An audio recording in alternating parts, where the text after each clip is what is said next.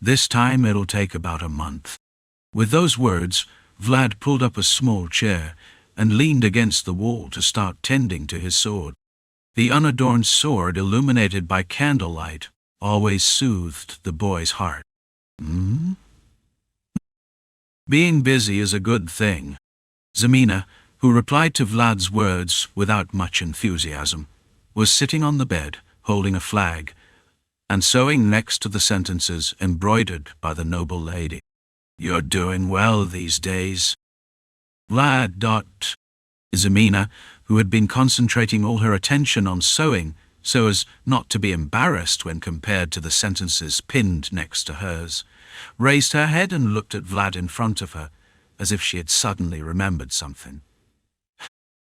"Your mother would have been pleased to see you like this." Vlad suddenly looked at the girl who was talking about her mother with a subtle expression. Zamina sometimes made Vlad uncomfortable with such irrelevant conversations. "Why bring that up out of the blue?" "Oh, no reason. It just suddenly came to mind." Even though it had been 10 years, there were few people who remembered Vlad's mother, but Zamina was one of them. One of the very few who could speak of memories that no one else remembered. "I don't remember my mother, but I remember your mother." "Oh, really?" The girl's casually spoken words carried traces of wounds. Vlad's mother had left him to die, but not Zamina's. Like many children in the back alleys, Zamina was an abandoned child. "I don't remember my mother well either. There were inevitably wounds that one couldn't tend to oneself."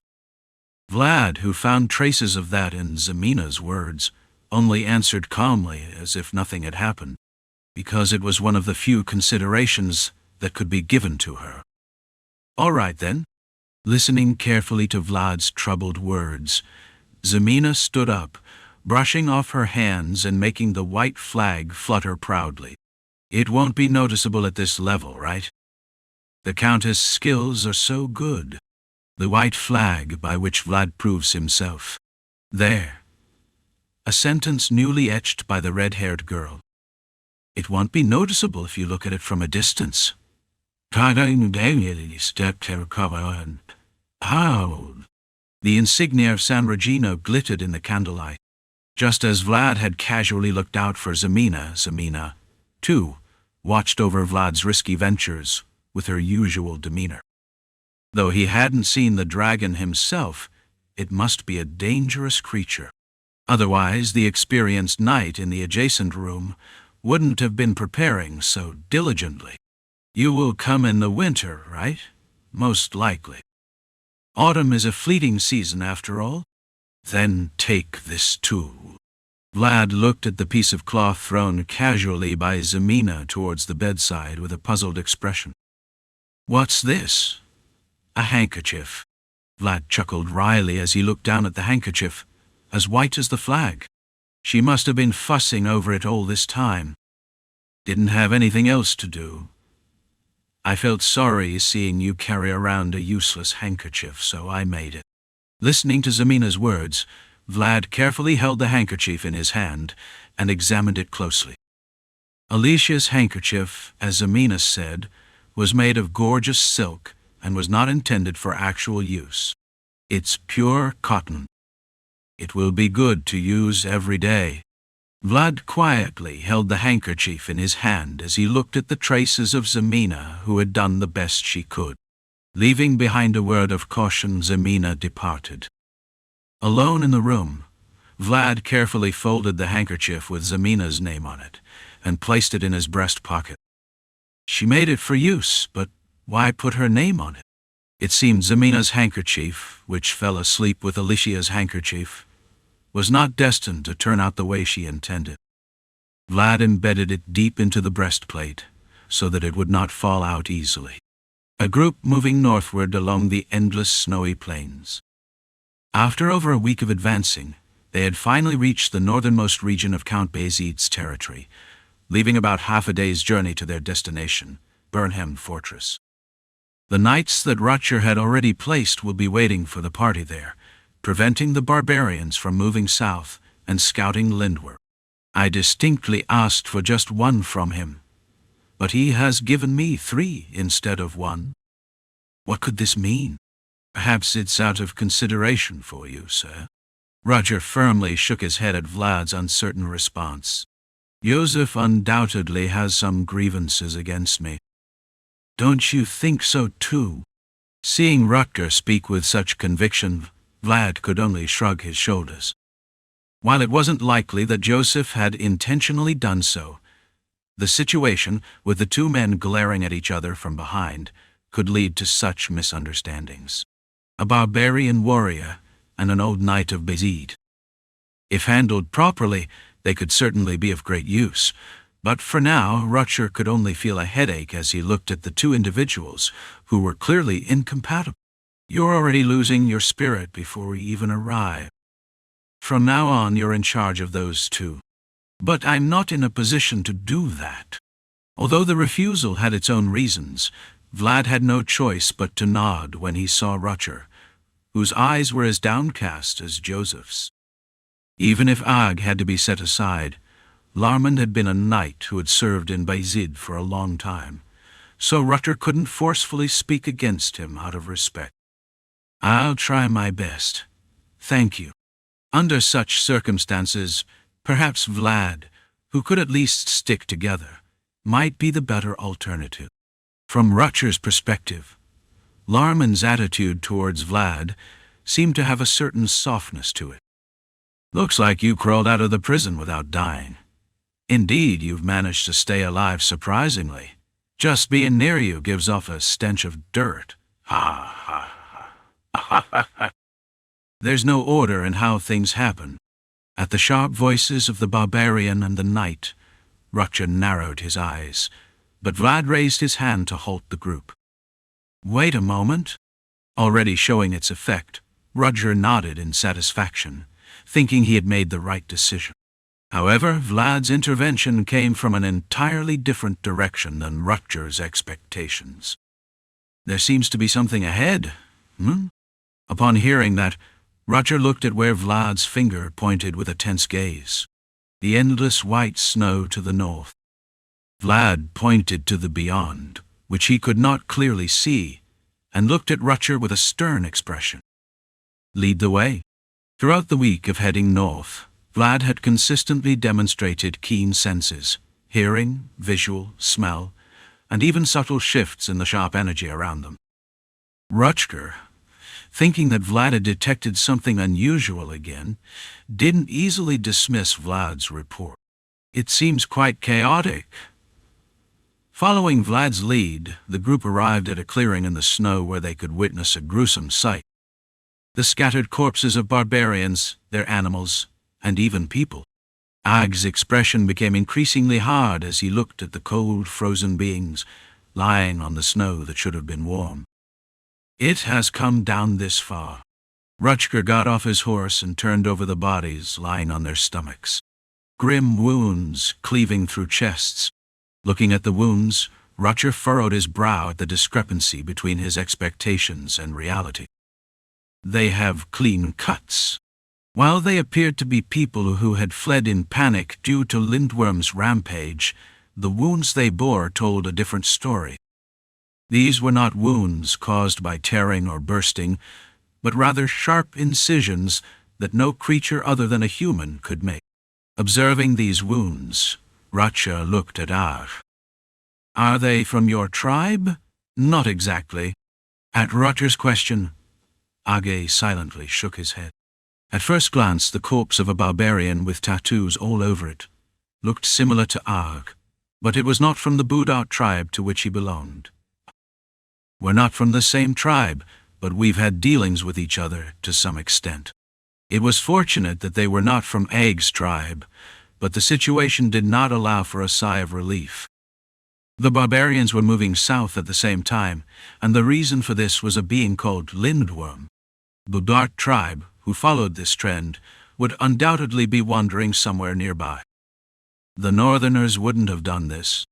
Rutger nodded at the words coming from behind him, spoken by Larmand. Although the barbarians and the Northerners harbored mutual animosity, they were in no position to engage in such extreme massacres, knowing full well that it would lead to a protracted conflict soaked in blood.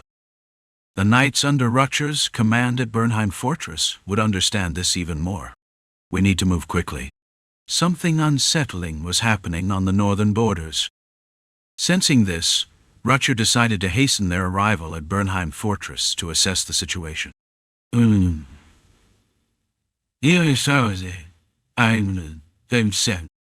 group moves forward, urging their horses urgently. However, as the group hurried forward, Vlad remained still, holding his chest with a troubled expression. Thump, thump. Vlad, who remembered the heartbeat he felt when he met the deathworm, only bit his lip, holding his heart as it beat strangely as he moved forward. Amidst the urgency of the situation, the only thing that responded to the boy's discomfort was the horse, which cautiously steadied its upper body to reduce the vibrations. Bernheim Fortress, a military facility marking the northernmost boundary of Vayezid County. After reaching the place that Peter cared about as much as the 3 cities owned by the county, the group just looked at the highest point of the fortress with puzzled expressions. "Why are there 2 flags?" Vlad, the most observant among them, asked, eyeing the flags fluttering over Bernheim Fortress. One flag bore the familiar insignia of Vayezid, which Vlad recognized, but the other flag displayed a symbol he had never seen before. Why would those people be here? However, even Rutger and Larmond, who recognized the flags, were perplexed by the situation. Vlad approached Larmond, who was blinking in confusion, and cautiously tapped his shoulder. "What flag is that?" "It's not a flag from the north." In response to the boy's inquiry, Larmond furrowed his brow and savored his appetite. "It's from the central region." "Central?" "Yeah. Central... ... As Larmond referred to it as being from the central region, not the northern one, Vlad raised his head again to scrutinize the unfamiliar flag. It depicted the silhouette of a dragon spewing fire. "It's the insignia of the Dragon Slayer Knights, an order of knights directly subordinate to the Dragon Blood Duke." The image of a fire-breathing dragon depicted on the flag had a strange drawing engraved on it. It was a drawing that symbolizes a sword cutting sharply through the dragon's neck. Chapter 77. Kadu. Stop. Stop. With a feeble scream, the eyes of the barbarian began to roll back. Even the last tears he shed froze upon his face in the cold breath. Intense red splattered across the pristine white snow, and atop it lay heaps of barbarians. No, they had not yet become corpses and were desperately trying to crawl away from the white dragon. But their pitiful struggles were in vain. The arms and legs that were supposed to be moving were cut off and rolling around on the snow. Crunch, clack, clack. The dragon, its mouth stained with fresh red blood, raised its head in satisfaction. Different from the taste of tough orcs. Different from the stench of monsters. Lindworm. The white dragon. The dragon, which had the taste of humans engraved on its tongue by someone's intention, opened its mouth wide and roared. It was a thunderous sound that even the scattering snow mist couldn't swallow. "Lord Rutger has arrived! Open the gates!" With the shouts of the gatekeepers, the heavy gates, hung with thick iron chains, began to descend. Rutger watched the slowly descending gates before him, placing his hand on the hilt of his sword. Uninvited guests, the Dragon Slayer Knights. There must be a reason why they, who had previously shown no interest in the north, suddenly appeared all the way up here in the far north. And there must be a reason why they raised their flags on the fortress without the permission from the person in charge. "Lord Rutger, report." Rutger crosses the gate over the moat with an unusually stern expression and quick gait. A knight rushed out to him and began reporting urgently. "The Dragon Slayer Knights sent from the capital arrived about 2 days ago." The reason? Under Rutger's sudden change in demeanor, the knight unknowingly swallowed his saliva and opened his mouth to respond. They say it's to subdue the lindworm. They are quick to get information. Rutger clicked his tongue at the knight's response, wearing a fierce expression. Sending armed groups to other territories was not just rude, but almost a declaration of war. But the Dragon Slayer knights stationed at the Burnham fortress had the justification for their actions. Dragon Slayer knights. As the name suggests, they were created to kill dragons and were a group run by the central noble, the Dragon Blood Duke, with the guarantee of the Imperial Emperor. In other words, it meant that if it involved dragons, they were guaranteed to operate under Imperial law with the Emperor's endorsement. Since they came in with a flag and a justification, even the knights in the fortress would have been unable to do anything about it. Vlad trailed behind Rutger, who was hastening forward, his usual habit of scanning around as he went. The Burnham fortress, built of piled stones without trees around, had a conspicuously straightforward structure with narrow stairs and winding corridors, indicating its purpose. The Burnham fortress is also known as Vayezid's Beacon Tower. Is there a beacon tower here? In response to the question about whether there was a large beacon tower visible from afar, Larman simply shrugged. This place itself is the beacon tower. When it burns, it can be seen from afar. Ah, Vlad, prompted by Larman's subtly conveyed words, once again looked around the walls attentively. Despite efforts to cover them with lime plaster, blackened traces of fire were visible in various places. Plundered and plundered again, rebuilding the fortress that had been burnt black. Burnham Fortress was a huge wall for barbarians and monsters, and an indomitable will for Vayezid's people. I'll wait up ahead. Rutger had no reason to try to hide his boiling anger, as they had raised their flag in a place that was Vayezid's pride without anyone's permission. Finally, you've arrived. I've been waiting. Though the corridors were narrow, the lobby was spacious enough for knights to gather. At the top, standing on one stair after another, a man greeted the arriving party. Pleased to meet you. I am Mershea, the commander of the Dragon Slayer Knights. A man wearing shiny silver armor was looking down at the group, who had reached the lobby with a relaxed smile, as if this was his home. While he seemed arrogant, Mershea's noble appearance was enough to even make others' expressions of disdain seem fitting. A precious guest has come without my knowledge. The moment Rutger's eyes met Mershea's gaze, his heart surged with anger at Mershea's attempt to look down on him, the supposed master. Rutger Vayezid, acting commander of the Burnham fortress. Mershea's smile deepened as he looked at Rutger's black eyes, staring directly at him, without any hint of retreat. Thump and Vlad, who was also looking at Mershea, felt his heart fluttering, because he felt the same sensation from the man above him as when he saw the deathworm. The beating of the heart was something that could not be controlled by will, because it only moved by instinct. Forcing his heart to calm down, Vlad raised his head and was surprised to see Mershea, who was facing him. The boy was not the only one who was driven by instinct. Were the corpses outside made by the Dragon Slayer Knights? Yes. It was necessary. Mershea, naturally rearranging his expression at Rutger's question, responded with a relaxed smile. There were corpses of barbarians rolling on the snowy field, their deaths caused not by savage teeth, but by sharp swords. Lindworm is the fastest creature among the remnants of fallen dragon. It means we can't catch up with it. Yosef attempted to relay information about the Lindworm to Rutger through Ag. However, Mershea, without Ag, already possessed information about Lindworm. The Dragon Slayer Knights, established under the permission of King Frausen, had accumulated their own experiences over hundreds of years. Since we can't catch up with it, we have no choice but to lure it. The corpses outside are bait for that purpose. You son of a bitch. Before Mershea could finish his sentence, Aga let out a cry of indignation and was already rushing forward. Imperial bastards!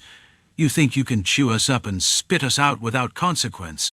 If he hadn't been a prisoner, he would have drawn his sword without hesitation. And if Larmond, who was watching him, hadn't tripped him up, he would have already leaped towards Mershea. Shut up. Get out of the way, old man. Say one more word and I'll slit your throat. Ag's anger was justified. Who wouldn't be furious at being used as bait? However, no matter how justified the anger, it needed power to be valid. The anger of powerless barbarians like Ag was nothing more than the whimpering of insignificant beings on the ground. It seems the son of Vayezid raises unruly dogs. Mershea looked at Ag, who was shouting wildly, with a cold gaze. You also raise a cat. Dorothea quickly lowered her head upon seeing the chilling gaze that seemed directed at her. Not because she feared Mershea's gaze, but because she feared her presence might become a burden to Rutger. I'm not sure if you've trained them well. Lowly beings tend to forget their place from time to time. Rutger fell silent at Mershea's words. The nobles of the Central Region, and the lords of the Central Region. Those who believed they were the center of the world often looked down on outsiders like this. Not just barbarians or beastmen, but also the people of the north. Still, they stand their ground. Rutger nodded and exhaled as if he had made up his mind. Whether it was intentional or not, the nobleman before him had crossed a line, and Rutger represented all the people of the north present here. The anger that had always been concealed beneath his calm smile was slowly seeping out from deep within Rutger's chest. Rutger's world was like an active volcano, burning with intense red. As he approached Mershea, who stood where Vayezid should have been, a thick, simmering rage akin to lava began to erupt. So you must also find your place, Commander Mershea. Step by step, Rutger ascends to the highest point by stepping on the stairs made by Vayezid. With each confident step towards Mershea, the members of the Dragon Slayer Knights began to place their hands on their sword hilts. Whose permission did you receive to raise the flag? Finally, standing so close that their foreheads almost touched, Rutger stared into Mershea's blue eyes without the slightest movement. I asked for it. Since no one else was moving, my subordinates raised it. Rutger simply stood there quietly, without growling like Ag, or pressuring the opponent with a smile like Mershea. Whose permission did you receive to occupy this position? Well, while he hadn't anticipated this confrontation openly, Mershea smiled with cold indifference as he observed Rutger attempting a direct show of strength. The Dragon Slayer Knights, who deal with dragons akin to disasters, have the right to utilize all facilities and personnel under Imperial decree according to Imperial law. On the premise of obtaining permission from the owner, of course. As their postures clashed, Rutger and Mershea turned slowly to face each other. Rutger's well-deserved momentum was pushing Mirka toward the stairs. Are you refusing to cooperate? I intend to cooperate. Rutger pointed his finger towards the lobby below. As long as proper procedures are followed. Vayezid's knights, who understood Rutger's intentions, hurriedly opened the lobby door and began running toward the highest point of the fortress. Ask them to raise the flag. Commander Mershea. At the highest point of the fortress, the dragon that was fluttering next to the Vayezid flag, carved into the solid wall, was lowering its head. Please help me kill the dragon in Vayezid's land.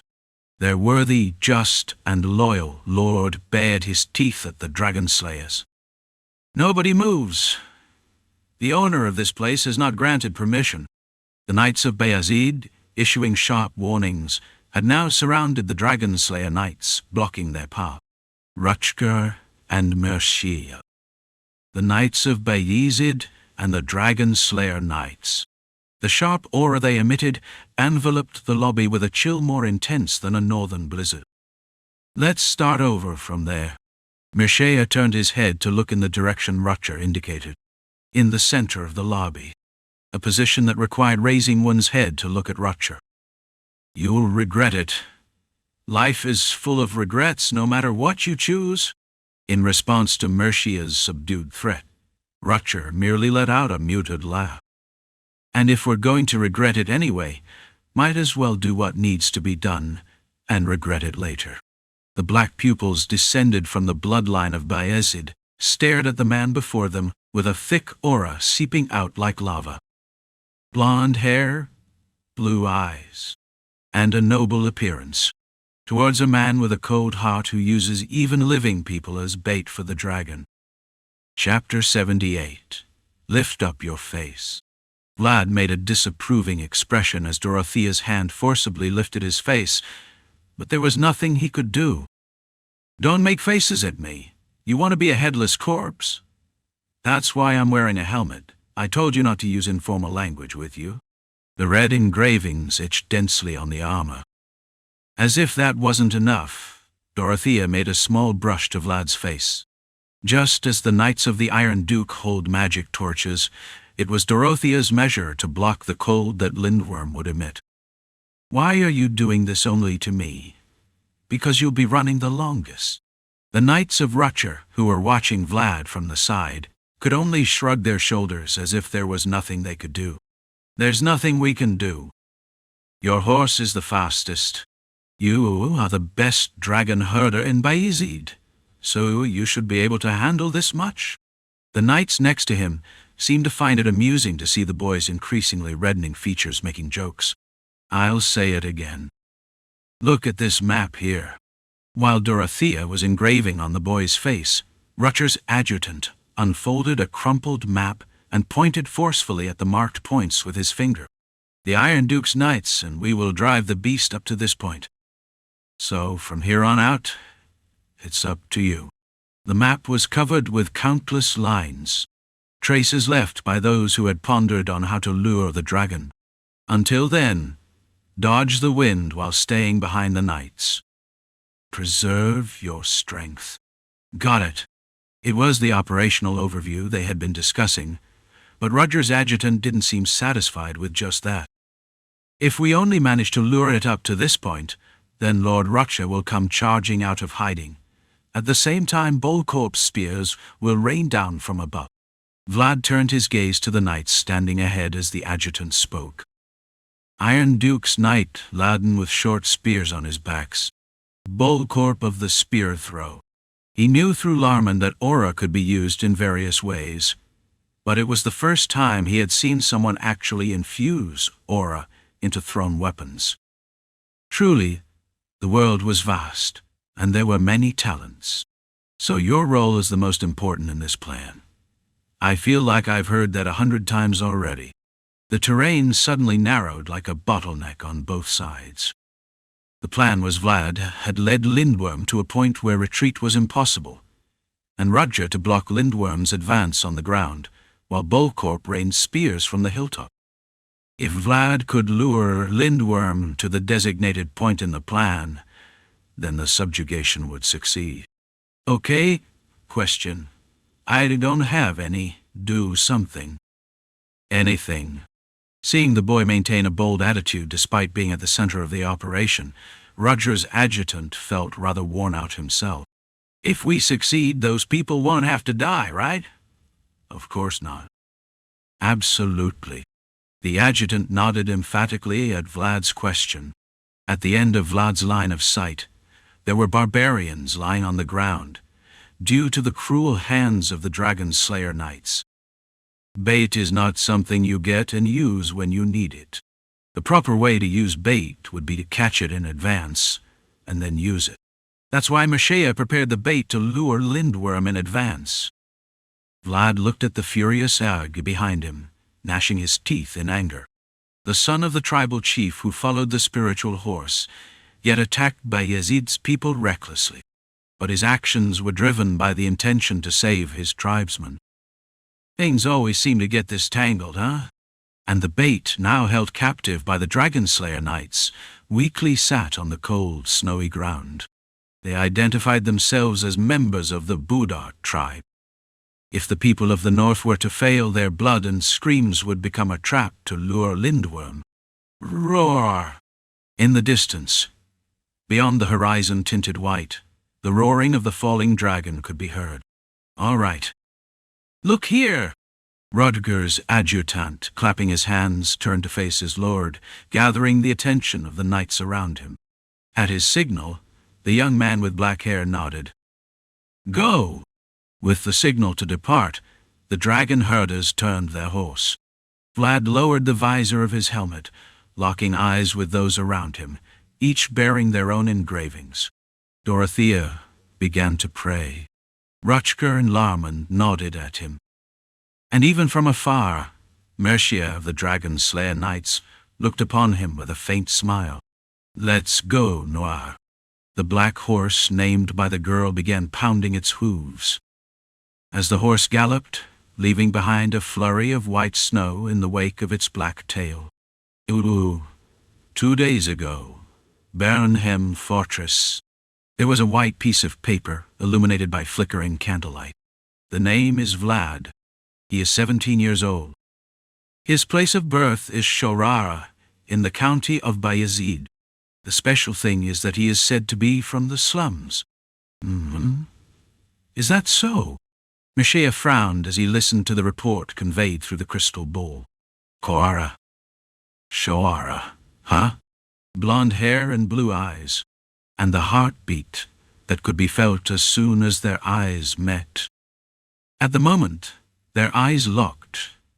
Mercia could sense an instinctual premonition, but the circumstances surrounding the boy subtly disturbed his judgment. He was born too far away. That's correct. And he was born in a very low place. A promising seed is supposed to bloom anywhere, but the background surrounding the boy seemed harsh to the point of cruelty. Could such a noble seed have been scattered to a place like this? I don't know. The map of the north laid out on the desk, and the piece of paper spread out on top of the map. Mercia furrowed and taped the paper with Vlad's personal information written on it. However, no matter how much he urged with his finger, the ink-written report couldn't provide any further information about the boy. This isn't enough to be certain. I want to know more. As Mercia expressed his desire for more definitive information, the expression of the adjutant began to darken. That's... The adjutant, who hesitated for a moment, had no choice but to give his hesitant answer as he looked at Mercia's eyes that were colder than ice. We were able to find out what the boy named Vlad was doing outside, but we couldn't find out his movements inside Shawara. Why is that? They should have deployed the most spies in the north. Mercia wore a puzzled expression at the adjutant's report. Although it was currently a time when figures in the western regions were running rampant, traditionally, the area of greatest concern for the royal family and the central authority was the north. With Timur Baranov, the Iron Duke, at its center, the tightly knit northern region had always been establishing its own territory to the extent that it wouldn't be strange if it fell outside the Empire's jurisdiction at any time. After a new mayor took office in Shawara, our surveillance was all but blinded. It seems they've succeeded in firmly controlling the city under the pretext of recent disappearance incidents. Though Yosef couldn't wield a sword, he understood it better than anyone else.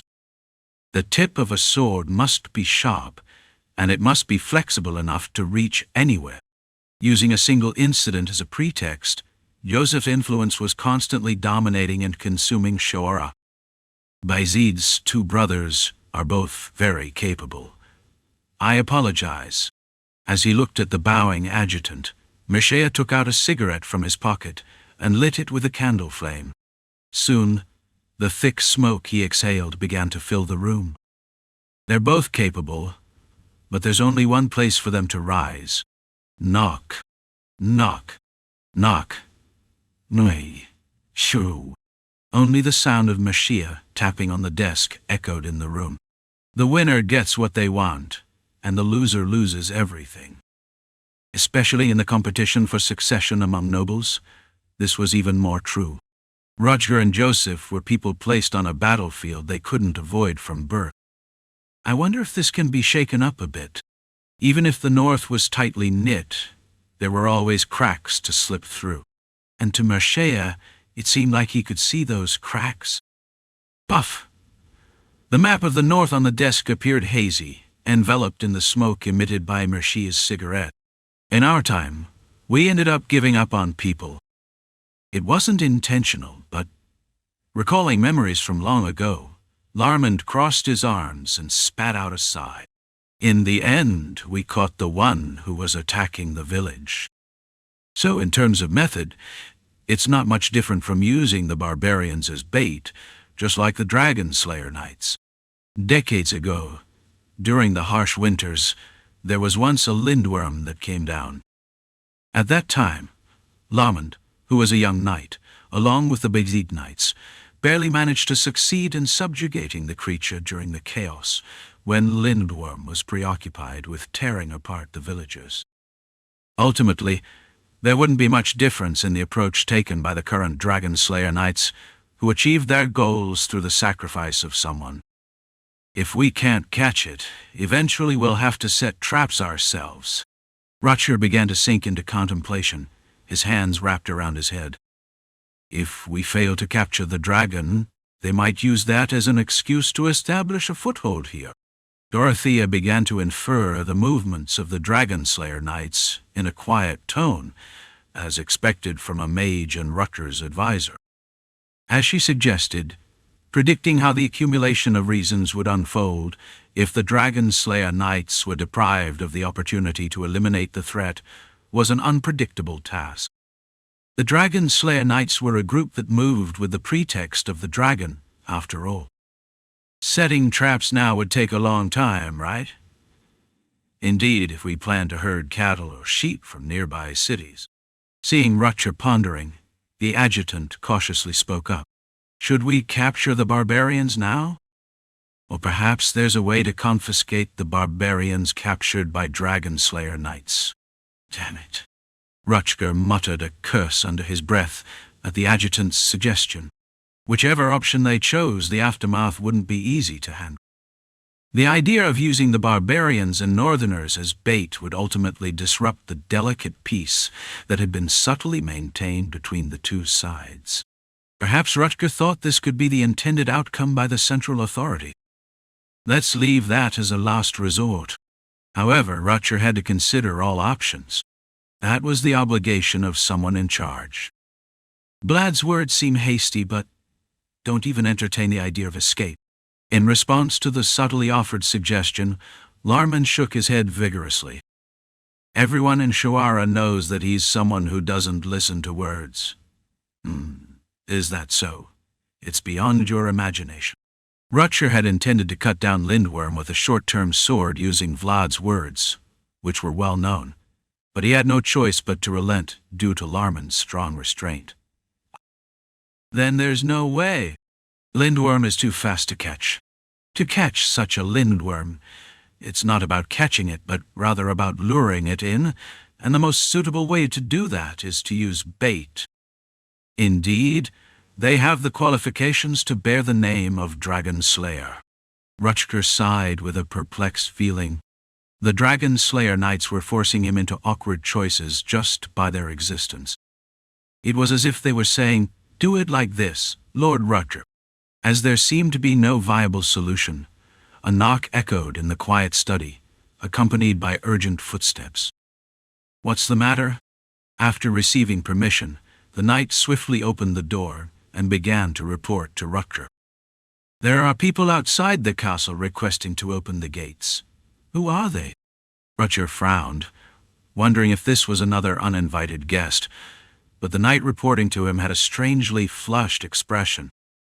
In the snowy fields of the north, where the sun was quickly setting, there were men knocking on the gates of Burnham Fortress. "Reveal your identity." Accompanied by the gatekeeper's words, the men raised their flags high, displaying a symbol engraved on them, a gauntlet tightly gripping something made of iron. "Deliver this message to the commander of Burnham Fortress." A man who seemed to be the leader of the group calmly spoke to the gatekeeper, in a commanding tone. Just from his demeanor, one could tell that he was an exceptional individual. "Tell him that the Knights of the Iron Duke have arrived. The Knights of the Baranov family of the Iron Duke. They came to Rutger, who was worried because he had no cards in his hand, and Bolcorp's spears glimmering in the twilight." Chapter 78. Lift up your face. Vlad made a disapproving expression as Dorothea's hand forcibly lifted his face, but there was nothing he could do. "Don't make faces at me. You want to be a headless corpse. That's why I'm wearing a helmet. I told you not to use informal language with you." The red engravings etched densely on the armor. As if that wasn't enough, Dorothea made a small brush to Vlad's face. Just as the Knights of the Iron Duke hold magic torches, it was Dorothea's measure to block the cold that Lindworm would emit. "Why are you doing this only to me? Because you'll be running the longest." The Knights of Rutger, who were watching Vlad from the side, could only shrug their shoulders, as if there was nothing they could do. "There's nothing we can do. Your horse is the fastest. You are the best dragon herder in Vayezid, so you should be able to handle this much." The knights next to him seemed to find it amusing to see the boy's increasingly reddening features making jokes. "I'll say it again. Look at this map here." While Dorothea was engraving on the boy's face, Rutger's adjutant unfolded a crumpled map and pointed forcefully at the marked points with his finger. "The Iron Duke's knights, and we will drive the beast up to this point. So from here on out, it's up to you." The map was covered with countless lines, traces left by those who had pondered on how to lure the dragon, until then dodged the wind while staying behind the knights. "Preserve your strength." Got it. It was the operational overview they had been discussing, but Rutger's adjutant didn't seem satisfied with just that. "If we only manage to lure it up to this point, then Lord Rutger will come charging out of hiding. At the same time, Bolcorp's spears will rain down from above." Vlad turned his gaze to the knight standing ahead as the adjutant spoke. Iron Duke's knight, laden with short spears on his backs. Bolcorp of the spear throw. He knew through Laman that aura could be used in various ways, but it was the first time he had seen someone actually infuse aura into thrown weapons. Truly, the world was vast, and there were many talents. "So your role is the most important in this plan. I feel like I've heard that 100 times already." The terrain suddenly narrowed like a bottleneck on both sides. The plan was Vlad had led Lindworm to a point where retreat was impossible, and Rutger to block Lindworm's advance on the ground while Bolcorp rained spears from the hilltop. If Vlad could lure Lindworm to the designated point in the plan, then the subjugation would succeed. "Okay, question. I don't have any. Do something." "Anything." Seeing the boy maintain a bold attitude despite being at the center of the operation, Rutger's adjutant felt rather worn out himself. "If we succeed, those people won't have to die, right?" "Of course not." "Absolutely." The adjutant nodded emphatically at Vlad's question. At the end of Vlad's line of sight, there were barbarians lying on the ground due to the cruel hands of the Dragon Slayer Knights. Bait is not something you get and use when you need it. The proper way to use bait would be to catch it in advance and then use it. That's why Mercier prepared the bait to lure Lindworm in advance. Vlad looked at the furious Ag behind him, gnashing his teeth in anger. The son of the tribal chief who followed the spiritual horse, yet attacked Vayezid's people recklessly. But his actions were driven by the intention to save his tribesmen.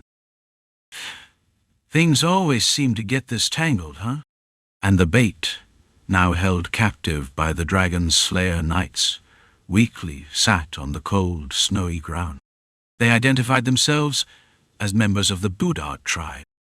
If the people of the north were to fail, their blood and screams would become a trap to lure Lindworm.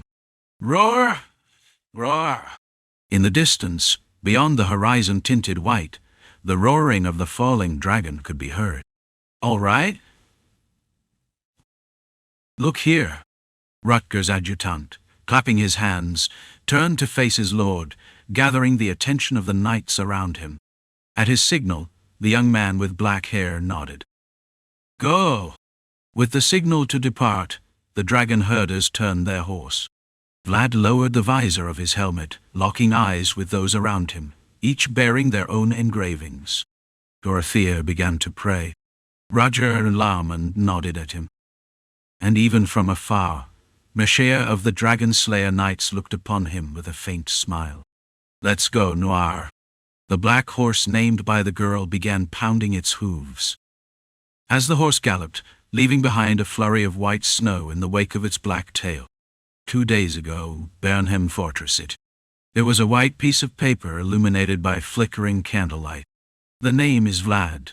He is 17 years old. His place of birth is Shorah, in the county of Vayezid. The special thing is that he is said to be from the slums. Is that so? Messiah frowned as he listened to the report conveyed through the crystal bowl. Shorah.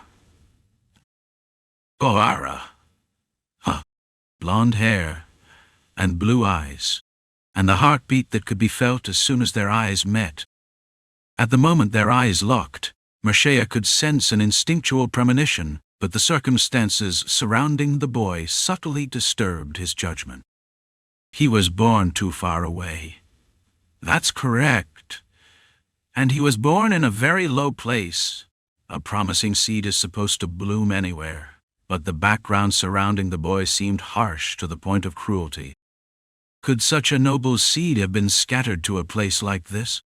I don't know. The map of the north laid out on the desk, and the piece of paper spread out on top of the map. Messiah furrowed and taped the paper with Vlad's personal information written on it.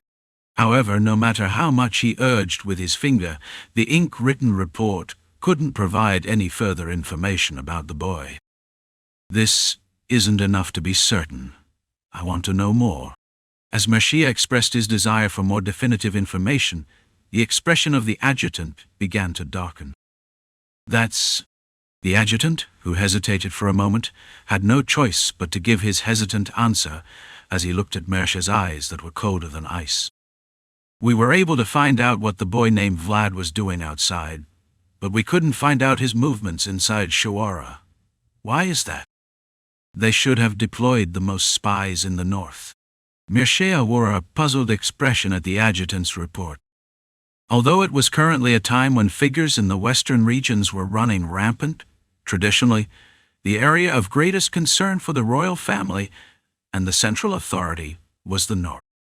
With Timur Baranov, the Iron Duke, at its center, the tightly knit northern region had always been establishing its own territory, to the extent that it wouldn't be strange if it fell outside the empire's jurisdiction at any time. After a new mayor took office in Shawara, our surveillance was all but blinded. It seems they've succeeded in firmly controlling the city under the pretext of recent disappearance incidents. Though Yosef couldn't wield a sword, he understood it better than anyone else. The tip of a sword must be sharp, and it must be flexible enough to reach anywhere. Using a single incident as a pretext, Yosef's influence was constantly dominating and consuming Shawara. Vayezid's 2 brothers are both very capable. I apologize. As he looked at the bowing adjutant, Messiah took out a cigarette from his pocket and lit it with the candle flame. Soon, the thick smoke he exhaled began to fill the room. They're both capable, but there's only one place for them to rise. Knock, Aigyan. Knock, knock. Only the sound of Messiah tapping on the desk echoed in the room. The winner gets what they want, and the loser loses everything. Especially in the competition for succession among nobles, this was even more true. Roger and Yosef were people placed on a battlefield they couldn't avoid from birth. I wonder if this can be shaken up a bit. Even if the north was tightly knit, there were always cracks to slip through. And to Messiah, it seemed like he could see those cracks. Puff! The map of the north on the desk appeared hazy, enveloped in the smoke emitted by Mashia's cigarette. In our time, we ended up giving up on people. It wasn't intentional, but recalling memories from long ago, Larman crossed his arms and spat out a sigh. In the end, we caught the one who was attacking the village. So, in terms of method, it's not much different from using the barbarians as bait, just like the Dragon Slayer Knights. Decades ago, during the harsh winters, there was once a lindworm that came down. At that time, Lamond, who was a young knight, along with the Vayezid knights, barely managed to succeed in subjugating the creature during the chaos, when Lindworm was preoccupied with tearing apart the villages.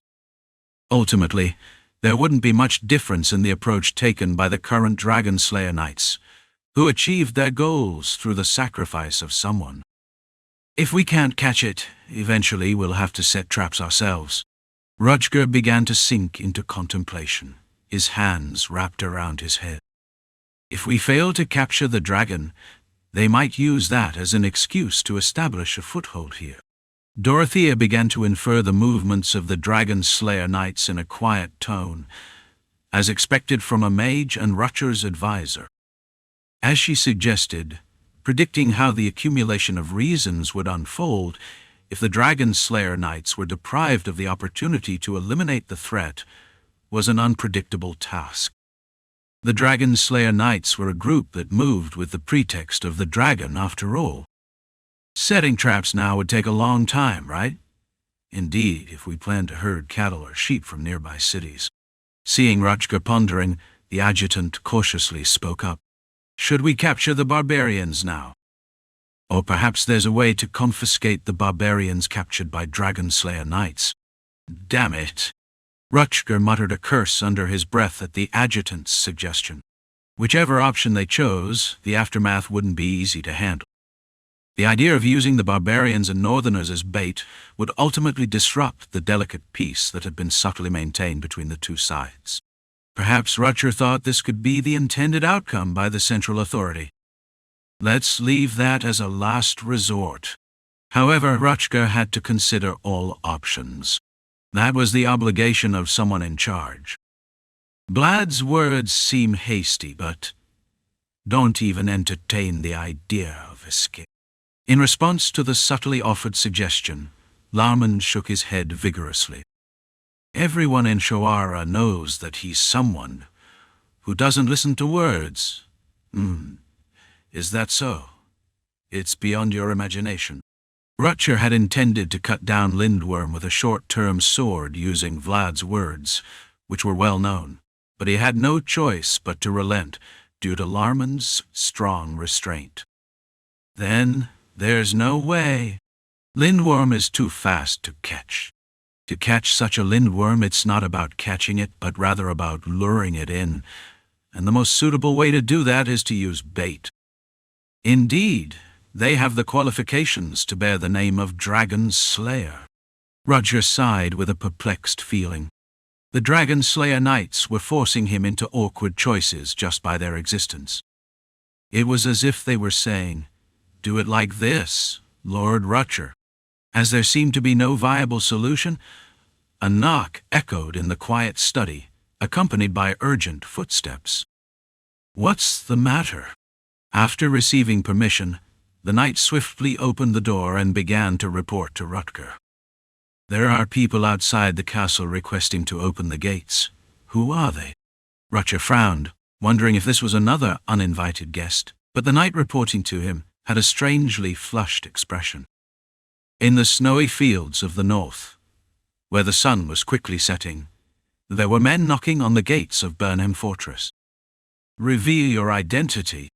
Accompanied by the gatekeeper's words, the men raised their flags high, displaying a symbol engraved on them, a gauntlet tightly gripping something made of iron. "Deliver this message to the commander of Burnham Fortress." A man who seemed to be the leader of the group calmly spoke to the gatekeeper in a commanding tone. Just from his demeanor, one could tell that he was an exceptional individual. "Tell him that the Knights of the Iron Duke have arrived. The Knights of the Baranov family of the Iron Duke." They came to Rutcher, who was worried because he had no cards in his hand, and Bullcorp's spears glimmering in the twilight. Chapter 79. Looks quite young, can he handle it? Bullcorp asked Rutcher, watching a blond boy chasing after the herders.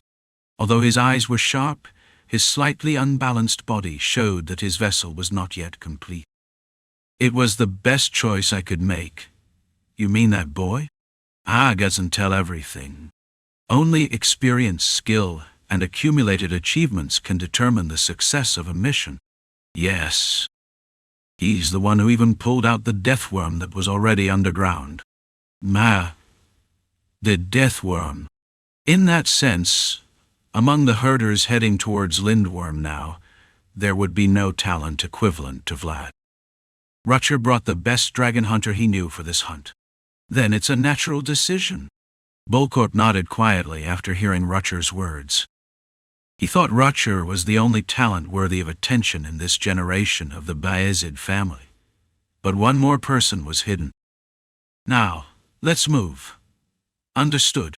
With another noteworthy detail to report to the Iron Duke, Bullcorp lifted his spear and headed towards the upper part of the canyon. Rutger turned his head to look behind him before moving to his planned position, near Shea, the commander of the Dragon Slayer Knights. His blue eyes were looking at the departing Northern Knights, calm and composed. Instead of the sneer he had been harboring up until now, he was just looking at the young dragon herder who was disappearing into the snow fog with serious eyes. Lindworm's current state could be described as a rampage. Every creature has its own behavioral pattern, and Lindworm was no exception. However, the sight of Lindworm recklessly heading south, abandoning its established territory and ignoring its habit of following the cold, seemed to have some kind of purpose. There it is, let's turn back. Among the group here, the Knights of the Iron Duke were the first to start hunting Lindworm persistently. Roger also managed to extract information from the barbarians, captured as prisoners, allowing them to locate Lindworm's whereabouts. With the information each group possessed, they were able to pinpoint Lindworm's location, and now it's time to capture the White Dragon from there. Everyone, get ready! With a loud command, the knights who successfully caught up with Lindworm, who had been resting, began to rush towards the White Dragon. Growl, Lindworm, who had been dozing off for a while, suddenly raised its head at the sound. Even a fallen dragon's remnant could make some instinctive judgments. Glittering armor and burning wooden sticks. Krah! Lindworm realized that they were not the barbarians he usually preyed on, but the sparkling humans who gave him painful memories, so he quickly stood up and roared in anger. Remembering the persistent and threatening spear that had ultimately caused it to shed its scales, Lindworm decided to flee rather than confront the knights for now. As time passed, Lindworm's instinctive judgments began to resemble more and more those of intelligence.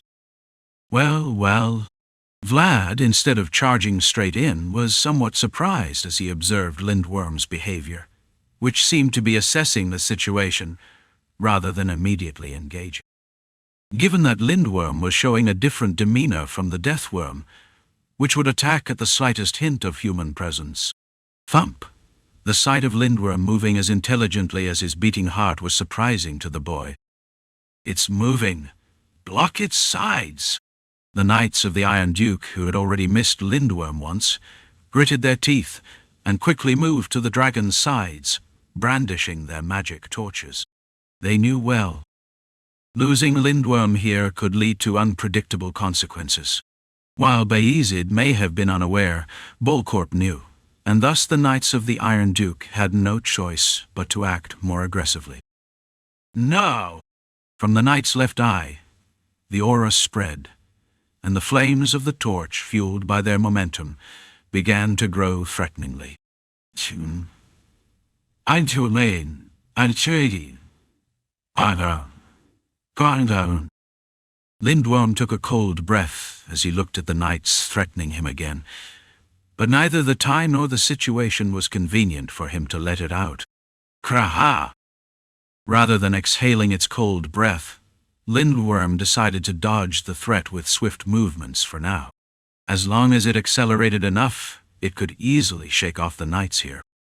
With prior experience, Lindworm wasted no time and began to leap out of the white snowfield. Don't let it escape. Aware of this fact, the knights desperately blocked Lindworm's path, refusing to give the white dragon an opportunity to leap away. The battle between the knights and the dragon began as they attempted to control the space. Ah! A knight was unable to avoid the sharp teeth and fell off his horse. Along with the pitiful screams of the horses, red blood was splattered everywhere and was splashing onto the knight's armor. Vlad! Come to the rear! Rutger's knights and Vlad, who had already worked together through Deathworm, quickly filled in the gaps left by the Knights of the Iron Duke and began to block Lindworm. Crash! Insan! It won't go in. Don't force it! Among them, there were knights who seized the opportunity to strike Lindworm directly, but the dragon's scales did not easily yield to the knight's attacks. Bro! Not as formidable as the Deathworm, Lindworm possessed scales that were unparalleled compared to ordinary monsters. To penetrate them, knights with a deep and sturdy resolve were needed. Breathe!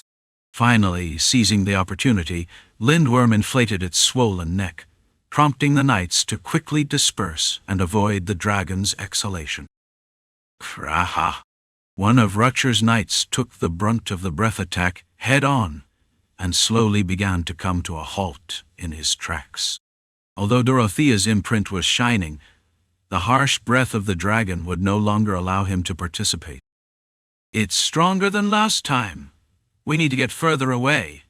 Why, all of a sudden? The Knights of the Iron Duke were astonished to see Lindworm's breath even more powerful than before. As time passed, it became more sinister and stronger. The dormant blood of the dragon, stimulated by something, was slowly stirring up a more ferocious potential. You must step up! There are no more knights to hold out. Damn it! And here, there was another being whose blood boiled more as time passed, alongside Lindworm. Vlad, there! Pass the torch.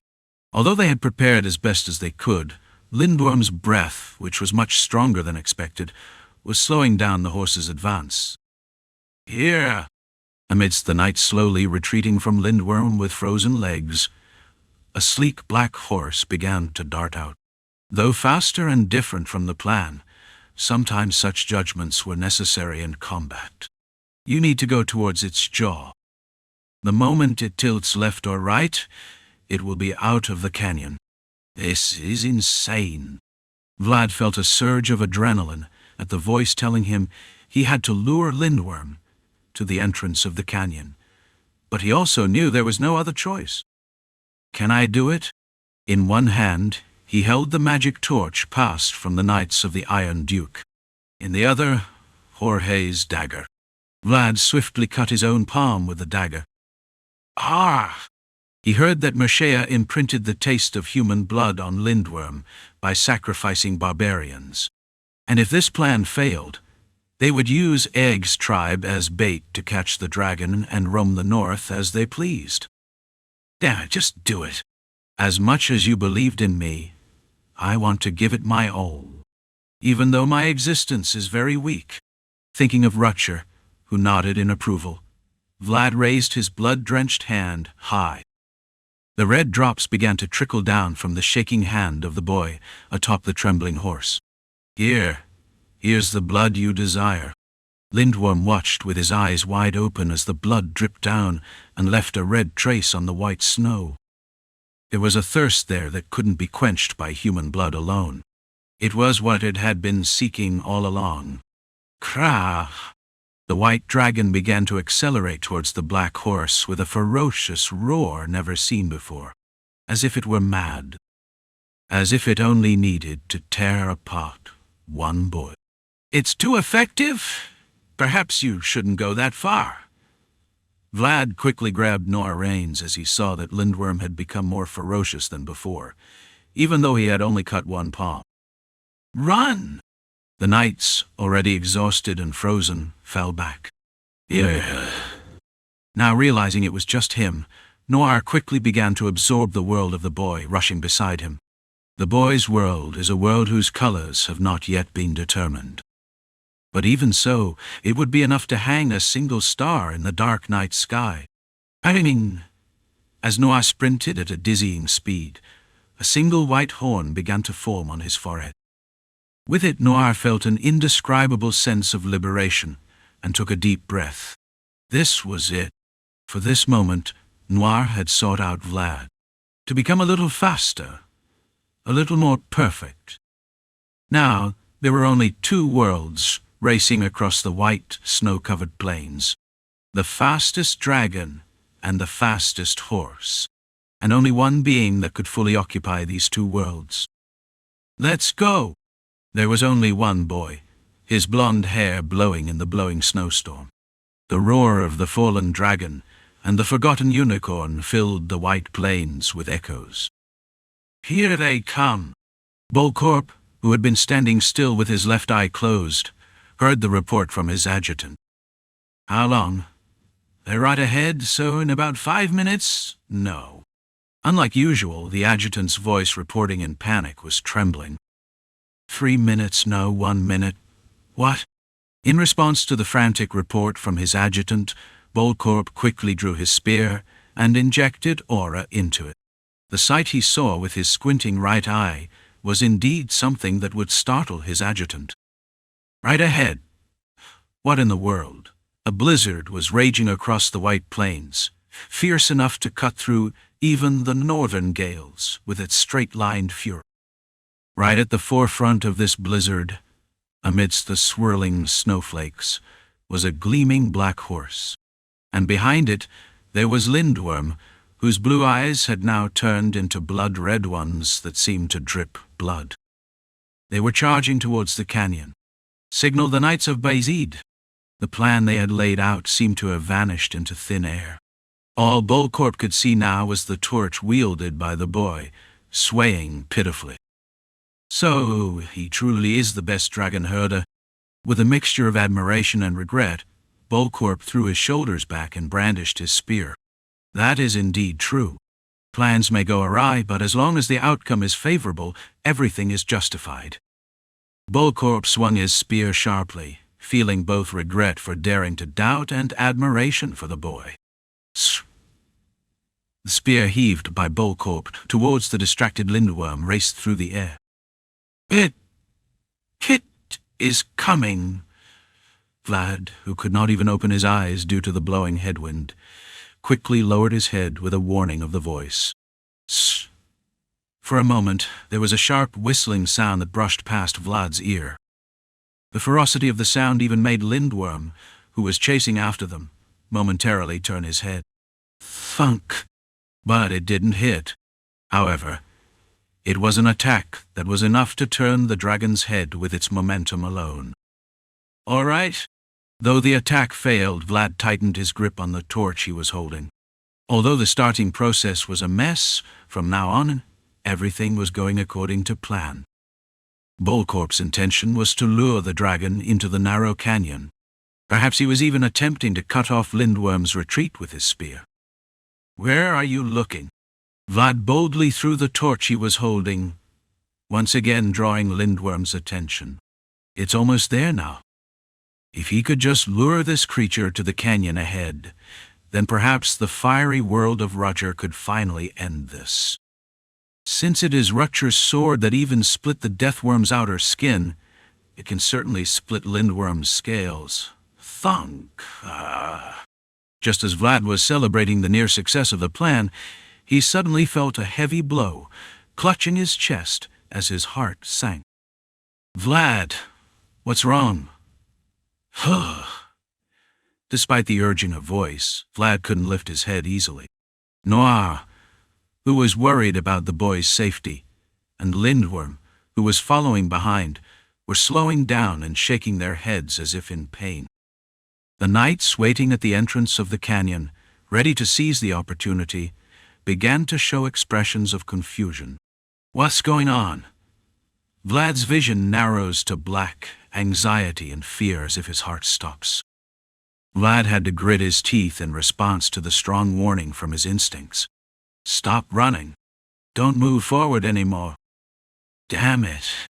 Vlad forcibly ignored the warning conveyed through his pounding heart, gritting his teeth as he forced his stiff neck to turn towards the source of the impending threat. There was a point indicated by his pounding heart. Deep inside the canyon, a man stands in front of weeping barbarians. The man's blue eyes were fiercely smiling as he looked at the boy. A force that only a dragon could feel was weighing down Vlad and the White Dragon. Chapter 80. Charge now. A white dragon and a blonde boy stopped right in front of the canyon. Both of them shivered as if they had seen something terrifying. The difference was that the boy gritted his teeth and forced himself to look up, while Lindworm retreated slowly. At the crossroads of resistance and submission, the paths of the two beings were diverging. Forward! Knights advance! With Rutger's urgent shout, Vayezid's knights dashed forward. Since the prey had not fallen into the trap, now was the only chance to strike with their swords. What a bizarre situation! Even the experienced Larmont couldn't help but curse as he saw Lindworm stop right before success. It's them. There was no evidence, but he could feel it instinctively. Rutger looked at the man standing behind with his eyes full of anger. Mircea, with his arms crossed, looked calmly at the boy with calm eyes. There was a truly satisfied smile on his face as he stood in the distance. The fastest dragon, Lindworm. The dragon, which had wrapped its tail to avoid a world bigger than itself, quickly turned its head and was about to run towards the white snowfield, to the place where he used to reign, where the vast world couldn't reach. Sir Bolcorp! At that moment, Rutger's shout echoed throughout the canyon. Bolcorp's world is a world that sees far away. His world, which he had refined to send sharp objects farther, began to reflect on the spear. Where do you think you're escaping to? A purple flash emanated from the fingertips of the heretical knight, who chose a spear rather than a sword, a spear among throwing weapons. So fast that an ordinary knight wouldn't even be able to react. However, the timing wasn't favorable. Lindworm was terrified by the vast world before him and was on high alert for all types of threats coming his way. Twang! Because of this, he saw it before it was shot and could dodge it before it hit, using the fastest legs among the fallen dragon's remnants. What the hell? While Bolcorp quickly pulled out the spear that was stuck in the ground, preparing for the second strike, Rutger and Vayezid's knights reached the white dragon. Buy us some time. It was Rutger who cut down even the deathworm, famous for its hard shell, with a single sword. But to explode his world deeply buried within his chest, he needed time. Just like the day the boy bought time for him from the deathworm. Hold on. We have to block the front. While the knights bought time with their bodies, Rutger quickly closed his left eye and flicked his sword with his finger. The resonance coming from the familiar vibration plunged him deeper into his own world. Purple flashes raining down from above. Shiny humans running chaotically from below. Until now, Lindworm had lived without knowing that he was a noble dragon. But now that he knew about it, he felt unbearable anger when he saw the humans who dared attack him. Lindworm took a deep breath and roared louder than when he lunged at the boy. The back of the white dragon's neck swelled as if it were going to burst, as it was filled with anger with all its might, ignoring even defense. Damn it! Realizing the impending catastrophic breath to come, Larmont quickly withdrew from the battlefield and rushed towards the boy. Vlad, snap out of it. You! What are you doing here? No. However, Vlad couldn't easily move despite the urging of the voice and Larmont. Noir, connected to the boy's world, was also trapped in the intense gaze of the blue eyes right in front of him, making it difficult for him to step away. While others might not have known, the boy was trying to keep his head high against the huge world that was trying to swallow him up. You don't know what it is, but it feels bad. Seeing the boy with his eyes wide open and deeply rooted, Larman turned away. If you can't choose the best option, you have to settle for the second best. And the virtue of a retired knight was to entrust the future to the boy. As you get older, the chill reaches your joints, you know. Ooh. Just as Larman finished speaking, Lindworm's breath approached like a faint mist, ominously looming. The breath of a dragon that would freeze the soul of an ordinary person. Ugh! The old knight with the boy on his back gritted his teeth, hoping fervently that the world he had built up throughout his life would be hotter than the dragon's breath. Instead of wielding a sword, a radiant aura began to form around Larman's crossed arms.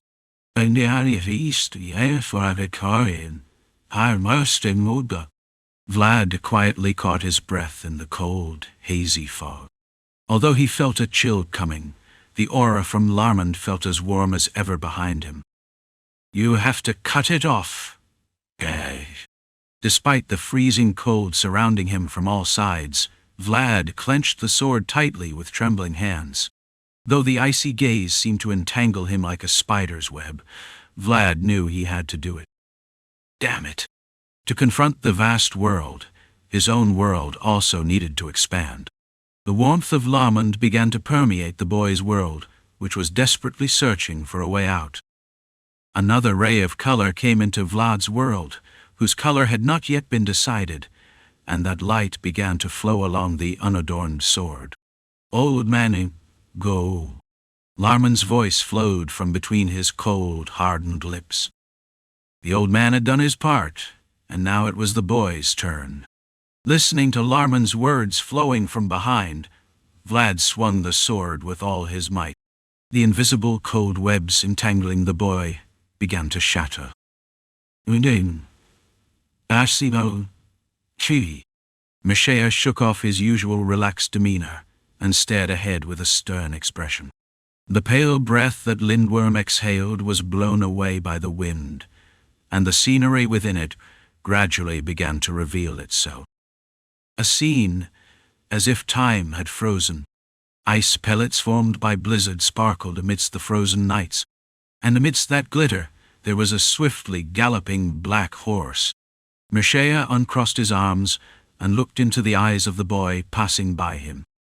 Blue eyes met blue eyes, sharing different lights despite their similar colors.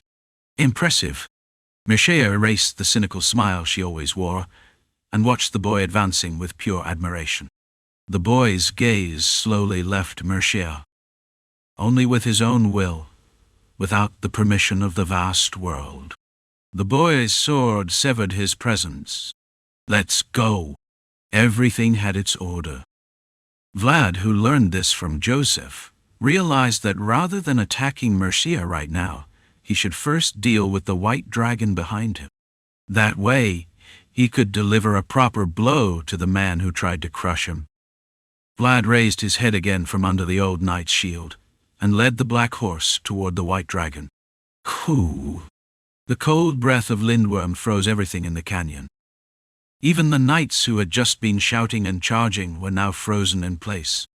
Rutger quickly tried to raise his aura to melt his frozen body. But just as he had the chance, the white dragon ahead began to move its feet, ready to advance. Darn it. Though Dorothea's imprint was glowing in defiance of the cold, the knights still needed time to move. While Bullcorp's spear fought Lindworm alone on the canyon's edge, it wasn't enough. Is it a failure? Rutger gritted his teeth as he felt the tide of failure rising from below. Despite their best efforts, they still couldn't reach their goal. Sometimes failure was just one step away. In that moment, there was a swift figure that passed through Rutger's field of vision. I'll try to stop it, Vlad. It was a horse driven by a blond boy who had his head down just a moment ago. The black-haired young man lowered his head for a moment, but the blond boy never gave up even for a moment. That's why he was able to move alone now that everyone was at a standstill. Do your best with the strength you have? Arr!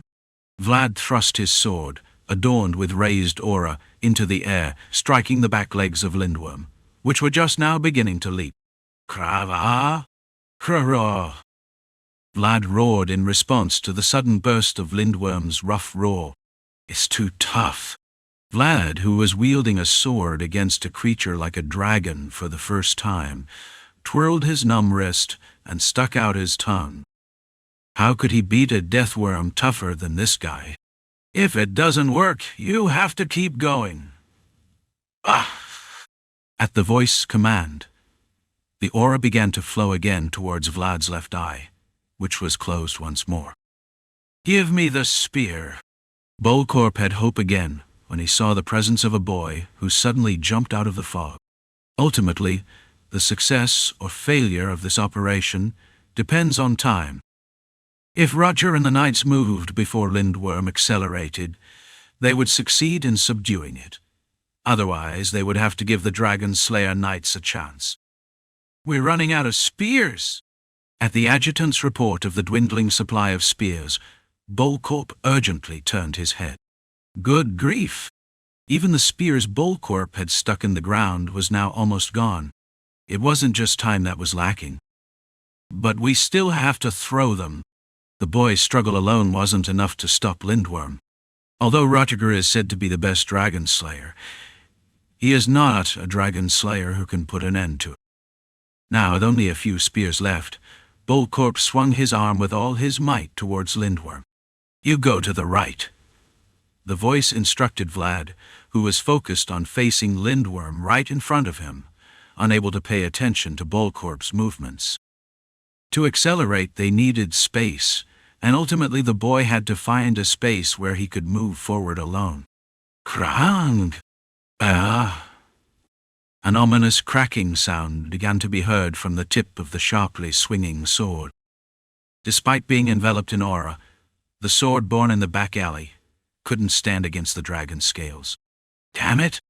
Vlad's complexion turned pale as he felt the crack that could be seen while holding the sword. The sword that the boy had looked at like a star was breaking. You must not stop. But you can't keep going with that sword forever. Vlad was left speechless by the voice's words. It was an unadorned sword hanging high enough that the boy had to look up. But the enemies he had faced so far were those that were difficult to handle with an ordinary iron sword. Rather, it could be considered a miracle that it had endured until now. Make the sword do what it is supposed to do. Things reaching their limits have no choice but to stop. Just like the old knight, the ordinary, unadorned sword must stop now. Damn it! The blacksmith in the back alley said that he wouldn't be able to bear it if his sword caught the boy's ankle. The boy remembered the blacksmith who had looked at him with deep eyes along with those words. Kang! Stop! Kang! I said stop. As Lindworm's legs began to rush towards the snowy plain, the boy was screaming mercilessly, striking the legs of Lindworm. Along with the boy's screams, the unadorned sword was also breaking apart. You bastard! Pieces of the white sword were flying along with the fluttering snow crystals, as well as the boy's tears flowing down. Crack! Roar! While the white dragon paused for a moment due to the boy's momentum, there was a purple flash shooting down from above the canyon. It's over! Thanks to Vlad's desperate interference, Bolcorp's spear flew and struck Lindworm's knee. Bolcorp, standing above the canyon, raised his hand high as he witnessed the scene. It was the last remaining spear. Ha! Blood flowed from the previously cut palm, trailing along the unadorned sword. The sword, stained with the boy's blood, lifted its head with its last strength. It's the last time. Facing Lindworm's blue eyes, Vlad raised the unadorned sword for the last time. Last. Really the last one.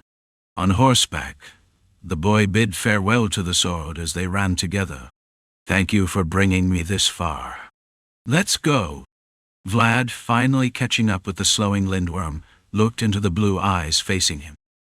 Though I can't pierce through your tough scales, perhaps I can pierce through your gaze. That would be enough for the unadorned sword's final act. Farewell.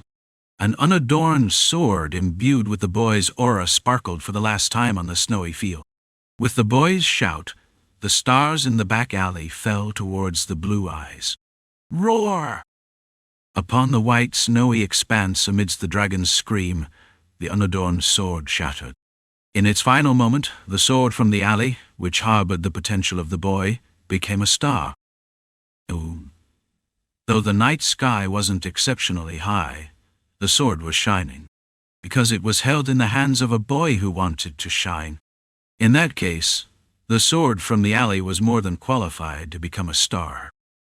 And the name it left behind as a star was none other than Dragon-Slaying Sword. Chapter 81. Blue bloodstains scattered on the white snowfield. Vlad sat blankly upon the snowy expanse, gazing down at the blue-stained snowfield. The traces of lindworm scattered upon the cold snow still seemed unbelievable, and the sensation of the unadorned sword in his hand felt different, heavier than before. Good work.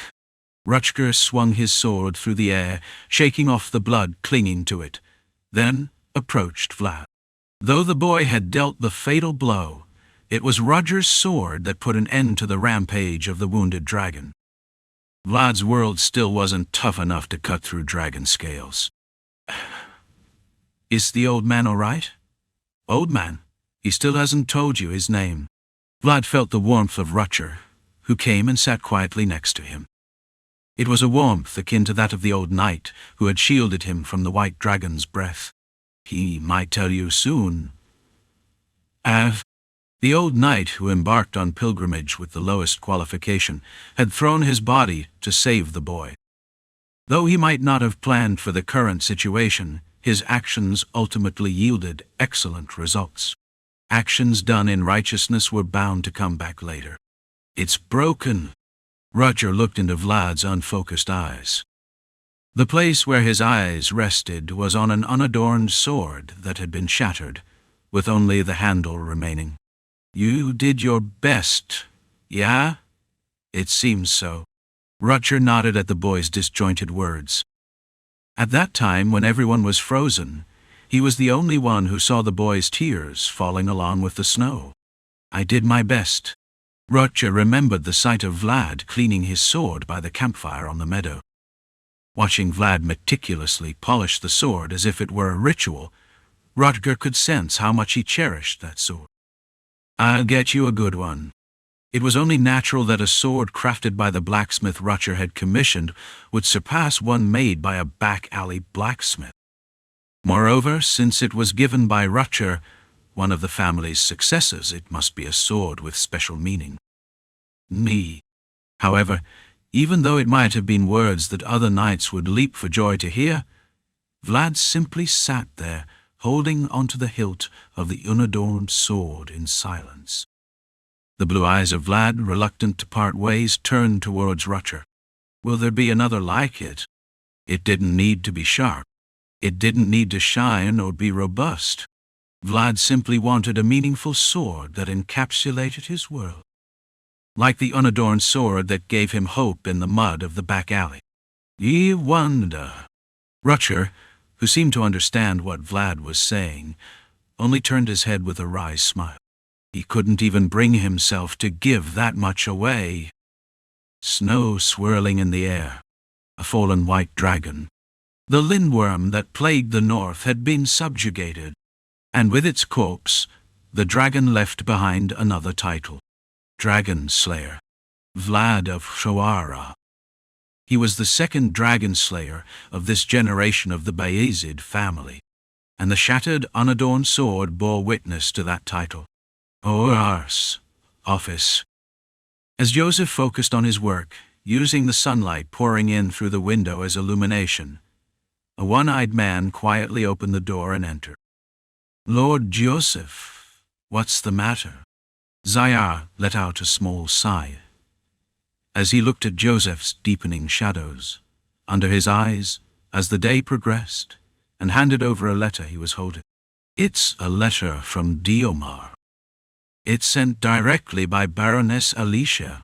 "From Diomar?" Yosef, who had been sorting through documents, looked away from his work at the mention of Diomar.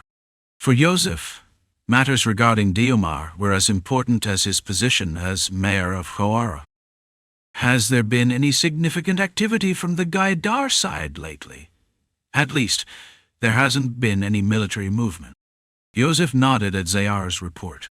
In times as chaotic as these, held information was crucial. To ensure safety and success, one must hide their own information as much as possible while peering deeply into the opponent's information. "There hasn't been any significant military threat, but to send a letter directly." Yosef picked up the letter opener nearby and carefully opened the envelope sent by Alicia. Although Alicia lacked experience as a lord, she was a person who tried to be careful in all her actions. While they were firm allies, it meant she wasn't someone to diminish her own worth for trivial requests or demands. Zayar silently observed Yosef, holding Alicia's letter. This was because his eyebrows were gradually lowering, showing that the situation was not as simple as it seemed. After a moment of contemplation, Yosef put down the letter with a subtle sound. "When will Vlad be back?" "It'll take at least another month. At least he'll go as far as Burnham Fortress." Yosef, who had not yet heard the news that the subjugation team had captured Lindworm, furrowed his eyebrows at Zayar's words. "We're running out of time. Is it something urgent that requires his presence?" Yosef nodded quietly at Zayar's question. "We're running out of time," vaguely. Knock, knock, knock, knock. Yosef, who was pounding the desk and leaning deeply into the back of his chair, pondered for twice as long as when he read the letter. "When the dragon subjugation team completes their mission, they'll return to Sturma, right?" "I suppose that's what will happen. In that case, I should head back to Sturma too." Zayar was momentarily surprised by Yosef's sudden decision to return to Sturma, but he quickly nodded in response. "I'll make the arrangements. Once a decision is made, one must act swiftly. Hesitation only wastes time, without contributing to the outcome." "Please, Tart." As Zayar stepped out of the office to prepare for the journey back to Sturma, Yosef clasped his hands together and rested his forehead on. This is how it's going to be. Though the threat wasn't visible, there was a clear intention behind the movement. Alicia was surprised by the actions observed in Gaidar, prompting her to send a letter to Yosef. That mistake turned out to be the best move. With a chuckle, Yosef couldn't help but laugh. In a life where he always had to think ahead, it was the first time an unintended action had determined the course of events that had come to his doorstep. There was a blonde boy who had made a mistake with a noble lady with light blue hair. At that time, Yosef could only feel dismay at the scene before him. But now, as that incident became a clue to the problem that was facing him now, he couldn't help but laugh. "I'll need to get things ready." That day the boy took the lady's handkerchief with his own hands, taking with it the obligation and justification for his actions.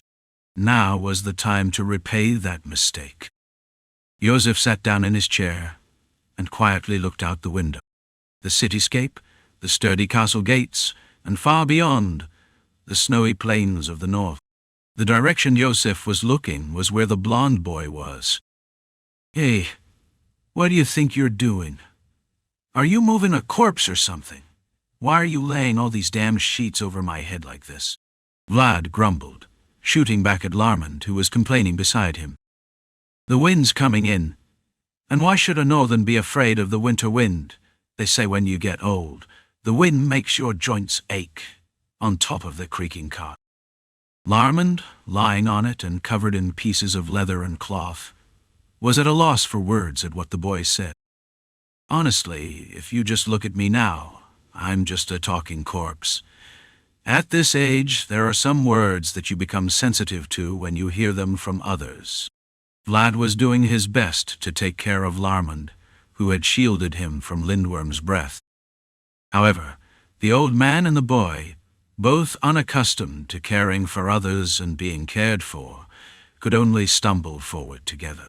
The dragon-slaying expedition returns.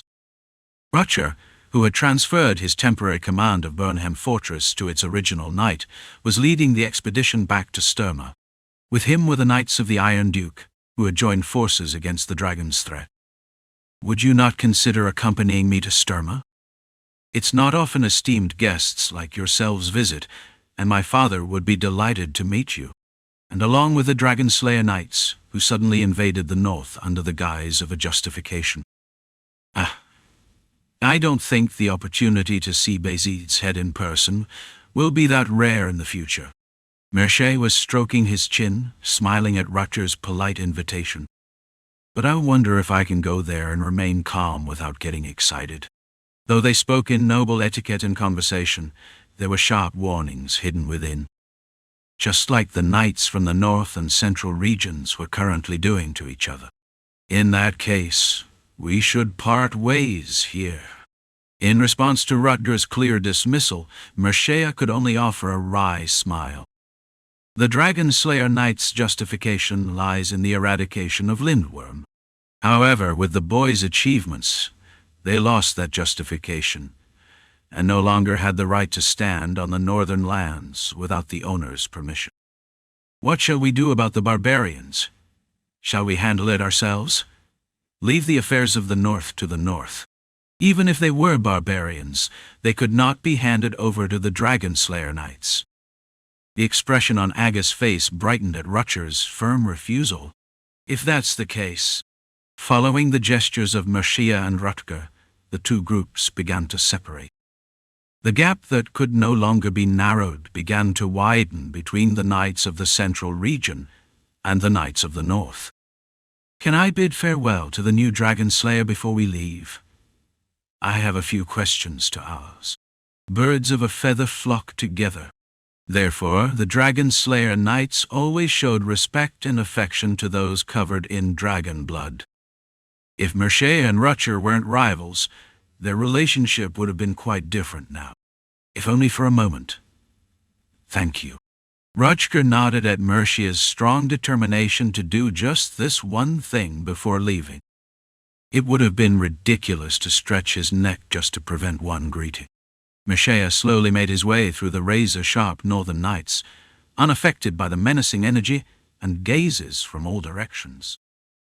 Those who carry themselves with confidence can establish their own territory anytime, anywhere. The squire of Vayezid, Vlad of Shoara. After passing through the nights, there was a boy standing there as if blocking the cart on which the old man was lying. Blonde hair and blue eyes. Mercia smiled as he caught a glimpse of something within him. Not bad. Say quickly what you want to do. The blue eyes that oppressed him. Recalling the memories of those times when his intentions were not good, Vlad swung his teeth at Mercia. If it weren't for his interference, Larmond would have been standing there intact. I find you welcome, but you might not reciprocate. I have many reasons not to reciprocate, but none to welcome you. Though he lacked a sword in hand, his aura was as sharp as a blade. Vlad expressed his anger not through words, but through his gaze and aura. Is that so? Mercia narrowed his eyes and looked at the air current flowing around Vlad.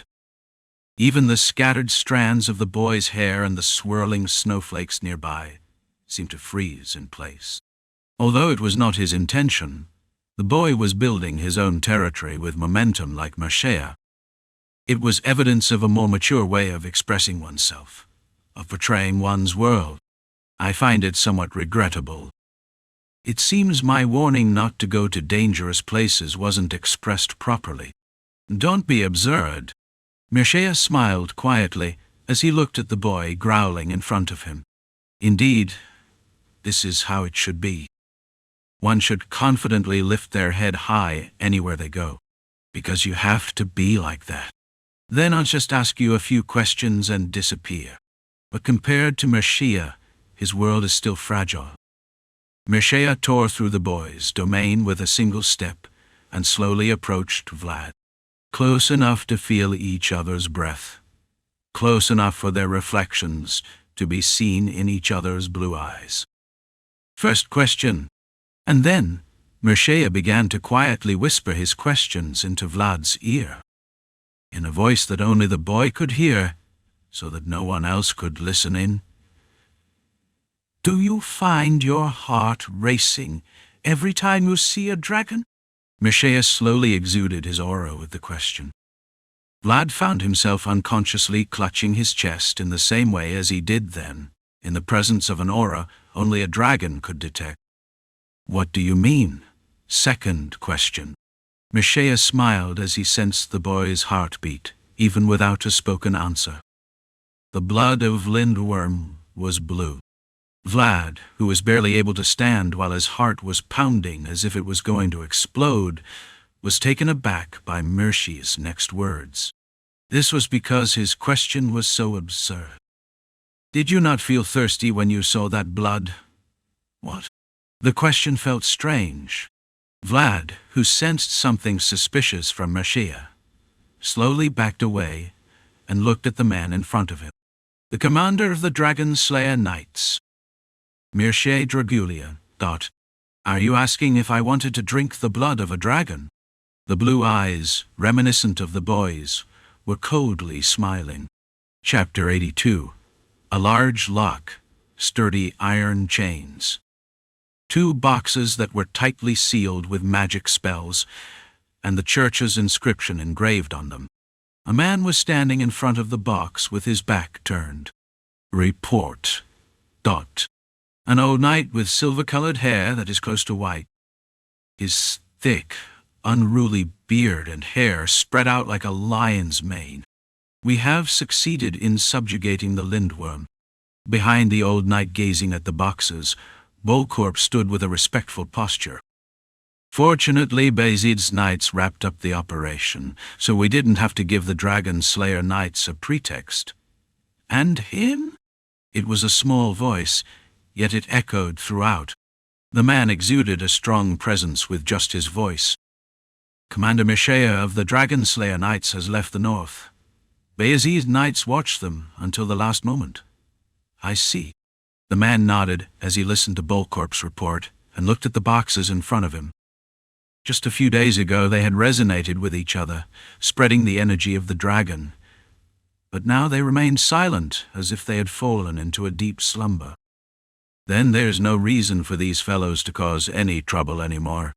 The white dragon Lindworm is dead, and Commander Mircea of the Dragon Slayer Knights has left the north.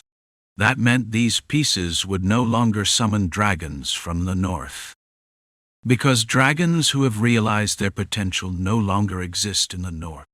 I'm sure that there isn't just one Lindworm, Duke, that's true? Timur Baranov, the Iron Duke, agreed with the words of the mage advising him. There might still be young dragons hiding somewhere in the snowy wilderness of the north.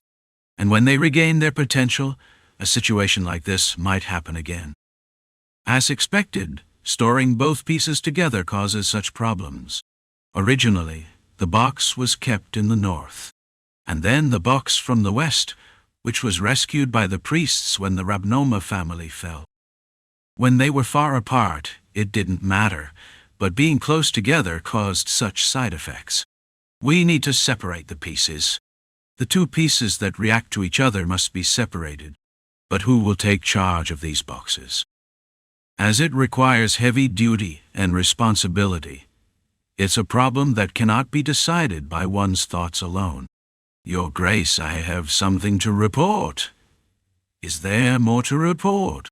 Upon Timur's words, Bolcorp nodded silently. A new dragon slayer has been born. There was a boy who chased after a white dragon on the snow-covered plains. He wasn't the strongest, but he was the fastest, and he didn't miss the opportunity Bolcorp had given him. What's his name? Timur, upon hearing the sudden appearance of the newcomer, furrowed his thick eyebrows. In this generation of the Vayezid family, only Ch was considered a noteworthy figure. The boy's name is Vlad. He's still just a squire, but his potential shone brightly. Squire. Timur listened to Bolkorp's report and stroked his chin, looking at the boxes containing the dragon pieces. And the boy, a name he hadn't heard before. Whether it had been hidden or emerged through his own efforts, young ones were always unpredictable entities. Young lads grow up fast. As they were unpredictable beings, no one knew what they would become. Time passed, generations changed. Timur knew now that time was not on his side.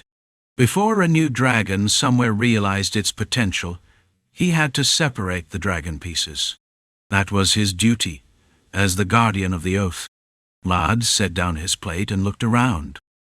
The mess hall of the squires, a place he hadn't visited in a long time. Nothing seemed to have changed, but he could sense the stares of the other squires dining with him now, focused on his sword. Anything unusual? Nothing much. At least not for me. Ch smiled at Vlad, seeing him after a long time. There seemed to be a glow on his chubby face, perhaps because he wasn't being harassed anymore. If you have something to say, say it.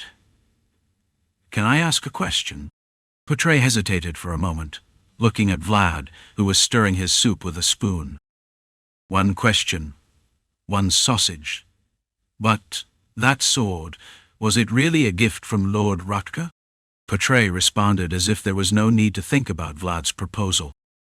Vlad frowned, thinking that perhaps he had made the deal too easily, judging from Ch's reaction. Is that what you're curious about?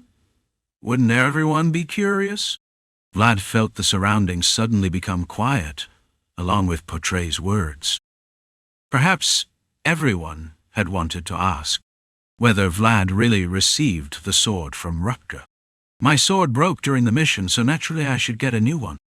The boy did his best to capture Lindworm, and in the process his own sword broke. And Ch, as the leader of the group, had a responsibility to compensate for that. Impressive, Vlad said nonchalantly, but Ch and the other squires around nodded their heads with shining eyes. What's up? He is the most likely successor of the Count. Receiving a sword from such a person is undoubtedly significant. The people around didn't just think of Vlad receiving Ch's sword as mere compensation. That sword was evidence that Ch recognized and vouched for Vlad. Perhaps he gave you a choice? Just leave it at that. Though a squire of Yosef, Vlad was recognized by Ch. To others, Vlad might seem to be standing amidst complex currents. Vlad didn't like people around him imagining freely about him. I have something to pay back to Lord Yosef. Bevi, apologize if I made you feel bad. Vlad quietly tore a piece of bread, reminiscing about the past while dipping it into the soup. His actions now might seem insignificant, but there was a time when it was a lifelong dream. Even though his current appearance may seem impressive, Vlad never forgot who he was. The fact that he could establish roots in a place like the Vayezid family, not in the dirty back alley, was solely because a person named Yosef recognized him. Vlad felt obligated to repay that as a man of faith, because that's what he wanted to do. But do you know about that? Sensing Vlad's discomfort, Ch quickly changed the subject. What? Understanding Ch's effort, Vlad raised his head to see the squires around him with awkward expressions. If it were someone else, Vlad might have coldly ignored them, but Vlad owed various debts to Ch and the Kanur family. Even Gregory has blood relation with Ch. They say all the knights of Vayezid are gathering here now. All of them. Seeing Vlad's keen interest, Ch raised his spoon and spoke as if relieved. At least it seems like everyone nearby is gathering. Why all of a sudden? I don't know about that. Sturma is the capital of the Vayezid family. It might seem natural for knights to gather there, but Ch's words hinted at something strange. Even the knights who were on duty seemed to be gathering. Rumor has it that the Count himself summoned them. Do you happen to know anything? Ch thought Vlad, who had been active outside Sturma, might be more sensitive to rumors. No. But Vlad also couldn't grasp the sudden situation of summoning the knights. Knights are symbols of power. The fact that such people were gathering might mean that another threat, like Lindworm, was looming. We'll find out as time goes by. There was no need to worry in advance about what might come. The boy was always ready to wield his sword at any moment. The sound of utensils quietly spreading through the restaurant. While listening to that sound, the squires were quietly watching Vlad's reaction. Vlad may not have known, but the squires who had seen him after a long time knew. The blond boy who had been with them as a squire was now too far away for them to reach. His presence, embedded in his actions and his gaze, proved that Vlad had grown too big to stay in the position of a squire. Only Vlad, who was concentrating on his soup, remained unaware of it. I've decided to stop the pilgrimage now. Have you made a decision? In the Lord's office. Larman set down the teacup in front of him and spoke. It was a decision I wanted, but truly a trying time. I understand. With those words, Peter looked at the coin placed next to Larman's teacup. The unimpressive, worn-out coin, corroded to a reddish hue, seemed like something that wouldn't even be welcomed if given to someone. In that case, do you intend to pass the final ducat to the boy named Vlad? He has the qualifications. Larman nodded in response to Peter's question. From their first meeting to the recent suppression of Lindworm, the old knight who had been watching Vlad closely from the sidelines was convinced that he was more than deserving of this court. Having received the value of honor, this boy named Vlad's shoulders must be heavy. That's what I'm suggesting. Larman leaned back in his chair, as if finally letting go of a burden, and sighed deeply. As a knight and as a representative of the Vayezid family, I feel content that all my duties have been fulfilled. Thank you for your hard work. Peter, a nobleman and the head of the Vayezid family, respectfully bowed his head towards Larman without hesitation. The old knight who has fulfilled his duty in honor will now be able to truly retire. It was the kind of ending that every knight dreams of. Nevertheless, please stay a few more days before you leave. Is there something else? Larman looked momentarily puzzled at Peter's words. The Peter he knew was not someone who would lament farewells. When someone retires, someone else must emerge anew, shouldn't they? Larman tilted his head for a moment at Peter's words, but then struck his knee with his palm as if he realized what he was talking about. So even the head of the family has acknowledged it. I think the timing is a bit premature, but that's the way it is. The boy had only been here for just over a year. And in the history of Vayezid, no squire had been acknowledged within just 1 year. With this appointment, the record for the youngest and shortest term will be broken. Such traditions can always be broken. Peter faintly smiled as he heard the words from the old knight, who always valued tradition. Having heard those words directly from Lord Larman, I feel even more assured. With those words, Peter looked out beyond the window. The sturdy walls of Sturma, always guarding the city. Above those walls, white winter snowflakes were fluttering down. And along with winter, Peter remembered the boy who had come to Vayezid. The knights were gathering in Sturma, holding the flag of the Vayezid family. Everyone was expecting the birth of a new honor. Chapter 83. Shall we wrap things up now? Oksana poured some oil into her hands and rubbed them together, gesturing for the boy to come closer. You need to come closer. Yes. Oksana's living room is quiet, but everyone is busy. While the maids were busy polishing the boy's armor and ironing his clothes and cloak, only Oksana and Vlad remained still in the silence. I knew a day like this would come eventually. It's sooner than I expected, though. Oksana smiled warmly as she tidied Vlad's hair. Strands of hair slipped through her fingers, gleaming in the sunlight, making Vlad's blonde hair look quite impressive to Oksana. It must have been tough. Instead of replying to Oksana, Vlad closed his eyes, feeling her touch as she smoothed his hair. Though it was burdensome to be looked at by Oksana with such deep understanding, he wanted to focus on the sensation he hadn't felt in a long time. Despite his claim that he couldn't remember anything in front of the red-haired girl, Vlad cherished the few memories he had with his mother.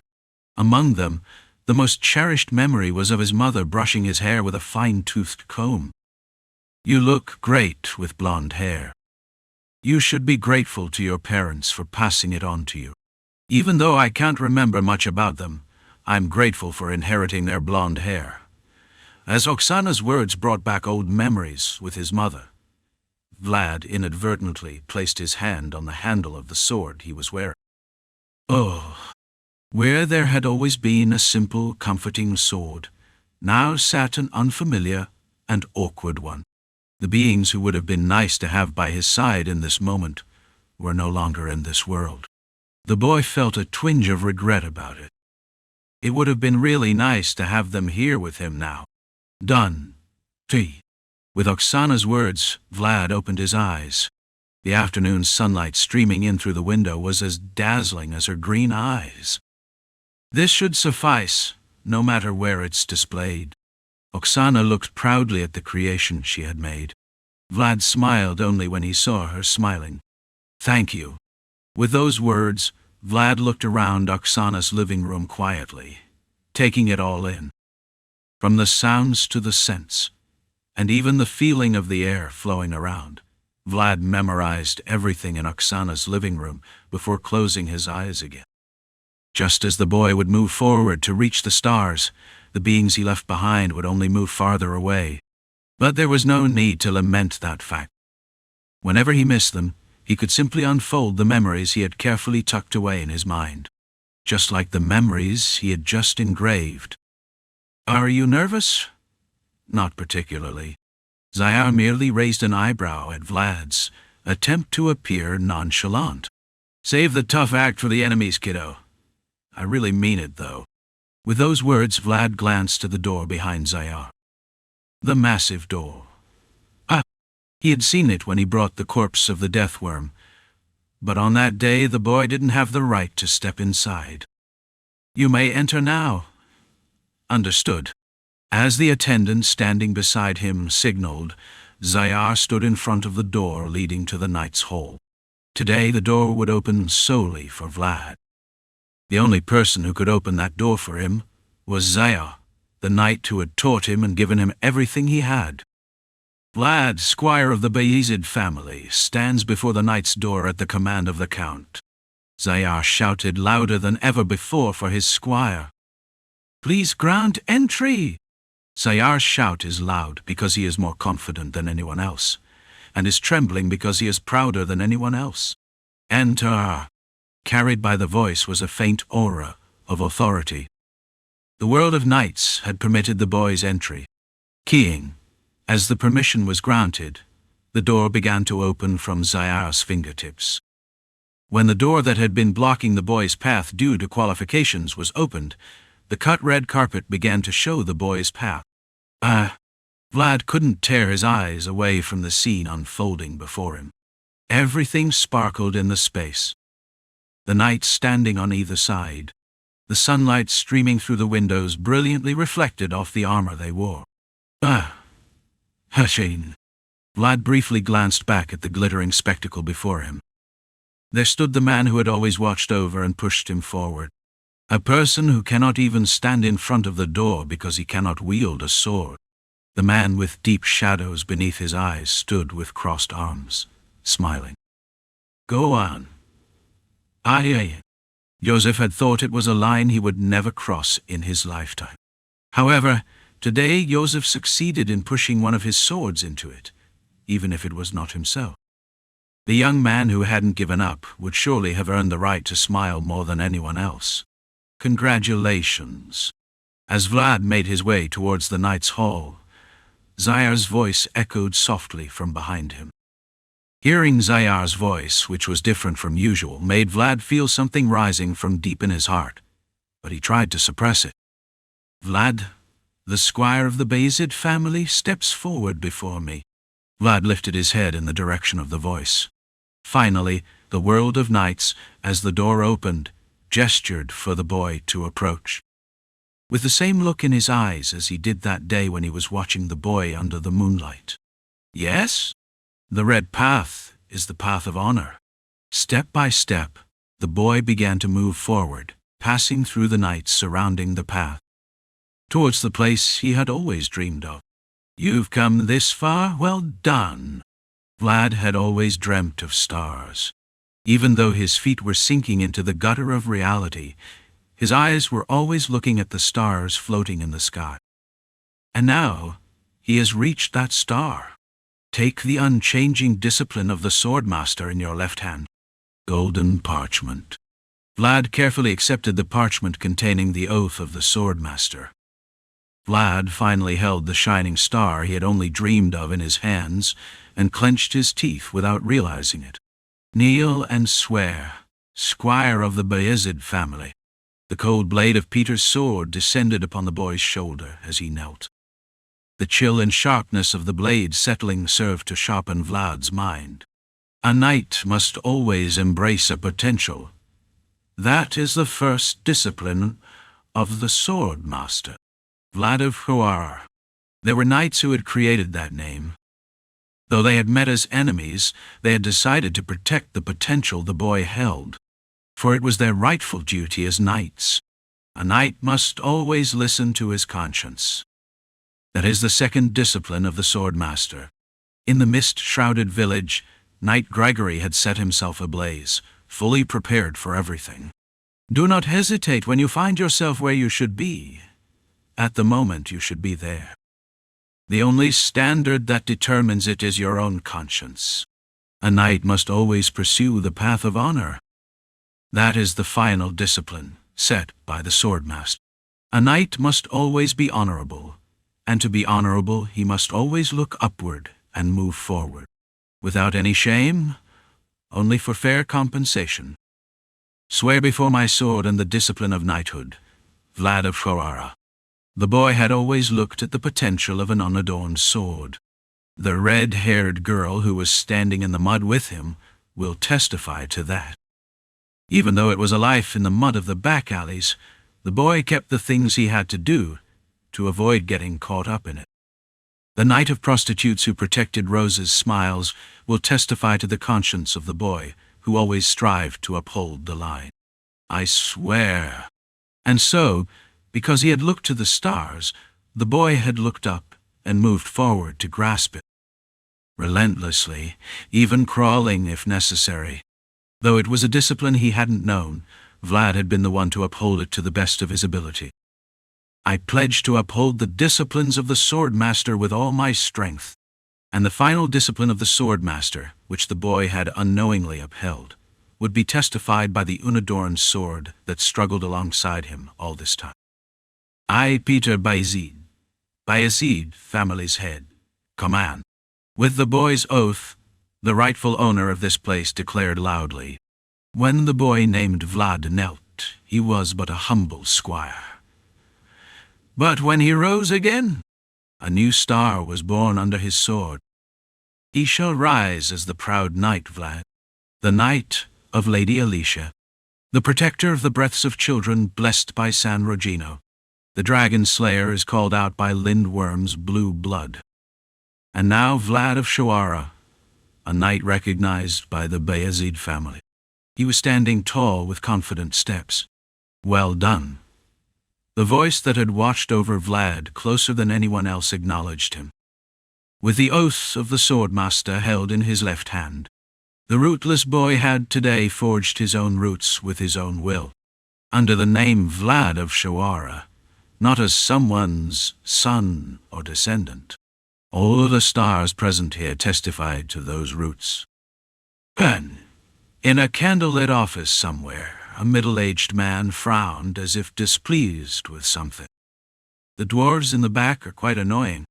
His body appeared bulky, with a somewhat gruff demeanor, but anyone who knew the man even a little would know that beneath his thick frame he hid sturdy muscles. So this time, I've decided to move differently, unlike other noble folks. The man, holding a walnut in his hand, casually crushed them as he spoke. It seems the Baroness Alicia, the only Haniel, still has no husband. That's correct. Despite being of noble descent, the man spoke without restraint, displaying a pioneering and conquering spirit that paid no heed to anything. Well then, I suppose it's time to act. It's tough for a woman to survive alone in this harsh world. To him, always hungry for more, another opportunity presented itself. So you need to use some strength this time. Please, tell me what to do, my lord. Count Sigmund Gaidar, a man who had become a new conqueror in the western frontier. The man outside the candlelight bowed his head at Sigmund's command. Go to Diomar with my son. Bring back a rightful justification from there. Understanding Sigmund's intention to expand not through violence and war, but through legitimacy, the knight nodded. With his son, who carried Gaidar blood, at least a small pretext could be secured. I believe you will not disappoint me as always. Godin. Raising his head at Sigmund's words, the knight replied, I will do my best, sir. Godin, the knight of Gaidar. The blue moonlight outside was casting its glow upon him. Chapter 84. What are you thinking about? Yosef, who was momentarily dazed by the pouring sunlight, quickly opened his eyes and raised his head. As his vision became increasingly clear, he could see Peter looking at him closely. Peter's expression seemed to momentarily hesitate, contemplating whether he should worry about his frail son as a father, or scold him sharply as the head of the family. You seem tired. I apologize. In Peter's eyes, a hint of a father's gaze began to emerge subtly. It would be understandable to be tired. Starting from Shoara, he had to constantly run up to Sturma and prepare to make Vlad a knight. If it weren't for Yosef, Vlad becoming a knight at such a young age and in such a short time in the history of the Vayezid family would have been impossible. I have adjusted the boy's status as you wished. Thank you. To gather his thoughts, Yosef quickly looked out the window. Although the outside view was somewhat obscured by Peter's figure, the snow hanging on the window frame sent a chill down Yosef's spine. Soon, a meeting will be held where all the lords of the north will gather. Is that so? But there was no need to look out the window to clear his mind. The words that eventually reached Yosef from Peter's mouth were surprising enough. Is this a grand meeting? Yes. The Northern Conference, which had not been convened for over 10 years. The fact that it would happen soon made Joseph's expression involuntarily heavier. I didn't even sense a hint of it. There must have been signs visible here and there, considering it was a gathering of all the lords of the north. However, Yosef hadn't sensed any of those signs at all. That could mean the security was kept tight, or the preparations were rushed to the point that no one noticed. I want to have the Lord of Diomar seated there. A single sentence laden with many meanings. Yosef, momentarily taken aback and unable to speak, watched as Peter took hold of the bottle of alcohol beside him and quietly poured himself a drink. Soon, the room was filled with the scent and sound of the clear brown liquid flowing. The Baroness Alicia will know, too, that Diomar can no longer freely move between the north and the central region. The peaceful days have come to an end. Now is the time for us to unite for survival. And that choice will be even harsher for territories like Diomar that have maintained neutrality. Will she choose us? I know everything you've done to make her do so. Peter looked at his son sitting across from him with deep eyes. Clever but weak, his second son, Yosef Vayezid. But he knows that he has struggled just as fiercely because he wasn't born with sharp fangs.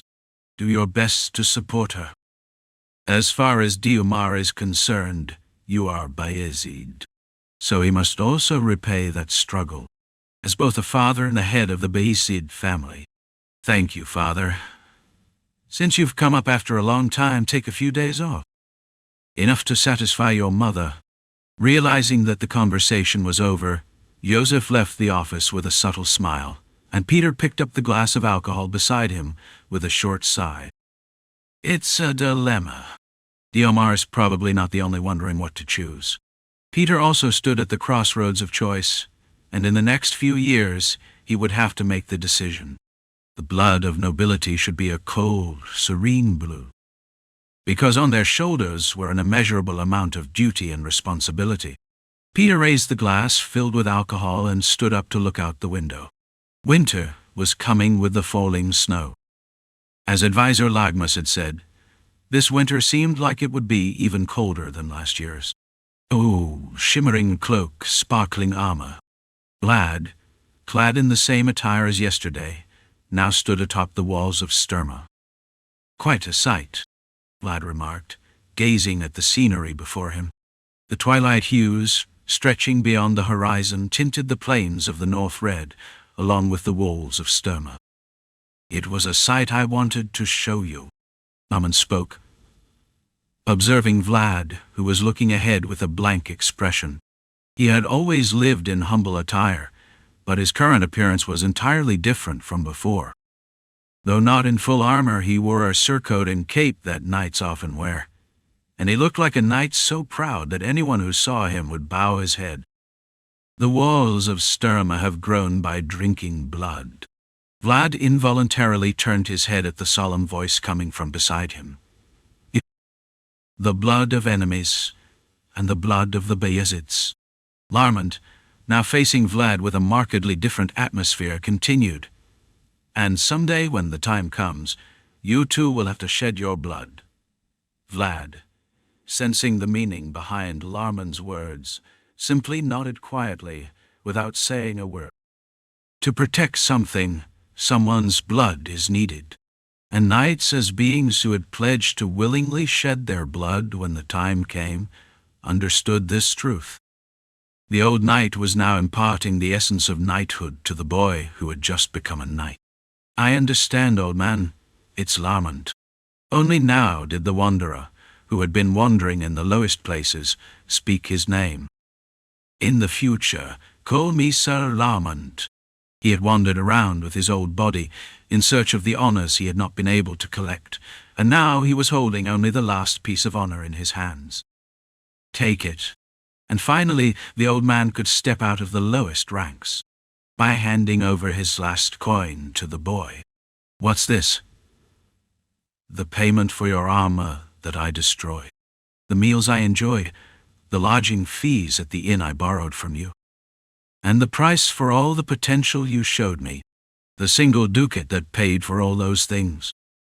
Is this all? Whether it's enough or not, that's all you get. Vlad frowned at the rusty coin, but Larmont simply chuckled, looking at the oblivious boy. It's enough. Take it or leave it. The old man had accrued much debt to the boy over time, but it was not due to careless attitude. Rather, it was the deliberate outcome of his intentions. Following Larmon's intentions, Vlad, who had naturally become the patron of the lowest ranks, could only feel bewildered by the worn coin he now held.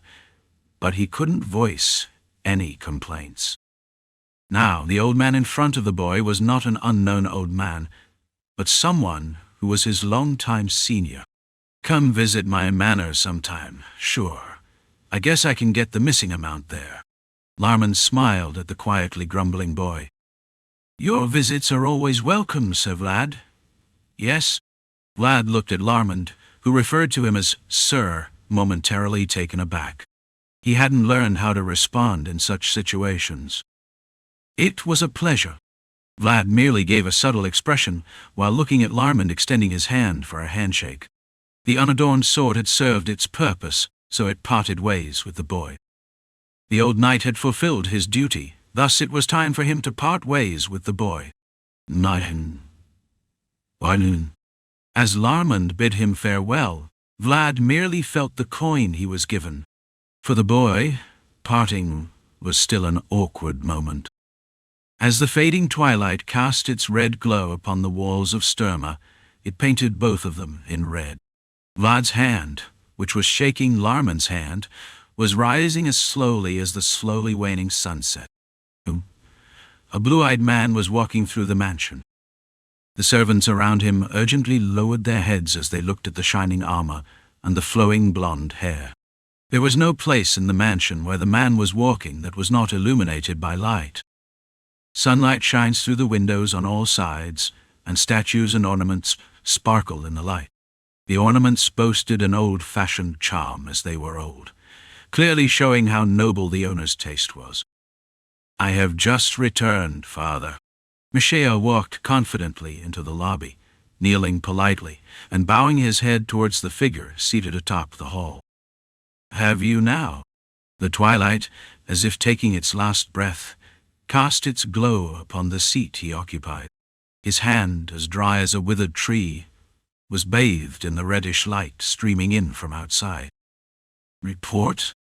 His voice, devoid of moisture, cracked like metal, revealing his age and vigor. The man whom Mircea addressed as father struggled to sit in the chair, burdened by the weight of the passing years. "I apologize, Father."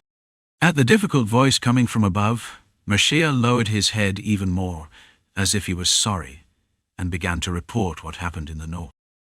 The Lindworm, the white dragon, a manifestation of his potential, had been subdued by the Vayezid knights, not the Dragon Slayer knights as expected. As troll, barbarians, ignorant of their place. The old man, describing the northern men as barbarians, could not hide his disappointment, tapping his armrest with a trembling finger. Prejudices against the north, ingrained over time, still lived within his soul. "I'm sorry." Mircea knew his failure would greatly disappoint his father. However, he also knew there were significant variables contributing to his failure, which would surely bring joy to the old man who was currently disappointed. "But, Father, I have found a promising boy in the north." "A promising boy?" The withered old man blinked in surprise at Mircea's sudden report. Despite everything in his body being bleached white by the weight of the years, his blue eyes still sparkled as brightly as ever. "Have you ever been to the north?" "I discovered a young dragon there who has yet to open its eyes." At Mircea's words, the old man closed his eyes deeply. His eyelids fluttered restlessly, as if rummaging through past memories without respite. "Have I only been to the north? I have traveled across every corner of this world throughout my lifetime. A seed is something that has the possibility to become something." Over the years, the old man had traveled across the continent, sowing those possibilities. It was the old man's belief and wish, and it was something worth risking his life for. "Did your heart resonate upon seeing the child?" "Yes." "What color?" In response to the old man's question, Mircea looked up at him. "Golden hair and blue eyes." The colors of the Dragulia family were present there. "It is the same as ours. I see." With Mircea's words, the withered old man smiled deeply. With that smile, the twilight that had barely hung on the horizon began to fade. Yet, seeing that the pieces of the dragon did not call out, "It seems the child has yet to awaken, as you say." With the moistened voice of the old man, darkness began to seep into various parts of the mansion. The mansion, once illuminated by sunlight, now took on a different appearance. The elegant statues now appeared ominous under the creeping shadows, and the paintings depicting beautiful landscapes exuded an unmistakable aura of antiquity. Sowing seeds is always arduous, and the waiting time is agonizing, yet humans constantly repeat this process. The lobby was finally filled with darkness. There, at the highest point, an unknown man stood up. "I have been like that too." Lush golden hair, clear blue eyes, and a middle-aged man with a confident demeanor and atmosphere. A man who had absorbed the moisture from the darkness was descending the lobby. "I'd like to see that child." The capital of the empire, Brigantes, Even there, at the center, stands a mansion. In that place, where the Duke of Dragulia family, Dragonblood Duke, resides, the oldest pair of blue eyes were shining. Chapter 85. Why haven't they arrived yet? Alicia wrapped her head in her hands and collapsed onto the desk, groaning in pain. It's been a month since I sent the letter, and there hasn't even been any message, let alone arrival, she lamented. It had been over a month since the unpleasant communication from Count Gaidar had arrived. They must have arranged for someone to depart by now, so they should arrive here soon. Please have a little more patience and wait. Duncan, the old knight, looked at Alicia, who was sobbing on the desk, with a sympathetic gaze. There would surely be impending threats, making things confusing. However, Duncan knew very well that this was the time when vassals like him had to intervene to correct their lord. You always have to prepare for the worst. That way you can handle everything with a humble attitude. Maybe I should just go marry over there. Alicia, who had been speaking in a grumbling tone with her lips sticking out, began to laugh ironically, as if it was funny even after hearing what she had said. It's a ridiculous idea. Yes. Count Sigmund Gaidar sent Alicia a letter asking her if she would marry his eldest son. The Gaidar family was one of the most prominent families recently, and above all, it bordered Diomar, so it was a proposal worth considering at least once from Alicia's point of view. However, the problem was that there was no sign of respect for the Hainal family in the letter. If Sigmund genuinely wanted a union between the Gaidar family and Hainal family, he would not have sent a marriage proposal that felt like a notice. Although the flattery in the letter was sweet, it didn't promise anything for Hainal's future, and the unstoppable war that Count Sigmund had waged so far was a good example of his greedy nature. In other words, the proposal sent by Count Sigmund was poison that shouldn't be swallowed. There are only thieves around. Lady Alicia. Alicia knew very well. Vayezid is also not treating them with simple favor. There was no such thing as unconditional allies for the weak. We'll have a chance to stand up on our own if we just have time. At Duncan's words, who was trying to somehow give her strength, the only Hainal who was weakly slumped on the desk straightened up. Yes. We should try until we can. It wasn't shameful to crouch down when you had no strength. If there was nothing in your hands right now, you had to borrow it somehow, and Alicia was willing to pay the price for it. But is it this difficult to ask to borrow a squire who is not even a knight? However, the boy she had requested from Vayezid still had no contact and was not even seen. It's just one squire, but he wasn't just an ordinary boy. He was the boy who had defended the honor of the Hainal family in that day's duel, and the boy who wiped her parents' graves with his own hands after receiving her handkerchief. Lady Alicia. It is reported that the people from the Gaidar family have arrived at the estate. When everyone around her revealed their dark intentions towards the territory of Deomar, there was only one person who could help Alicia out of pure obligation. I understand. And Alicia was still waiting for that boy. Oh, there were men entering the entrance of Deomar. There were more than 10 men, all of them knights in excellent armor. Looks like a backwater village. The man standing at the forefront of the group looked around with a disdainful look. And it's too quiet. Untidy, thick eyebrows, broad shoulders. And even though he is smiling, he looks belligerent. The young man, confidently exuding his aura without bothering to tidy it up, seemed unimpressed by the territory he had laid eyes on, as if it were beneath him. It is a territory based on diplomacy rather than war, and agriculture rather than commerce and industry. That sounds boring. The man with a bulky body seemed to lose interest in the explanation about Deomar coming from the side, and scratched his head. I just have to stay quiet, right, Godin? You should at least greet them. Just a greeting is enough. Act interested, engage in small talk. Sigh. Stephen, the eldest son of the Gaidar family. He was someone who did what he wanted without hesitation, and also had a natural talent for refusing things he didn't want to do. I don't want to do such a bothersome thing. Just thinking about it made Stephen's temper flare up suddenly, and the knights behind him involuntarily tensed up. You must fulfill your duty to your bloodline. Godin, who was directly facing Stephen's momentum, just smiled calmly, a knight hiding a sharp sword behind his always smiling face. That's why he was a man you couldn't face and smile back. All right. Seeing Godin, who showed no signs of being shaken by his aura, Stephen could only sigh, as if resigned. Sending Godin in, who was practically his father's right arm, meant that his father was taking this matter seriously. They say she has a beautiful appearance. Godin knew well that Stephen was a man who could not be appeased only by suppressing him. They say there's hardly any noble woman around here worth comparing to. Oh, really? A Western-blooded person who is honest about his desires and doesn't hesitate to do what he wants. Stephen inherited Sigmund's temperament completely, nodding in acknowledgement as if he understood the carrot Godin had laid out for him. I feel a little motivated.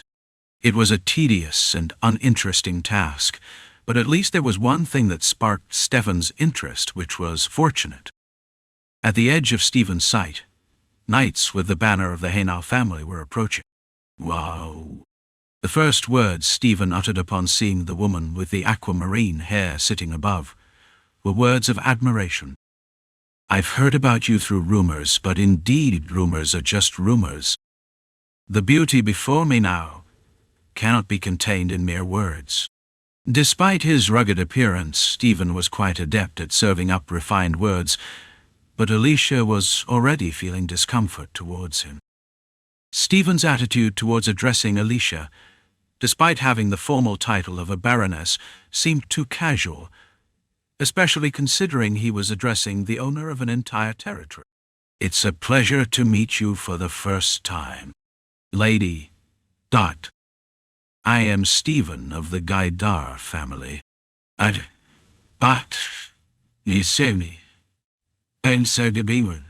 Welcome, welcome, Lord Stephen Gaidar. Despite the formal title of a Viscount, Stephen addressed Alicia simply as Lady. Duncan, who stood beside her, sent sharp energy to pressure Stephen, but Stephen, the party concerned, just smiled and brushed it off. You've traveled a long way. It would have been better if you had given notice in advance. They were people who couldn't be pressured by mere momentum. However, Alicia Haynal, the rightful owner of Diomar, had an obligation to dignify herself as the owner. Wouldn't it have been necessary to coordinate this marriage proposal in advance? I think it was a bit hasty to come here so suddenly. While her hair color was aquamarine, the tone of her words flowing from her tongue was icy blue. Alicia succeeded in wearing the colors of nobility, at least on the outside.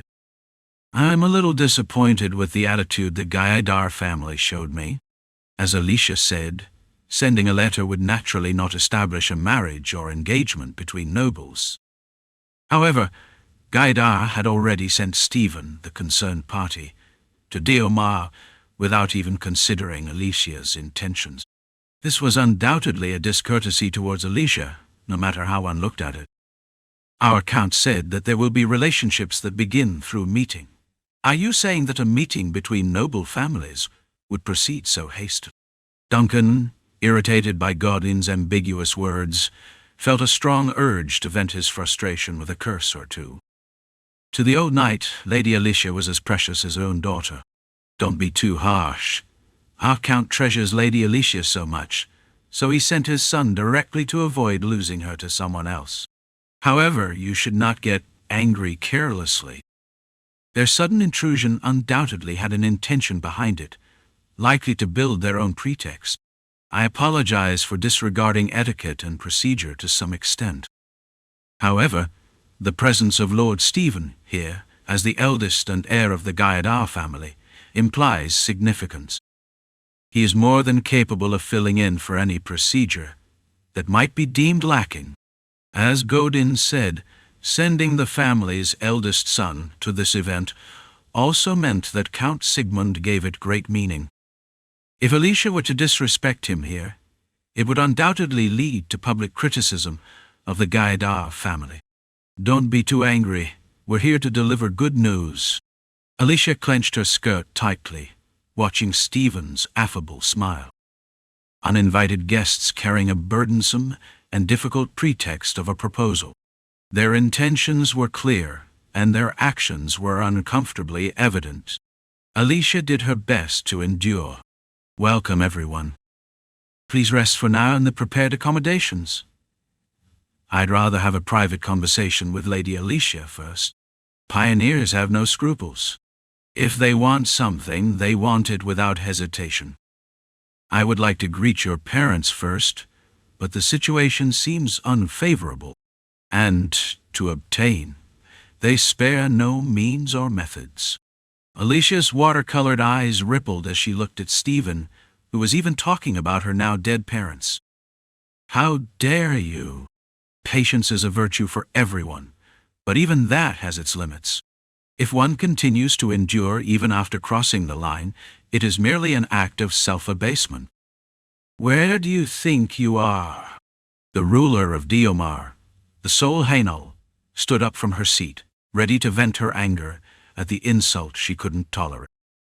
The Knights of Vayezid have arrived. Just as Alicia was struggling to maintain her composure through patience, the butler burst into the lobby with a loud voice. From the employer's point of view, it was no different from tying the owner's mouth shut. But the butler was already allowed to do this, and had to do it. They have just arrived at the mansion. The butler had a pale complexion and was breaking into a cold sweat due to the sharp aura emanating from the knights behind him, but he was trying his best to do his job. Let them in! Duncan's preparations for contingencies had paid off, and the pitiful butler managed to finish his duties to the best of his abilities. With Duncan's urgent shout, the lobby of Diomar opened its doors on its own accord. Through the gradually opening door, there stood the men. They wore fur-lined cloaks typical of the north, exuding the sharp and cold aura characteristic of northern knights, much like the place they hailed from. It's been a while. Baroness of the Hainal family, Lady Alicia. ... And the one-eyed knight standing in front of them, and bowing his head politely. The Knights of Vayezid have come to greet the mistress of Diomar. Unlike the Knights of the West, the Knights of the North were treating the owner of Diomar with courtesy. May. Alicia looked at the boy, who made eye contact with her without bowing his head. The blue eyes were looking at Alicia, with the same unwavering gaze as before. When she gave up everything, the boy entered the battlefield alone, carrying her honor. Apologies for the delay. The boy, standing before the lobby, with a slightly different qualification from the other knights present, belatedly bowed his head in greeting. I have come here now in response to your call, Lady Alicia. Stephen had no right to address Alicia as Lady, but the boy standing in the lobby had the right to call her Lady, because he was the only one she allowed. Welcome, Knights of Vayezid. With Alicia's nod, the door to the lobby was closing. All those who needed to be present were now here. Those who came for a justification, and those who came with a justification in their hands, were looking at each other. After 86, Knight. A word that can resonate even with a boy rolling in the mud in a back alley. There was someone who opened the door to the world called a knight, which seemed impossible to reach even if he crawled all his life. He was a person with a blue world who did not lose his presence even under the moonlight. And the boy lost his nest by the world he wielded, the vacant look in Jorge's eyes that trembled emptily at his fingertips, pieces of torn flesh falling down above his head. The knight of the blue moonlight, who poured out pieces of salvation and despair, said, A knight always receives only a fair price. The third discipline of the Swordmaster. A knight must always be honorable. Therefore they must always receive only a fair price. I have come here to pay a fair price for your handkerchief, Lady Alicia. And now the boy also understands that discipline. The boy's toes, struggling to crawl through the mud, finally touched the blue moonlight. Now, the boy, who can confidently reach out for a fair price, raised his head towards the noble lady. I will stake the honor of my knighthood for that price. The world he dreamed of, the world he longed for, and the world he vowed to break. Vlad quietly shouted in front of the blue moonlight night. I finally have the right to stand in front of you, with my name endorsed by Vayezid family. Vayezid's knight, Vlad Shorara. The blue eyes and blue moonlight were quietly looking at each other. The swirling eyes of the boy resembled his world. Vlad of Shora, the reception room Alicia provided for the guests from the west. There, Stephen was seated on a chair, savoring the taste. Things were expected to proceed smoothly, but Vayezid brought an unexpected variable. It's a name I haven't heard before. Stephen turned his head towards Godin, sitting next to him, as he spoke. A man who always wore a smile on his face. But today he was a man smiling with a somewhat disheveled expression, unlike his usual composed smile. Do you know him? If it were the usual Stephen, he wouldn't have bothered with knights from the north. His bold personality, born with veins and clenched fists, quickly pushed insignificant beings out of his memory. But the lad from the north was different. He seemed quite arrogant. Air of beast, that's so. Although he thought they had made eye contact, they hadn't. Vlad's gaze was fixed solely on Godin standing behind Stephen. Seeing Vlad casually ignore him filled Stephen with curiosity and a fresh sense of indignation. If you know each other, you can say you know each other. While Godin answered Stephen's question, he was still lost in thought. The intense gaze sent by the boy continued to linger in Godin's mind, even amidst the smiles of roses. I never imagined I'd encounter him in a place like this. That day, sparing the boy wasn't merely driven by simple sympathy. It was because of the potential the boy possessed and the encouragement it brought, even if it might turn out to be a disappointment later on. Quite impressive. The boy who crawled through bloodied floors. The boy who cried loudly from behind him. But now, that boy from back then is no more. The boy standing before Godin today was Vayezid's knight, Vlad of Shora. I never thought it would be him. Godin leaned back against the backrest, remembering the blue eyes looking at him. It was an unbelievable result, but the Vlad of Shorara, whom he had only heard about, was really the Vlad he knew. Now what? At Stephen's blunt question, Godin opened his eyes. Now that he was out of his thoughts, he became aware of his position and quickly calculated what action to take next. There's still a way. A knight named Godin was someone who could sever even precious old ties if it meant following the Lord's command. Though it was a regrettable possibility, if someone stood in his way, there would be no hesitation. It's a universal law that the victor takes all. The boy was holding a handkerchief with a noble name engraved on it, and that was the only justification for stopping Stephen from making a false marriage proposal. Challenge the boy to a duel. A duel? An honorable arena where only qualified individuals could stand. Now that the boy was a knight, he could step into that place with his own name, without borrowing anyone else's honor. Young men in love sometimes fight to win the heart of a noble lady, don't they? Godin smiled at Stephen. It was his usual expression, a sight trusted by Sigmund, the conqueror of the West. All right. Stephen laughed along with Godin's smile, which had finally found its original place. In the West, means and methods were not spared for the sake of gaining power. Stephen laughed fiercely, recalling the blue eyes that had ignored him. Thank you for coming, Knights of Vayezid. A place where one can see a tree rooted on a low hill outside the window. Sayar and Vlad, who entered Alicia's office as guests, bowed their heads again in response to her greeting. Lord Yosef wishes to demonstrate the strength of the alliance between Vayezid and Hainal. I guess I should send him a letter thanking him. Alicia nodded with a trustworthy smile after hearing Zayar's reply. For this mission, Yosef had selected not only Zayar and Vlad, but also from the top ranks of Vayezid, to be sent to Hainal. Amidst the increasingly urgent situation, the value of Diomar's land had correspondingly risen.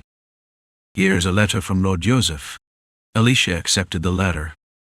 He said that even though Sir Vlad has Lady Alicia's handkerchief, it will not be easy for you to reject the marriage proposal from Gaidar.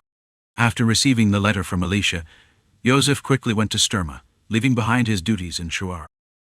This move was not only to advance the preparations for the boy, which had been underway for some time, but also to prepare more certain measures for this occasion.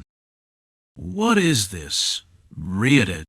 Alicia tore open the envelope, bearing the Vayezid seal upon hearing Zayar's words. Joseph's message written in the letter inside. As Alicia's eyes moved down the letter, they began to tremble slightly. Such a method existed. I did my best for Diomar. After reading the letter, Alicia's eyes were looking at Vayezid's knights with a different light than before. It was a look that was colder and more subdued, a little more noble than before. I am also someone with blood ties to Lady Oksana, so it is a perfectly feasible method. Duncan, standing beside Alicia, realized that her reaction was unusual, and quickly read the letter. Nun, ici. It was an unexpected event, but indeed, there was no one anywhere who would help Diomar purely out of goodwill. Duncan, after deciphering Joseph's intentions from the words written in the letter, set the letter down with a frustrated expression. Like any noble, Alicia Hainal was born with noble bloodlines established through generations of marital relationships. Among them, Alicia had the blood of the Oscar family through her grandmother, which traced back to the family of Joseph's mother, Oksana. If the Countess Vayezid becomes my godmother, surely the current proposal can be easily dealt with. Yes, indeed. Alicia's problem is that she has no parents. Therefore she was immediately shaken by Gaidar's marriage proposal. But the story would be a little different if Oksana became her godmother. If Stephen truly desired marriage with Alicia, he would need to obtain Oksana's approval. I am worried that I might be burdening the Countess. Lady Oksana has always welcomed Lady Alicia. A godmother or godfather, the relationship between an adult and a child, bound by religious forms through the Church's blessing. In the worst-case scenario where bloodlines were threatened, it could become the only means of protecting a child who could not protect themselves yet, but responsibility always came with corresponding authority. Do I need to decide immediately? No. We are well aware that this matter could burden you, Lady Alicia. Alicia, the sole Hainal, and Oksana Vayezid, her sole guardian. If Alicia were to accept Yosef's proposal, Vayezid's intervention in Hainal affairs would have a firm justification. It's been a while since I've seen you, Sir Vlad. Gaidar approaches a pure girl under the pretext of proposing marriage. Vayezid uses protection as bait for an orphan. For the powerless Alicia and Diomar, there were now a few trustworthy entities. What about you? Aren't you burdened by the tasks assigned to you? Before him stood a boy, also a knight of Vayezid. Therefore it was only natural that he would be more loyal to Vayezid than to her. Still, considering the obligations he had to fulfill, the boy might be slightly more trustworthy than Joseph. I will do my best for you, Lady Alicia. That's what I was ordered to do, and it is also what I want to do. Alicia smiled weakly as she looked into Vlad's unwavering eyes, knowing him to be someone who always did his best, as she had seen during their duel that day. She also knew him to be a boy with a sincere demeanor, as she had witnessed him praying beneath the family tree. Even though it stemmed from a misunderstanding, Alicia felt grateful. "Thank you so much, Sir Vlad," Alicia said, extending her hand to Vlad with a smile. "Could you please show me my handkerchief? It's been in your care for quite some time now. Perhaps it could use a bit of tidying up before being presented in front of people?" Alicia felt a sense of pride as she watched Vlad carefully retrieve her handkerchief from a deep pocket, as if he had treasured it dearly. Despite being under pressure between the two noble families surrounding Diomar, seeing the genuine innocence of the boy somehow felt healing to her. "Here it is." The handkerchief Vlad presented was neatly folded, just as she had given it to him. "If it weren't for the other handkerchief that came with it." "Oh no." Vlad looked at another handkerchief that came with it and tried to pick it up again as if nothing had happened, but Alicia's hand was faster to stop him. Sometimes the woman moved faster than the night. "This doesn't seem to be the handkerchief I gave you," Alicia said, picking up the unfamiliar one as if to show it to Vlad. The back of Duncan's neck turned red as he saw the terrible sight right next to him, and Zayar covered his only remaining eye with his palm with a small sigh. "It's nothing special. It's a handkerchief my friend gave me." "It's actually a handkerchief that I use," Vlad explained, feeling like his words sounded like a messy excuse. It felt similar to the excuses made by men caught in adultery, but he was different. There was nothing to be ashamed of. After all, it was an accident, not something exchanged between them for the purpose of confirming their feelings, right? "It's such a trivial handkerchief." Vlad's voice, once confident, now sounded increasingly feeble. Although he had received a thorough education from Oksana, the boy still remained ignorant of the intricacies of noble society, merely gazing at Alicia with innocent eyes. "Lady Zamina." Even though Vlad claimed it was just an insignificant handkerchief, Alicia could sense that the handkerchief, embroidered with delicate thread, was not just an ordinary item. Alicia wanted to maintain her composure as much as possible, but today she felt incredibly exhausted. Therefore, she couldn't help but be shaken by emotions that were difficult to express in words. "Is your friend a girl?" "Yes. We've grown up together since we were young." "Ah-ha-ha." Vlad smiled as he saw Alicia nodding. "Be quiet. If you say one more word, I will kill you." The boy looks around at Zayara's sudden warning, a baroness with an exaggerated smile. An old knight with a face so red it felt like it was going to explode. Zayara looked pale. Although his knowledge of the aristocratic world was not deep, the boy who had a keen sense of insight realized this, that he has now committed something again. Not even the white snake hugging the tree outside can do anything about his current mistake. Chapter 87. I Hate Stupid People. Vayezid's office, specially arranged by Alicia. The one-eyed knight sitting there furrowed his lone remaining eye and spoke. "And you're the dumbest among all the fools I have seen. Vlad is now a knight. But before Zayar he could only be a deficient squire, always polite, with both hands clasped together. I think your stupidity has reached the level of talent as you ruined all the preparations Lord Yosef had worked so hard to make with a single handkerchief. I apologize." Vlad stood before Zayar, quietly enduring the angry rebuke as he always did. Of all times, he really wanted to do well this time. It was his first mission as a knight, and in a way, it was a mission centered around him. But things in the world didn't always go as planned. I didn't know it would turn out like that. Whether it was the handkerchief provided by Zamina or the one from Alicia, both were precious, so he had put them in his pocket.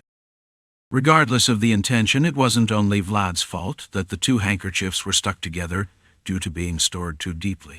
But whether it was intentional or not, Vlad had made yet another big mistake in Alicia's eyes. "Get out. I'm sorry." Zayar didn't scold the boy any further. By the end of this winter, Vlad would turn 18. It was time for him to become an adult, not a boy anymore. especially since he had gained the title of a knight. Zayar had to treat Vlad accordingly. "Why aren't you leaving? Do you want to be beaten like before? Perhaps that would be easier." Vlad expressed his honest feelings, voicing the words he had kept in his heart. "Yes, please. Can't I just get hit? I think that would be better." "Huh." Zayar sighed deeply as he heard Vlad's absurd response. He had thought Vlad was difficult to handle from the moment he picked him up, but he hadn't expected him to become so unpredictably absurd. "Stop talking nonsense and get out, please." Seeing Zayar growling while adjusting his eye patch, Vlad knew he had no choice but to quickly leave the office. The Knight of the Green World was unknowingly preparing to enter a deeper world, due to Vlad's absurd words. "What are you all staring at?" With a hurry in Zayar's murderous gaze, Vlad hurriedly stepped out of the office. Waiting outside the office were Vayezid's knights, who had come along for the mission. "You are a remarkable guy. We should at least see your face. Aren't you the prodigal son of the North that I only heard about? I truly admire you. Carrying 2 women in one hand, this is truly the mark of a hero." The knights ridiculed Vlad's foolish actions while chuckling. However, their laughter was not mockery but rather affectionate teasing. The knights here had always seen the boy struggling and doing his best, and now that he had become a knight, they did not put up any walls against Vlad, who had become the youngest member. In other words, the current teasing was just to pick on the youngest knight. "I just want to be alone." "Oh my, should we leave the room then? The newcomer this time is different from the start." Seeing the senior knights chuckle at him, Vlad had no choice but to awkwardly exit the reception room. "Damn it." Avoiding Zayar's anger and the senior knight's laughter, Vlad walked down the corridor, messing up his hair in frustration. It was such a foolish mistake that even Vlad himself couldn't find words to retort. As Vlad walked down the corridor, memories that were familiar to him began to resurface. The memories that came to mind like a sense of déjà vu slowly stopped Vlad's steps. People's lives seem similar no matter where you go. Rose smiles from that time is now only a memory. There were men back then who laughed at the boy, just like the knights now. The laughter of the knights still coming from behind was like the noise Burley and his seniors were talking about back then. Leaning against the corridor wall, Vlad began to fiddle with the handle of the dagger that Jorge had given him. Sharing memories was a way to alleviate longing, but there were few people Vlad could share his memories with. So in the empty corridor, only Vlad stood, pondering over his memories. The more I think about it, the more ridiculous it seems. Alicia pursed her lips as if she were angry, but Duncan, who had been watching her for a long time, knew that she was not truly angry. The attitude Alicia was displaying now was just a small display of petulance. Even if he lacks common sense, isn't it obvious that he shouldn't store the handkerchief given by another woman together with mine? Do all men do that? Nevertheless, the handkerchief was neatly kept. Alicia shot Duncan a sharp look when she heard the words coming from next to her. That's obvious. It's not so obvious, especially for a boy of his age. Duncan spoke up after clearing his throat once. It wasn't just something he said because the one-eyed knight who visited him last night bowed deeply on behalf of the boy. I've heard the missions he has undertaken have been rough. Despite that, keeping them well stored indicates he was paying special attention. Alicia listened in silence, as if urging Duncan to continue speaking. The document she was holding remained untouched, still lying in the same place since earlier. It was a mistake born out of ignorance. In a way, it signifies his purity. At least he has no ulterior motive, so it's fortunate, isn't it? That's right. Knights are people who are always eager to move up, and from the perspective of such people, Alicia's handkerchief will definitely be an opportunity to rise in status. Even now, there were men everywhere drooling over her. So in that sense, The mistake that the boy named Vlad made seemed somewhat admirable. That's true, but... At Duncan's excuse for Vlad, Alicia finally released her pursed lips. After listening to Duncan's words, it seemed like there was no reason for her to be angry. Look over there. Duncan gestured towards the window, directing Alicia's attention outside. With each of those actions, there must be a reason why Vayezid cherishes the boy. Alicia followed Duncan's gesture and turned her body to look out the window. There was a boy kneeling on the hill. Anyone who saw him with his hands clasped together could see that he was praying in a reverent posture. That hasn't changed since then or now. The boy's blonde hair was flowing in the sight she had seen after a long time, but Alicia could not feel any discomfort at the sight. His demeanor seemed so genuine. But who was that? As Alicia watched Vlad praying peacefully, she noticed a figure slowly making its way up the hill from below. There was someone slowly walking up the hill as if it were their own backyard. The unfamiliar sight of the person's back indicated that he wasn't a resident of the Heinel family. Oh no! Duncan, who had recognized the man before Alicia, hastily picked up a bell and began to ring it vigorously. Guards! Are there no guards outside? Hearing Duncan's urgent ringing of the bell, Alicia approached the window slowly. The boy was someone who had received permission from the owner of the mansion to climb up the hill. However, the person ascending the hill now was someone who hadn't obtained Alicia's permission. Hurry, informed Sir Zaya, the most dangerous presence among the people in the mansion. A knight from the west who was not permitted to do anything in Diomar. Stephen of Gaidar. He was approaching the praying boy. It's heartbreaking to be in a place where nobody sees you. Even if you shine yourself, it's saddening if that light holds no meaning. Vlad, who knew the situation well, raised his head towards the white snake that no one could see. The snake that made eye contact with the boy through the world of voices was smiling. Still no memories coming back? Not really. Despite returning to the hill of Diomar again for the sake of the voice, it seemed there were still no specific memories resurfacing. Haven't a few come back when you see Noir?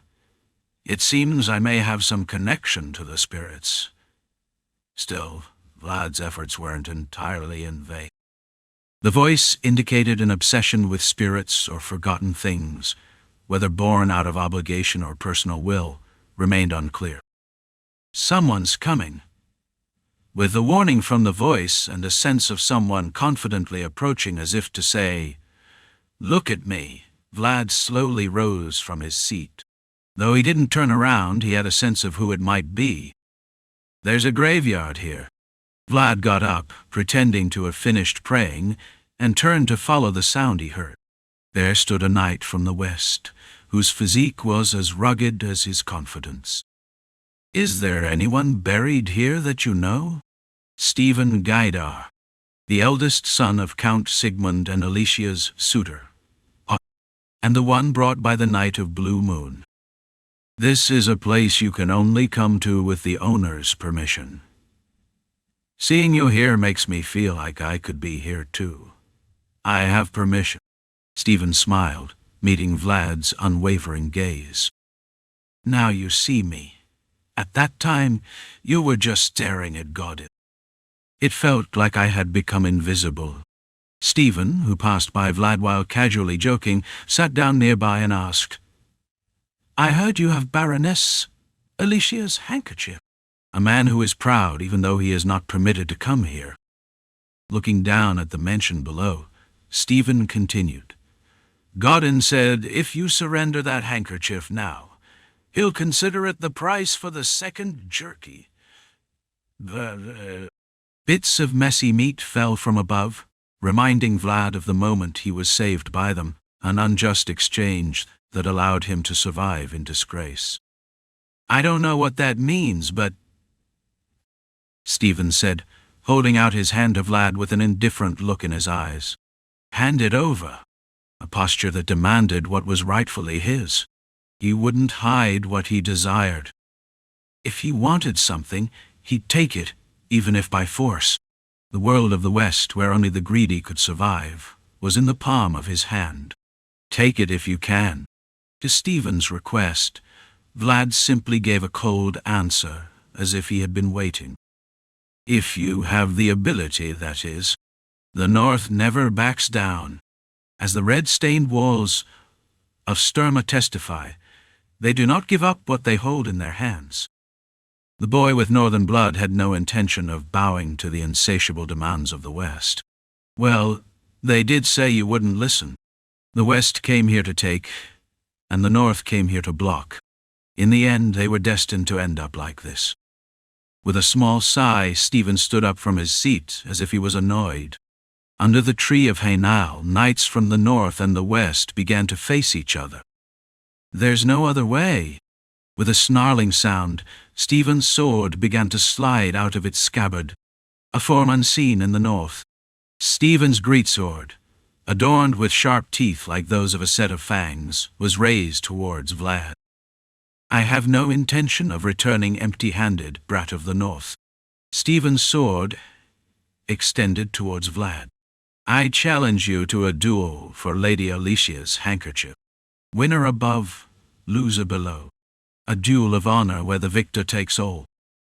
Again. However, Vlad merely crossed his arms in response to Stephen's request, refusing to accept his challenge. What? Do it again. The cries of the boy, crawling across the bloody floor and shouting at the night of blue moonlight, were empty. Because the boy of that day was unworthy. I am not just a brat of the North. But today's boy was different. The boy who struggled to earn his current status was someone worthy enough to boldly proclaim his name. I am a knight of Vayezid, and a knight of Lady Alicia. A white snake began to come down from under the tree, matching the boy's soaring momentum. He was permitted, recognized by the owner and guardian of Dioma. If you wish to challenge me, address me properly, you ruffian of the West. Until just a moment ago, Stephen had thought he could suppress Vlad's spirit, but now the boy's presence was entirely different from before. Blue eyes were burning white with the blessing. At the same time, the boy's presence became as large as the tree above. The name of the knight who was more qualified than anyone else, and was therefore permitted, was Vlad of Shore. Chapter 88. Godin already expected that Vlad would reject his proposal to some extent. He knew the temperament Vlad possessed, because he had experienced it before. However, what truly saddened Godin was not the rejection of his consideration, but rather the false bubbles surrounding the boy. He would have grown up well on his own without having to go to this length. The report Godin was currently reviewing under candlelight listed Vlad's achievements so far. He had annihilated one of the city's organizations. He had driven out the Archmage. He had brought down the Deathworm and personally dealt with the Lindworm. Vayezid must have been desperate. Godin lowered the report he had been holding, as if there was nothing more to see, and reached for the glass of wine beside him. There is such a thing as common sense in the world, and there is a good reason why certain standards become common sense. They have raised him too high.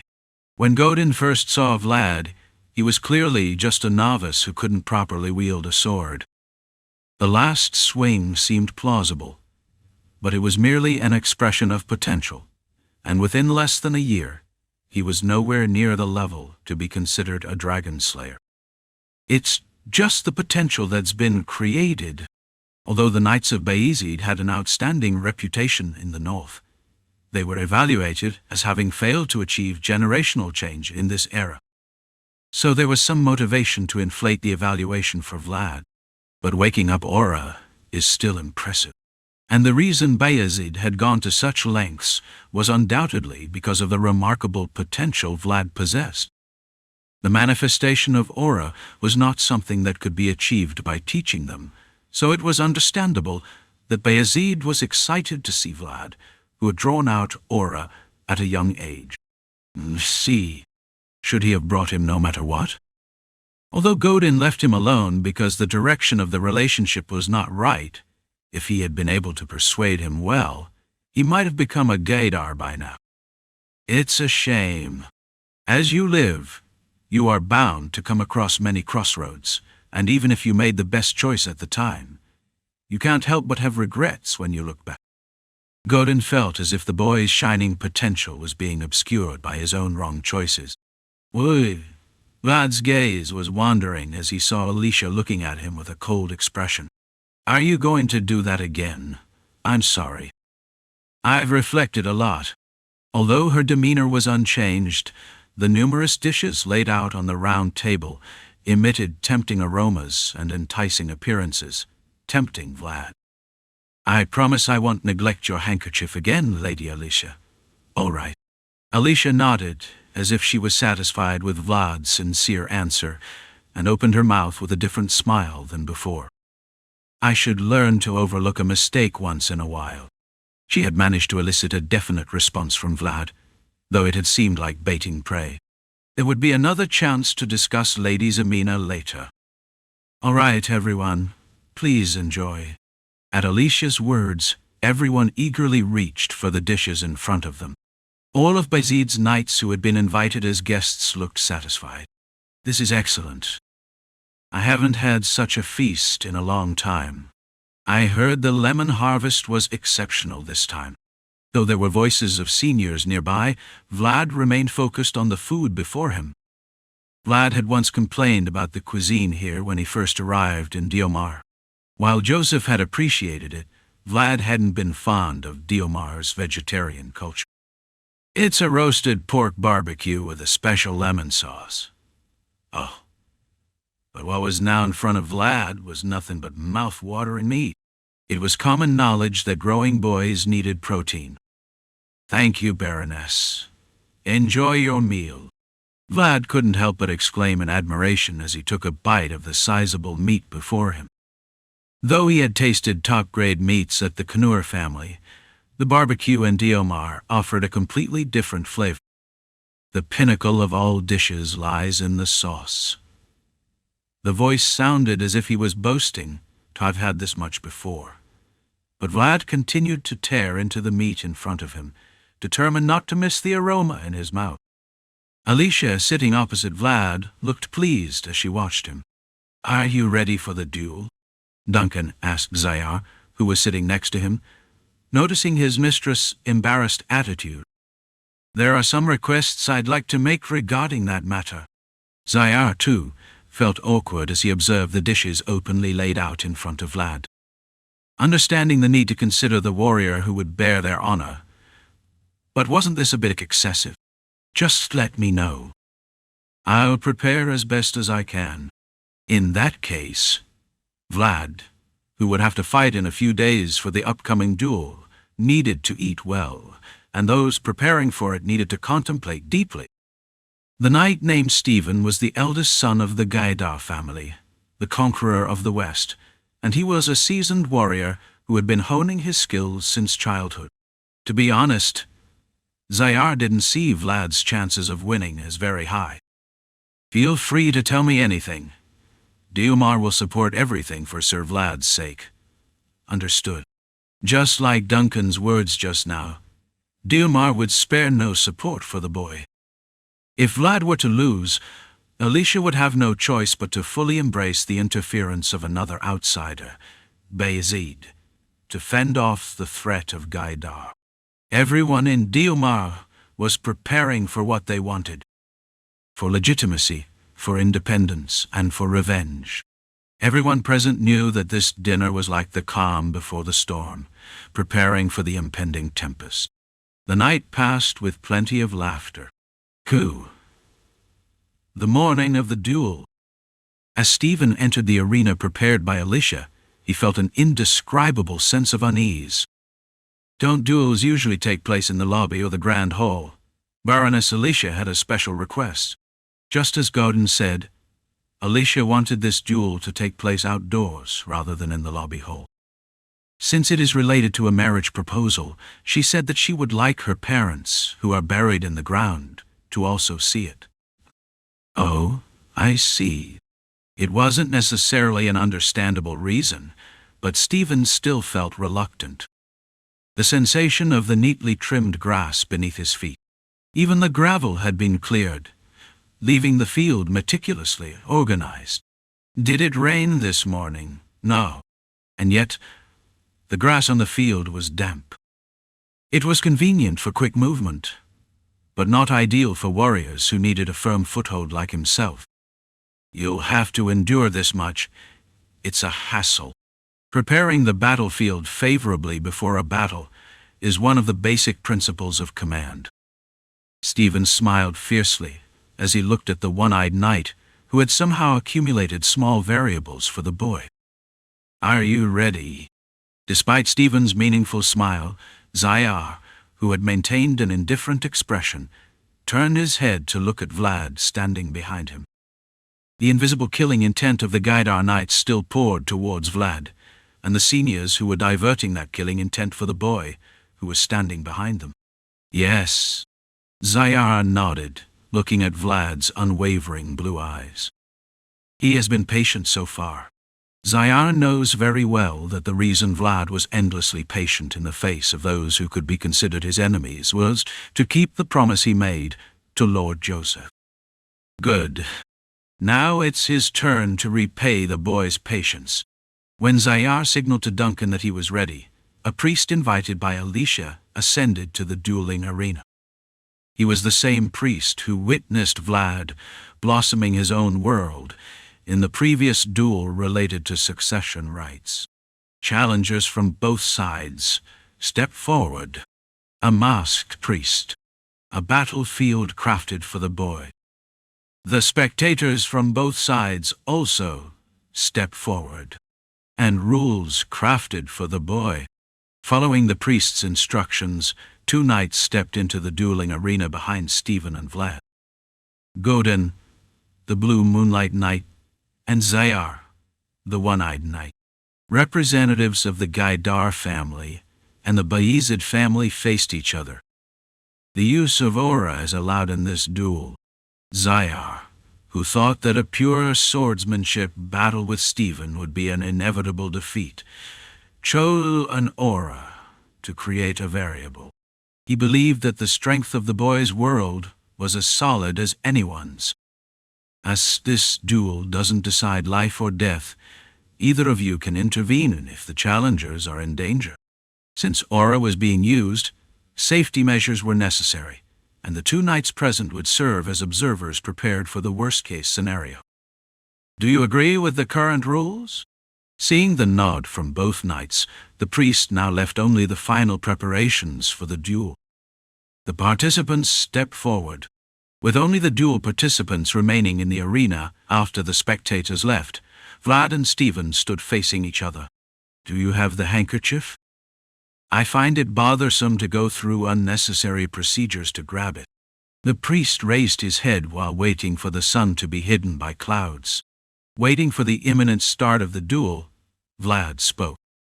If I am putting out the handkerchief, what would you give? A weak dog barks. To hide one's own fear and intimidate the other person with a threatening attitude. However, the boy in front of him, who is clearly weaker, just smiled quietly instead of barking. I guess I should get the sword you're holding. This son of a bitch, being accustomed to taking things away, was not just a trait of the Westerners. The boy who had survived in the back alleys where being deprived meant death was no less greedy than Stephen. Indeed, that should be enough to balance things out. He took it because he wanted it. He stole it to survive. The 2 beasts accustomed to taking things began to bare their sharp teeth at each other. God is watching under today's sun. With a signal from the priest, the duel began. What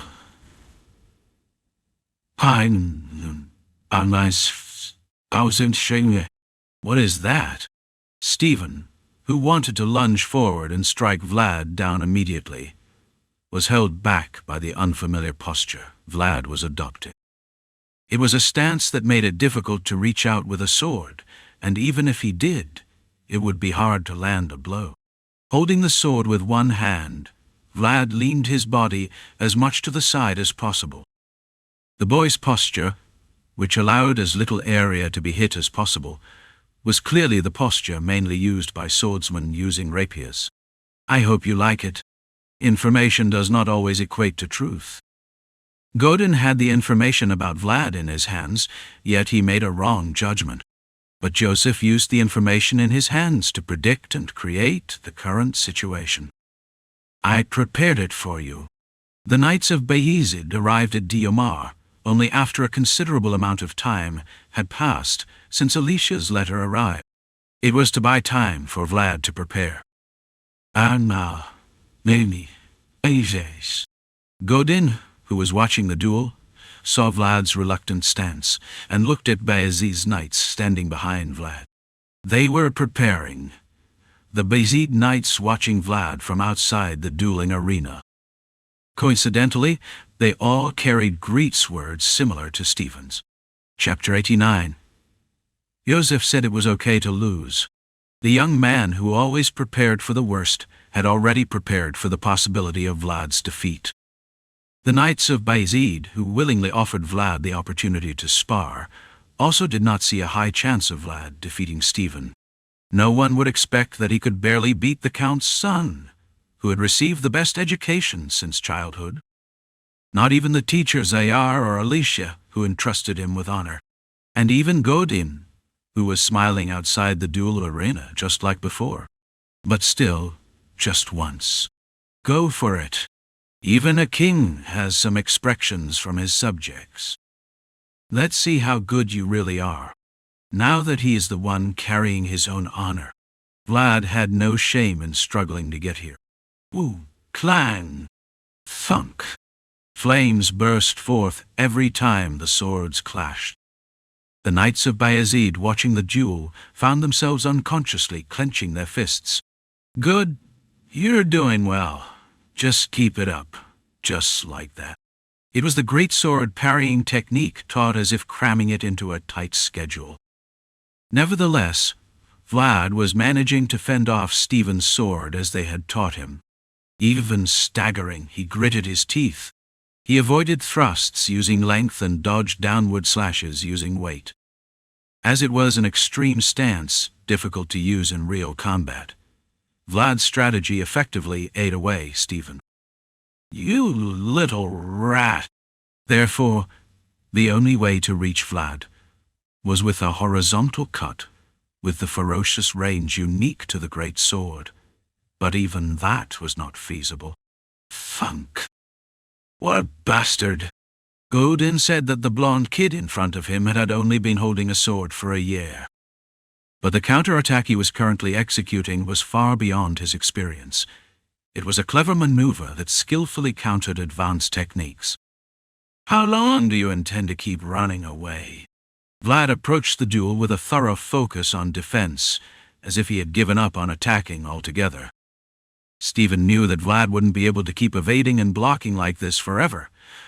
But the problem was that when that moment came, he himself would still be constrained by his stamina. Because the weapon called a greatsword is harder and heavier than other weapons, it is a weapon that places a much greater physical burden on its owner. Damn it! Stephen felt as if he were wading through a swamp. From the battlefield created by Vayezid to Vlad's poised stance, and perhaps due to his mood, even the increasingly slimy ground beneath his feet. Even the air felt heavy, as if everything in Diomar was hindering him. Is it because you came up from a lowly place? Your method is extremely dirty. For these reasons, Stephen was growing impatient. Vlad could afford to lose, but Stephen couldn't. No. Even struggling against an anonymous knight like this was humiliating in itself. Even the mother who gave birth to you will turn her eyes away if she sees your shabby appearance now. Seeing Stephen resorting to taunts involving his parents, Vlad couldn't help but smirk. Stephen's lips twitched as if he couldn't bear to endure it, but to the bystanders, this provocation was nothing short of a greeting. Impossible! And even if his mother were here, Vlad knew she wouldn't scold him for what he was doing now. It was clearly a disadvantageous and precarious situation, but Vlad was steadily moving forward, one step at a time, toward victory. In an instant, a trail of flashing silver light. From his sharply forged stance, the blow stretched out like an arrow and flew towards Stephen's face. It was an attack that could not be easily responded to, because it was a movement that had never been shown before. "This bastard, did you call me?" A trickle of blood ran down his cheek. The tip of the lowly knight's sword that he had ignored so much passed by Stephen's cheek. "Godin, who was standing outside the duel as a spectator, was momentarily startled by the recent strike. The attack was shallow as it was aimed at speed, but it caught everyone off guard. "It's getting closer." Godin noticed that the gap between Stephen and Vlad was narrowing. It was proof that Vlad was also aiming for victory in his own way. All the achievements the boy had accumulated so far had been possible because someone lent a helping hand, and they were honors to be shared by everyone. But now, as a knight bearing his own honor, Vlad wanted nothing but his own victory. "If Count Gaidar sees you now, he'll be jumping in joy, right? A taunt should not end in a hollow echo. It must approach as a real threat, and if it can humiliate the opponent, all the better. Just like what Vlad was doing now." This bastard." Stephen's eyes began to burn with red streaks as he watched Vlad, who was taking a leisurely stance again, as if this was a provocation. Unable to bear it any longer, an aura began to bloom from the tip of Stephen's sword. Raising one's aura is the act of bringing one's world out into the world. That much mental power is consumed, and the consumed mental power eats away at your physical strength. Godin clicked his tongue when he saw Stephen, who had been wonderfully caught up in the boy's intentions. "You've come this far, but..." Sensing the changing atmosphere of the battlefield, Zayar quickly placed his hand on the hilt of his sword. "You'll have to hold on well from now on." Zayar, who was standing as an observer, was watching the scene in front of him with keen attention. He was prepared to rush into the battlefield at any moment, anticipating the worst-case scenario. "Die, you despicable bastard! Here he comes!" The true terror of greatsword skill lies not in individual powerful strikes, but in the relentless flurry of attacks that follow without pause. As it is a weapon that is not easy to switch between offense and defense, it is a weapon that must achieve results with one launch. Hence, only the relentless onslaught of attacks can offset the greatsword's weaknesses. Boom! Crash! Boom! The ground trembled from all directions, and showers of dirt began to rain down. It was as if an earthquake had occurred, making it difficult for Vlad to maintain his balance. "Take this." With anger fueling his swings, Stephen's aura followed by the explosion of the field. The torn grass and dirt rained down like a downpour, obscuring Vlad's vision. "Still, you have to see it." Following Vlad's dizzying movements, Stephen's enraged sword was poised to strike. Damn it! It was a situation he had orchestrated, and the intended result was clear, but facing the reality was not so straightforward. The world Stephen had painstakingly built with the support of Count Gaidar still possessed formidable power that Vlad found difficult to contend with. Had he maintained his usual pragmatism, it might have been different. Forward! Perhaps he could fight to a draw if he continued to evade. Even if he were to lose, there would be some achievement to gain. But Vlad no longer wanted to evade, flee, and await the next opportunity. Maybe. Down. In fact. There ahead was the knight who had shattered his nest. That day, he had fled from the knight's enigmatic smile and escaped from Shoara, but he no longer wanted to retreat in front of that man. Watch closely. Now, I have the right to stand tall. I've done my best to get this far. For some, it may have been a qualification given at birth, But for Vlad, it was a product of struggle.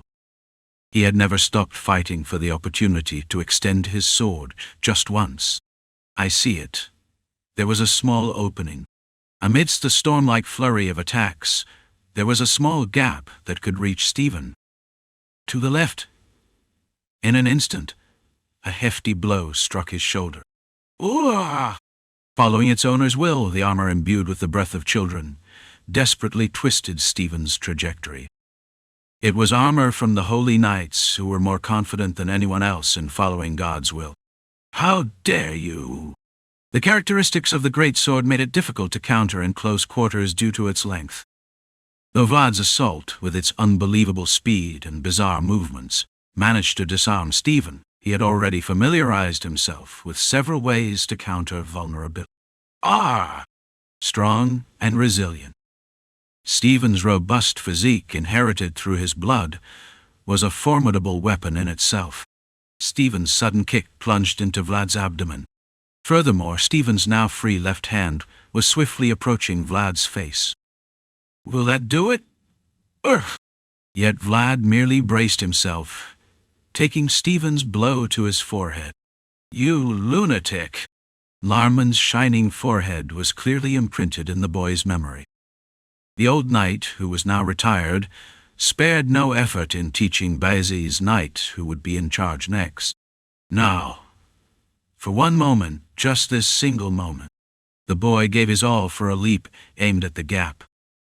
A noble person can rise again even if he falls, and a wealthy person can recover even if he fails. However, in the back alleys, where you only have to aim for one chance, you have to risk everything on that one chance. Just like the boy now. Die, you bastard! There's no need to look anymore. The opponent is right in front of him. Unable to give up his sight, Vlad approached closely, waiting for the world to burst forth from him as he closed his left eye. A noble world.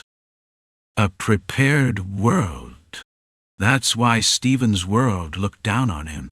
The tip of the sword of Vlad, who had crawled up from the back alley, reached the target, along with his own world bursting forth in white, in front of everyone present. The white snake entwined around the tree let out a loud cry along with Vlad's world. Am I right? Blood was seeping from Stephen's neck. If the blade had gone a little deeper, Stephen might have met his end. So, can I receive a fair price? The final moments of the silent duel. The boy's sword had reached the nobleman's neck, and someone had intervened to block the sword and protect the nobleman. Answer me. Yes. Finally, it reached him. Night of blue moonlight. The sword under the moonlight that he had longed for was finally seeing him. So give it to me, you two. That day, I lost my nest. I begged for my life with a messy piece of meat. So now, I must also receive something in return. A knight takes a fair price, Godin of Gaydar. A rightful cause, rightful qualification, and a rightful outcome. Vlad crawled up to this point to obtain the current outcome. So it's only natural to demand a price for victory. As the price for this duel, I demand Stephen's sword. A knight only takes a fair price. The one who first taught him, that was the knight of the blue moonlight, who was now looking at him right in front of him. The tearful boy and the trembling nobleman with the coldness at his neck. The knight of the blue moonlight blocking the boy's sword, and the one-eyed knight enveloping the boy. Amidst the entangled swords of the participants and the spectators on the dueling ground, the priest who upheld the will of God declared with a trembling voice, The winner is the knight of Vayezid, Vlad of Shoar. The boy's blonde hair was shining under the shining sun. Just like everyone else here, today they would all pay attention to the victory of the devotee boy. It was the moment when the boy's sword finally reached the world above. Chapter 90. Yosef loved the snow. For someone with a frail body, cold weather wasn't a welcome guest, but there was a reason he loved the white snow. It took a bit of time to return. As a child, Yosef found solace in the quiet city, covered in snow. At that time, he wasn't alone standing still. Because of his weak body, the reality of sitting alone, while others were moving forward, always made it difficult for Yosef. "Lord Joseph, it's me, Vordan. Come in." Yosef, awakened from contemplation by the knocking sound outside, opened the door and looked at the knight entering. "I brought a message from Dioma." A chubby knight, who seemed to need to take care of his health as much as himself, came to his study with a message in hand. The result Yosef had been waiting for must have been written in that small note held in his thick hand. "Give it to me?" "Yes." Yosef accepted the note Vordan handed him with calm eyes. Although he had prepared his best, it would have been a burdensome task for the boy. He just hoped to avoid the worst-case scenario. Since it was a message sent through magic, he couldn't write many words to send. Therefore, the message sent by Zayar contained only the results without any explanation. "I didn't expect this." Without any prior explanation, the few lines written in the message were enough to confuse Joseph's mind. Judging solely by skill, it would be difficult for many knights to stand shoulder to shoulder with Stephen, who was in his mid-20s now. There weren't many individuals who showed as much potential as Stephen at his age, especially in the West, so it would be difficult to say that Vordan's reaction was exaggerated. "That's right." Hearing Vordan's words, Yosef tossed the note onto the desk and smiled subtly. It was the kind of smile that wanted to laugh but didn't know how to. "Summon the mage. I need to reply to Zayar." "Ah, understood." He had prepared for the worst, but he hadn't prepared for the best. His deeply laid plans, born of melancholy until now, were flowing in a completely different direction than the waves created by Vlad. "I've prepared you to endure somehow." Yosef had chosen Stephen from the West as the opponent for Vlad's night debut. If the opponent was a strong name like that, even if Vlad lost, it wouldn't be a disgrace. And if by any chance Vlad managed to make him struggle, the evaluation of Vlad would rise significantly. Moreover, if he even lost his handkerchief, Alicia would have no choice but to hold hands with Vayezid, a situation that had already been calculated. "I need to rethink everything." Joseph leaned his head against the cold window, exhaling deeply at the complex thoughts swirling in his mind. The sound of snowflakes falling to the ground from outside could be heard. Now the snowfall wasn't as welcoming a sight. Knights facing each other in the large reception hall. Although their weapons were sheathed in scabbards, the gazes they exchanged were as fierce as ever. However, upon closer inspection, one might notice that the reactions of the knights were slightly different. The northern knights wearing fur cloaks wore a subtle smile. The knights from the west, with their collars raised high, gnashed their teeth. The winner laughs while the loser hangs their heads. The knights from the north stood in the reception hall, enjoying the rites brought by their youngest. "We would like the sword back, if you please." Godin, who always smiled, now looked at the man in front of him with a slightly hardened expression.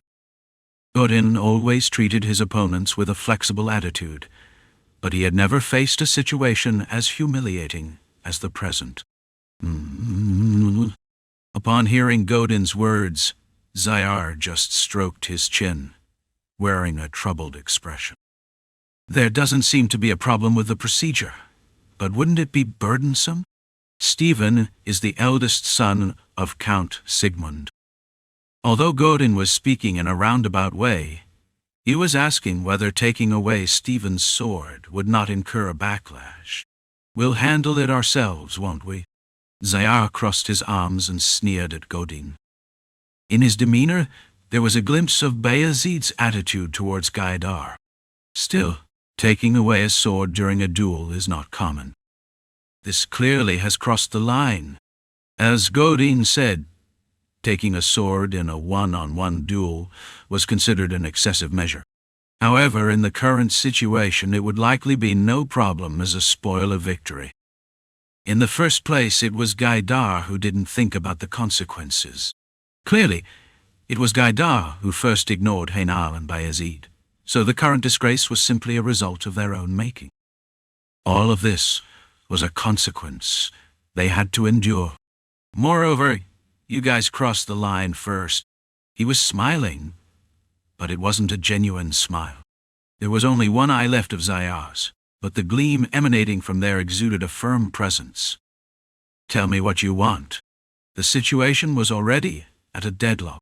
Since they had led the situation, Godin had no words to say, even if he had 10 mouths, but he still made a final offer to somehow retrieve Stephen's sword. You shouldn't be asking me that. Zayar's gaze deepened at Godin's question. The winner of the duel was Vlad, and the owner of the spoils was also Vlad. So, the boy's intention would be important to change the fair price. You know very well why he took Stephen's sword. Zayar pulls his body closer to the table as if there is no hesitation anymore. The two knights knew well why the boy so desperately wanted victory in yesterday's duel. I guess so. At Zayar's words, Godin nodded inwardly. Godin remembered. Although the sword was pointed sharply towards Stephen, the blue eyes were directed towards himself. As if saying, look here or look at me. Negotiations seemed to have broken down. The reason why Vlad took Stephen's sword, it was to declare war against the Knight of Blue Moonlight. Godin was not the only one who could now receive a fair price for victory. The relationship that began with Jorge twisted and turned until it reached here. The relationships formed in Diomar, flowing and intertwining, might be old debts or simply the flow of the times. In the end, we'll meet again someday. Stephen and Vlad. The first skirmish between the West and the North. The victor of that war was the North. You may leave. The North spoke. Now it was time for them to leave Diomar. A farewell message will suffice. As you wish. The Western knights who lost in the battle had no choice but to rise from their seats to follow their rights. The Northern knights opened the door to the cold hallway for them. Alicia was carefully embroidering a handkerchief brought by a maid in her office. I did my part. I didn't say anything. Since the handkerchief was almost complete, it didn't seem necessary for her to repair it. But the legitimacy was important wherever and whenever. I've done my part with this. Indeed. There was nothing she couldn't do, if she had to. But Alicia found it difficult to handle the duties of the head of the family. At any rate, it was a fact that Alicia had put in some effort. So the boy receiving the handkerchief would surely understand the current situation well enough. Well, there's no need to accept Lord Yosef's proposal now, is there? That's correct. As if it were settled, Alicia neatly folded the handkerchief and placed the letter Yosef had given her back into the envelope. Vlad rejected Stephen's marriage proposal as his knight, so there was no longer any reason for her to accept Oksana as her godmother. It's a relief. Despite how warm Vayezid's embrace may be, giving them leverage was undesirable.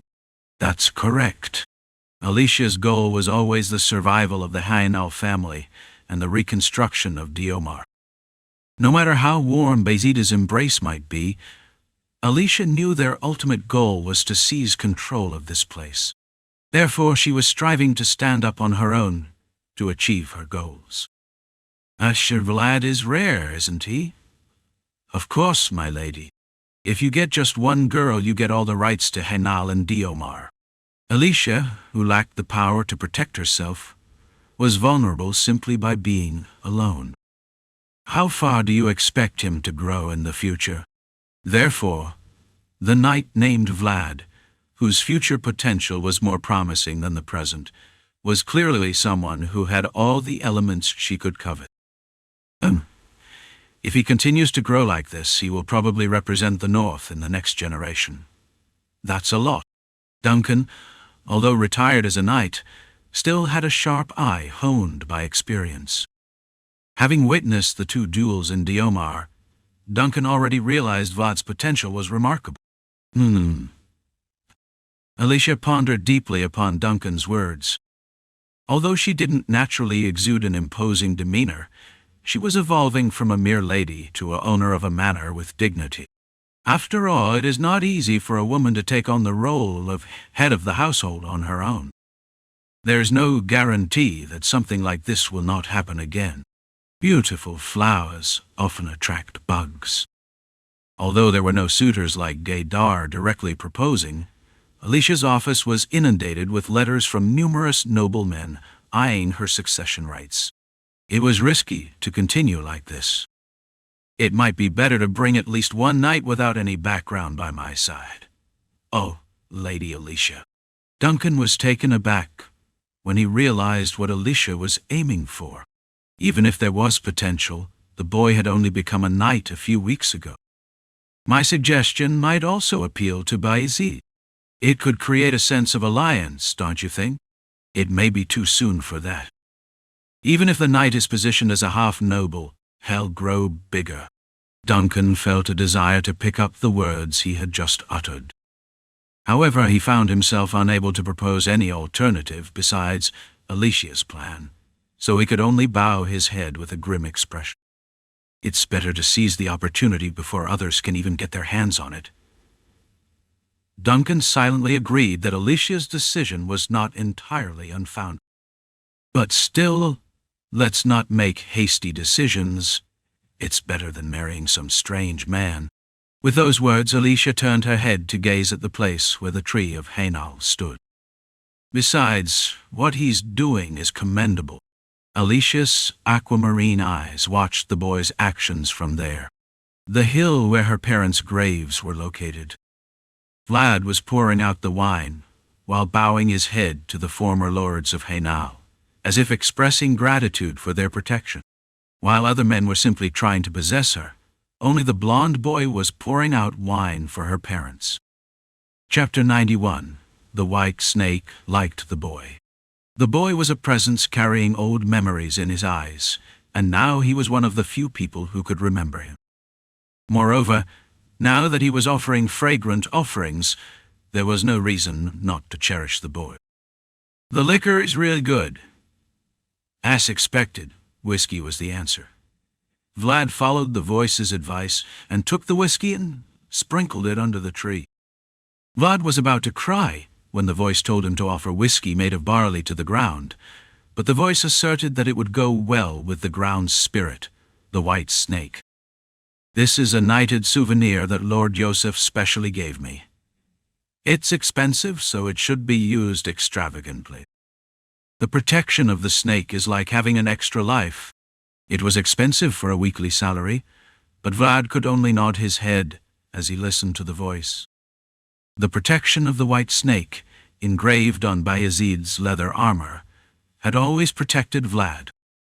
If he hadn't had the protection of the white snake in his battle with the man without a head, he might not have known that he was lying on the ground drinking liquor.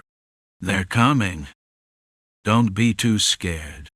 I felt this way last time when I was killing a dragon, but I think I hate scales.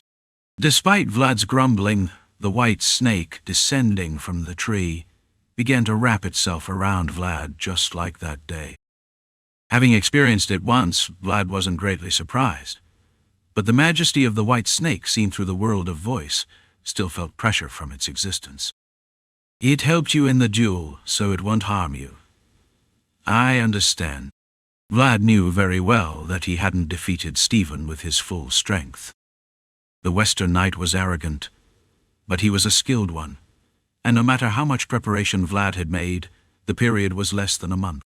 If there hadn't been much help for the duel, Vlad would have ended up losing that day. Thank you. There was a time when he thought that showing one's honest feelings meant showing one's weakness. But now Vlad had confidence in himself, and had created a vessel large enough to embrace his weaknesses. Having received Vlad's sincere gratitude, the white snake raised its neck high and began to rattle its head. Since you have offered tribute and gratitude to me, I will share my blessings with you. The sight, reflected in the world of voice, included a white snake singing toward the sky and the figure of Vlad in shining white armor. The white snake and Hainal. In whichever world, Diomar welcomed the boy, whom the mission in Diomar was complete. Vlad and Vayezid knights, showing results that exceeded expectations, successfully drove out the uninvited visitors from the west, and now it was time to leave here with a fair reward. Come in. Vlad, who came to Alicia's office with Zayar, tilted his head without realizing it. It was partly because of his long-standing habit of treating unfamiliar places, but also because the atmosphere here was quite different from Yosef's office. Are you well, Lady Alicia? Thanks to you. After exchanging greetings with Zayar, Alicia turned her gaze to Vlad standing beside him. And, from afar, a sight that Alicia had not seen before came into her eyes. Small scars all over the face and steps that looked somehow awkward. There was a boy who willingly walked the path of hardship for a glorious victory. Are there any problems, Sir Vlad? Any injuries? I'm fine, Lady Alicia. Although he said he was fine, Alicia found such an answer rather bitter from her perspective. Alicia knew very well that the cause of all the wounds Vlad bore was because of her. He saw you sprinkling liquor on the hill yesterday. Yes. Every action Vlad had shown so far was imbued with respect for Diomar. Even when he mistook himself for a servant girl, Vlad was willing to clean her parents' graves. I extended my greetings to the owners there. It was only possible because of their blessings, and the sincerity guaranteed by Andrea, the renowned priest. Even aside from his potential as a knight, there were countless reasons why Alicia would highly value Vlad. Every time I come to Diomar, I seem to bring back shining victories, so it seems that the owners here look favorably upon me. A peace, it's so. Though Vlad was of lower standing compared to herself as a noble, even that was an advantage for Alicia now. Their respective shortcomings seemed to complement each other excellently, and Alicia thought that the relationship between her and Vlad was like fitting broken pieces together perfect. Yes, I also think that Sir Vlad and our Diomar are well matched. AVC. As Vlad looked at Alicia, who was staring at him, he felt a sense of unease. At first her eyes had been clear like water, but now they seemed to have a sticky quality to them. Please convey to Lady Oksana. I truly felt warmth from the bloodline after a long time. I will. Zayar accepted the letter Alicia handed over and bowed his head. Although she hadn't forged a close relationship with Oksana this time, even this much would satisfy Yosef. Having faced trials from both the central and western regions, Alicia was now sure of which side she should stand on. And also to Knight Vlad, who has honored my name. The price to be paid to Yosef had already been decided. So now it was time to pay back the boy who had wielded his sword for her sake, and it had to be something so heavy that it couldn't be undone. I agree with you that the previous generations here will also like you. As soon as Alicia finished speaking, Duncan brought the box that had been prepared next to him, as if he had been waiting for her. It was not a large wooden box, but it was clearly handled with care, even from the outside. So my ancestors won't say anything about me giving this to you, sir. Vlad, who protected Alicia, the rightful Hainal, and protected Diomar from the west. In front of him, the wooden box that the Hainal family had kept in secret opened its mouth. Yes, a round jewel emitting a dazzling yellow light. It was a jewel that radiated an unusual energy that silenced both voice and Vlad, who was looking at the jewel right in front of him at the same time. The former head of the family had a close relationship with the elves. Elves. The god elves believed in was different from those humans believed in. There were different tribes that were pushed out to the eastern border because they had different beliefs. I heard that this jewel was obtained through connections with them. My father told me it's a very precious amber made from the resin of a special tree. Even after Alicia finished speaking, Vlad only looked at the wooden box that Duncan was holding with a cautious expression. Vlad was more focused on the voice echoing in his ears than the gaze of Alicia looking at him. "You remember seeing that?" Vlad promised the voice. "If possible, please bring it. I beg of you. You give me the sword and I'll help you regain your memories." With that promise as a stepping stone, the two stood here now. My father had this amber attached to the pommel of his sword. But since I have no use for the sword, it has been left to decay like this. Alicia smiled as if urging him to take it, but Vlad couldn't easily move even at her smile. He knew well that expensive items came with a hefty price. And the treasure of the Haynal family that Alicia was offering must surely be more valuable than what he had achieved. Her smile seemed to say that much. "May I dare to accept it?" Of course. Yet Vlad still reached out for the Haynal family's treasure. He resolved to willingly accept the shining jewel and the constraint it represented. "Thank you." He wanted to protect what he could. The reason the boy could dream of stars even in the slums was because he had his own unwavering standards. "Thank you, Lady Alicia." Even if he wasn't a knight, it didn't matter, as long as he could be confident in himself. Vlad truly believed that, and so without hesitation he grasped the yellow amber. The boy kept his promise. Look, the yellow jewel he held in his hand. The jewel seen through the eyes of the voice was full of falling leaves. It was always autumn there. The distance between Diomar and Shoara was about a 3-day ride on horseback. Despite the snowfall, the horses accustomed to the seasons of the north paid no heed to such matters, and tirelessly led their masters northward. "You have ambition, brat. I knew it from the start." Vayezid's knights constantly talked to Vlad, with Noir in the middle. "Of course, if you're a man, you should aim for high places. How long have you been a knight, and are you already aiming for a noble title?" Vlad just frowned at the voices coming from all around. "It's not like that. It wasn't received in that sense at all. It was just an item received to fulfill the promise with the voice." "That's not the point. I think it was actually a pretty good choice. But it didn't seem that way at all to those around him. Although it was nominally a borrowed item, Haynal's treasure was practically handed over. Since she gave it to the knight who took her handkerchief, it could be said that it was enough to be misunderstood by others. "You will have to report separately to Lord Yosef." Understood. If Vlad were still a squire, Zayar would probably have prevented him from accepting the item given by Alicia.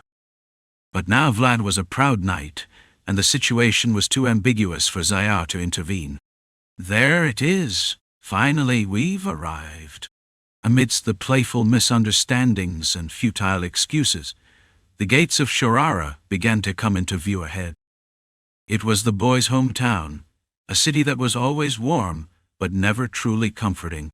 The sight of Shoara's walls, trapped in darkness, always stirred strange emotions in Vlad. "Give it a try." At that moment, a voice pushed Vlad forward, who was lost in thought for a moment as he looked at the walls of Shoara in front of him. "May? Yes, you." "Give it a try now." Vlad hesitated momentarily at Zayar's command to step forward. Since it was a dark night, the lowered gates of Shoara's walls wouldn't open until the morning light unless prompted. With a small clearing of his throat, the boy and his black horse walked up to the gates of Shoara, now enveloped in darkness. Vlad, who was more accustomed to hiding in the dark and finding holes, found the current situation quite awkward. "Who goes there?" the guard asked sharply as he saw the figure suddenly popping out, but Vlad simply raised his sword in its sheath. The guard part of the sword given by Rutcher had a pattern drawn on it that all of Vayezid's knights had. "I am Vlad, a knight of Vayezid." The locations of the crevices under the walls were still etched in Vlad's mind, but he would no longer need to remember them. I have returned from my mission. Open the gate. Now, if he wished to enter, all he had to do was state it confidently. The boy had proven himself, and the emblem of Vayezid illuminated by the torchlight served as his proof. "Welcome, Sir Vlad."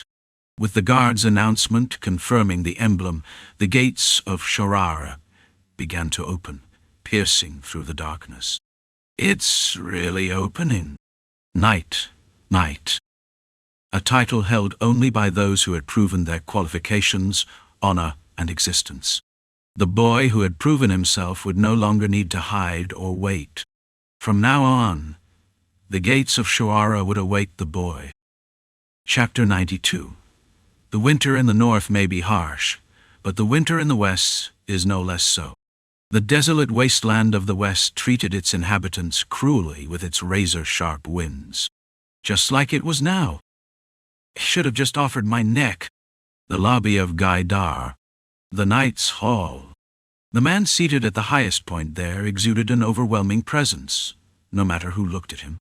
Having your sword taken, can you still call yourself a knight after that? Count Sigmund Gaidar, the new Western conqueror who drove out the Rabnoma family, was looking down at his son without hiding his anger. "I'm sorry, father." Stephen, who was trembling with fear as usual, could only bow his head at the harsh words coming from Sigmund. Thud. "Now that I've finally established my position, you're making a mess like this." Bloodshot eyes and trembling beard. The armrests of the chair creaked as they succumbed to the pressure. The greedy conqueror of the West felt boiling anger coursing through him at the news of his son's defeat. Not to that brilliant Rutcher, but to this pale-faced brat who just got his knighthood. It was a duel that should not be lost. To be precise, it was a duel he was certain to win. But Stephen lost, and as a consequence, he handed over his sword. To be precise, he had handed over all influence over Diomar to Vayezid, along with his sword. "What have you done? While my son was being humiliated, what exactly have you done? Painful mistakes and losses." In the bitterness of defeat tasted after so long, Sigmund's anger spread throughout the hall. "I am shameful, Count." Though his anger was harsh, Godin stood tall with a dignified posture. "I heard you knew him." If I were to be specific, he would probably be related to the Count. There was an old connection. Although it was a cursed bond, Shuara still harbored a lingering thread of connection, despite thinking it had been severed. This is the one that escaped Knight Jorge raised. He had exceptional talent, and the knights surrounding him were also exceptional. Sigmund paused momentarily at the mention of Jorge's name. Above all, he knew how to make the most of a familiar arena's advantages. He was an unexpected adversary. During the duel that day, while Stephen faced off against Vlad, Godin, who stood as a spectator, was engaged in an unseen struggle against Zayar, who stood on the opposite side.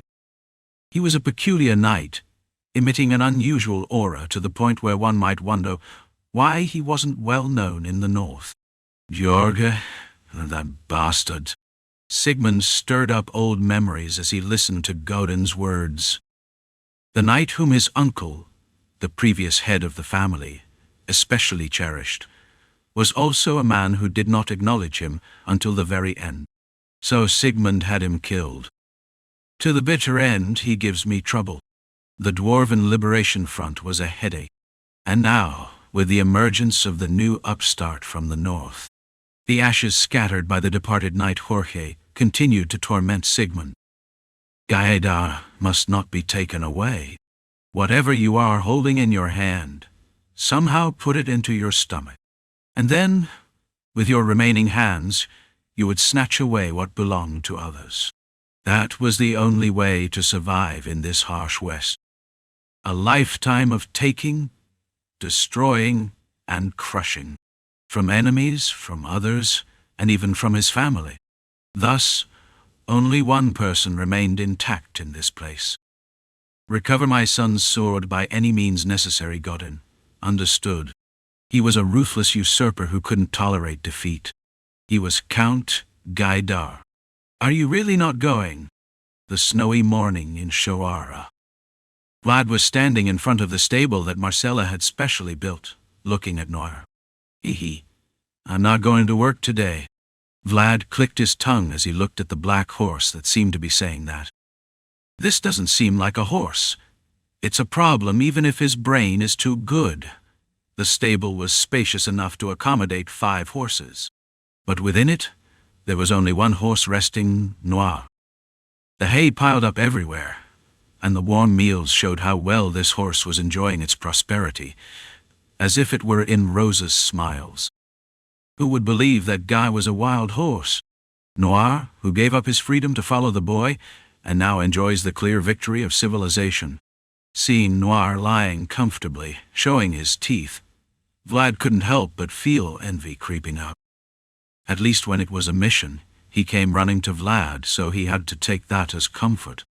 Oh, it's cold.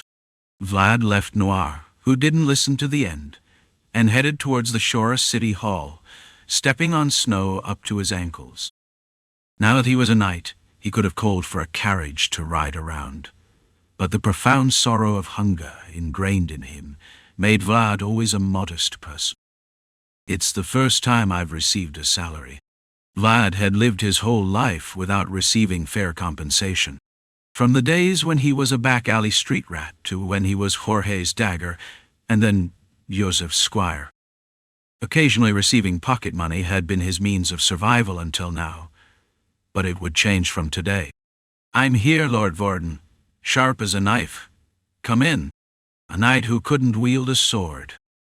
Vlad, standing outside Vorden's office, smelled the sweet scent wafting from all directions as he entered. Your face is flushed all over. In a place cluttered with messy snack piles, there was a chubby man who seemed to need as much care for his health as Yosef. Shouldn't you do some exercise? If you move a lot, you'll die early. Vorden said something that was not knightly at all, and took out a small pouch from a drawer and placed it on the desk. You know how to read, right? Then wait for the statement along with the coin. Many nobles in knight positions didn't know how to read. However, Vlad, although hesitant, could read and understand, so it would be appropriate to write it down on paper instead of conveying it orally. Buff. With a scratching sound, Vorden began jotting down the statement. Watching him, Vlad quickly checked the contents of the coin pouch. It was indeed a nimble movement reminiscent of a former pickpocket. It's 4 gold. Although his eyes were on the paper, Vorden's ears seemed to be directed towards Vlad as he casually stated the amount of this month's salary. Why? Are you disappointed? And no, Dio. Not at all.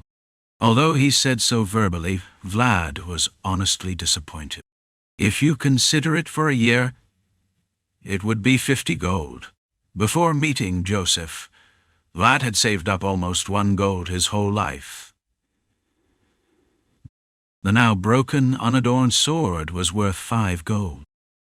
While it might have been a considerable sum in the past, 4 gold was clearly insufficient for Vlad, now that he was a knight. You're still a newbie. Vorden sighed softly, looking at Vlad, who still seemed awkward.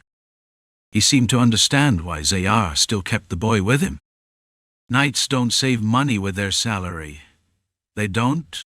Vorden put down his feather pen with a clicking sound, as if he had finally finished filling out the statement, and looked at Vlad with a meaningful smile. Knights should pursue honor, bear duty, and take responsibility accordingly. But as Vorden suddenly shifted from money talk to the fundamentals of being a knight, Vlad became puzzled and stopped speaking. That's all about money. All valuable things can be quantified in terms of money. Vlad knew that money was valuable, but he was ignorant about how to earn it. Despite longing for it as much as he had suffered from hunger all his life, he didn't know what to do because he had never experienced it. The value of honor will be paid at the end of the year, under the guise of a special bonus. A well-fed cat doesn't hunt mice. If you want to gain money and honor, you have to put in the corresponding effort. You can look forward to it.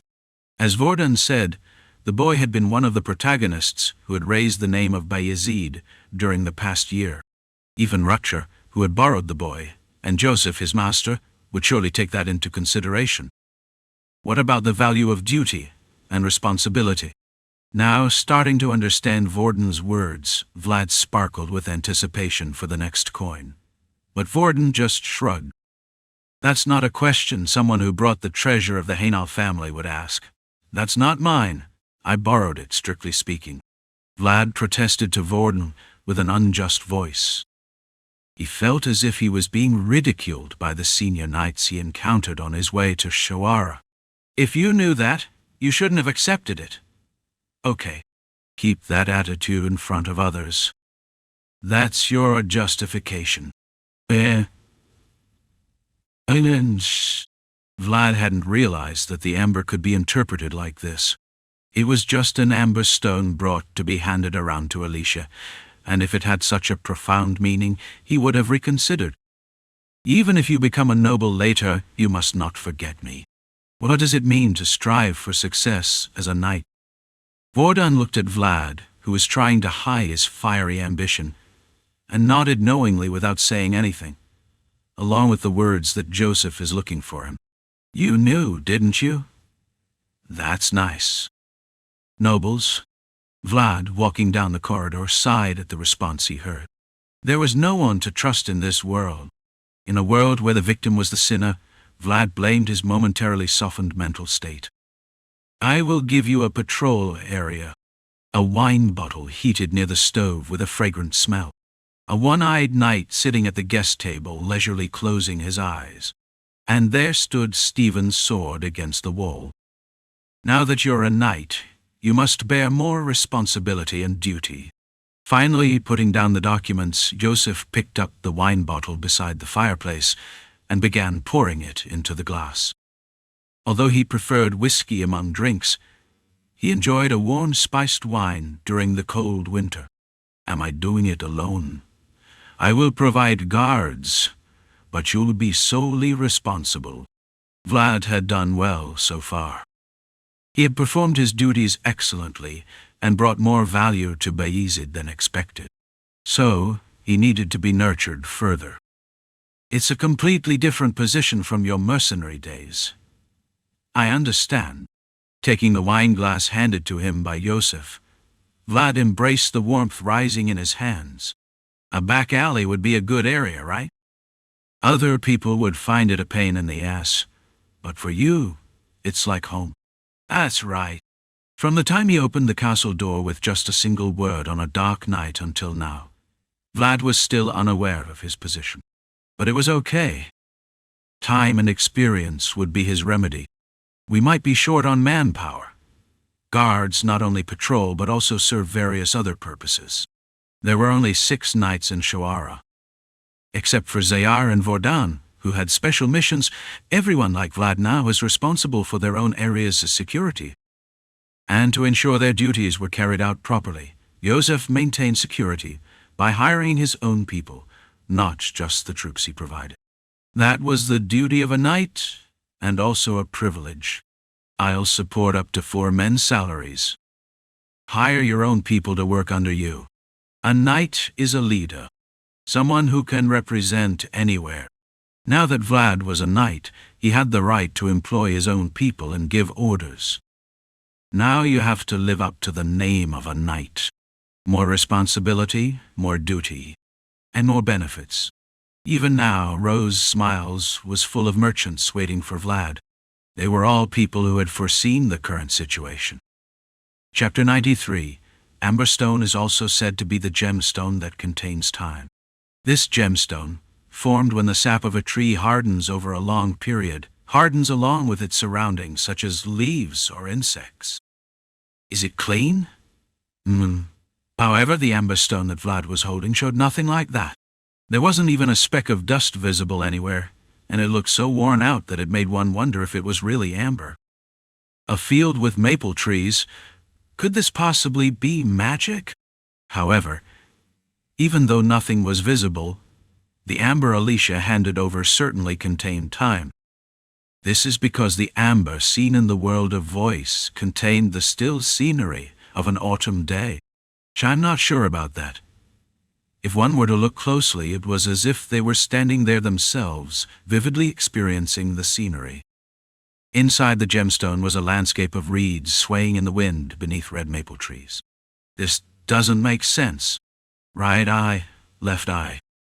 Vlad, alternating between opening and closing his eyes, couldn't help but make a puzzled expression at the vastly different appearances of the amber, depending on which world he looked at it from. Anyway, it must be related to the elves. I think so too. Even if an inexperienced boy, and the voice without memories tried to wrap their heads around it, they wouldn't come up with an answer. In the end, Vlad thought he should go to the elves who handed over this gemstone to find out the exact reason. It's quite far, though. Vlad, who had promised to find the memory of the voice, has now found a new clue. And that clue pointed to the east of the empire, where the elves' forest was located. Knock, knock. Vlad, who had been thinking for a while about how he could get to the elf forest, turned his head when he suddenly heard a knocking sound. It wasn't the sound of knocking on a door, but rather someone making knocking sounds with their mouth. What's going on? Vlad, who had hidden the amber received from Alicia in his embrace, opened the door. Outside the door there was a red-haired girl carrying laundry piles as big as her body, looking up at Vlad. Is no one here? Zamina, standing in the corridor, glanced around Vlad's room with a curious look. Vlad was momentarily taken aback by the appearance, as if she were censoring him, but eventually he had no choice but to grab the piles of laundry flying towards him. Why is this happening? Ignoring the question that came, Zamina, who quickly glanced around the corridor, confirmed that there was no one outside and promptly pushed Vlad inside and closed the door. Why can I hear you talking when no one is there? Vlad's voice flowed as if he were conversing with someone in the quiet corridor where no one was present. However, Zamina, realizing that there was only one person in the room now, sharpens her gaze and looks at Vlad. Are you still talking to the ghost by any chance? Vlad wanted to say no, but he couldn't when he met Zamina's eyes. There were more days when he knew her than when he didn't. They had rolled around at the bottom, they were friends, comrades, and sometimes accomplices. Not a ghost. So he couldn't hide anything from Zamina. She was someone who had seen Vlad closer than anyone else in this world. For a very long time, and even now. You moved to another room. Where to? To the end of the corridor. With those words, Zamina sat on the bed and let out a small sigh. Then I'll go to the room next to yours. Zamina pushed Vlad to the end of the corridor and said she would use the adjacent room. She was now willingly becoming an accomplice, ensuring that no one would notice Vlad talking to a sinister presence. Are you really okay with this? Yeah. Zamina's eyes, full of concern, pierced into Vlad's eyes. Even without words, Vlad could sincerely understand Zamina's intentions. Be careful. You're someone who can't hide anymore. A boy from a back alley who no one paid attention to could easily slip into the darkness, but Sir Vlad Vayezid's knight cannot. Now that Vlad has become a knight, he has become someone who attracts people's attention wherever he is. You must go to church. However, whether he was a boy from a shabby alley or a shining knight, Vlad was always the one in the girl's world. Zamina. What? Vlad called out to Zamina, who was about to leave, and took out a small pouch from his pocket. The first salary Vlad ever received. When Vlad received it from Vorden, the first person he thought of was the girl with red hair.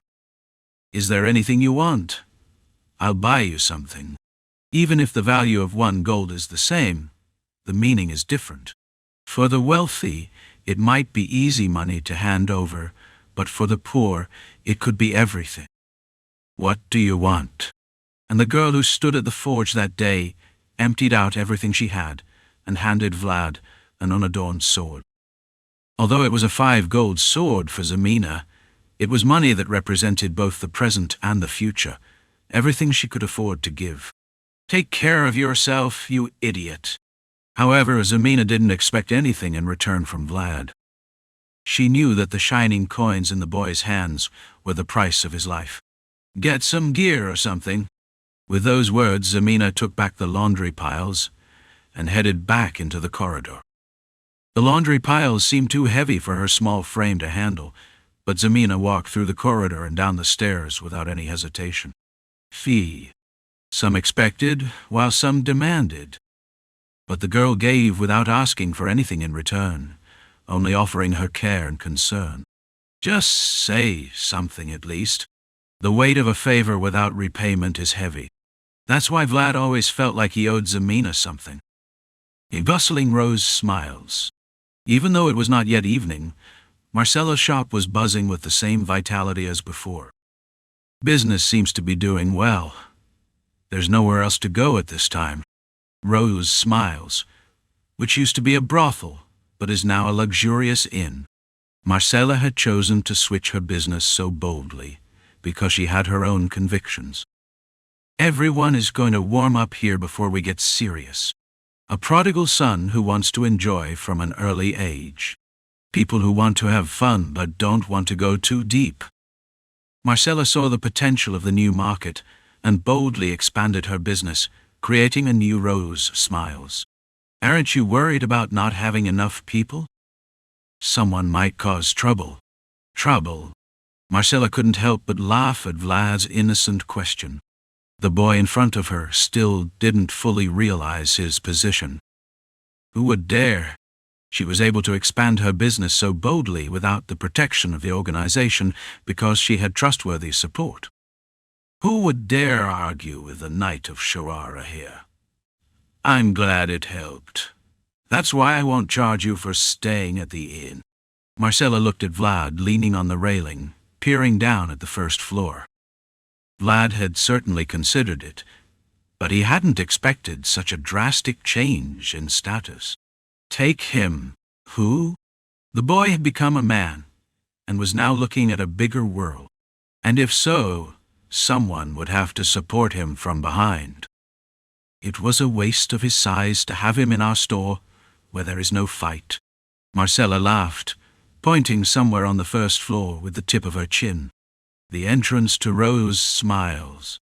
There stood a large black man with his arms crossed. His muscles are getting bigger because we fed him well. Is it okay? Even if the back alley bosses don't bother her, a sturdy man's presence would still be necessary. This was a place where alcohol was sold, and an unexpected situation could occur at any time. There are plenty of guys who want to work as security guards. However, there are probably few people in the back alleys who have a deeper connection with Vlad than the dark-skinned man over there. Knowing this, Marcella had no regrets about giving Otar away. As long as you keep staying at our inn, feel free to bring anyone you want. Sure thing.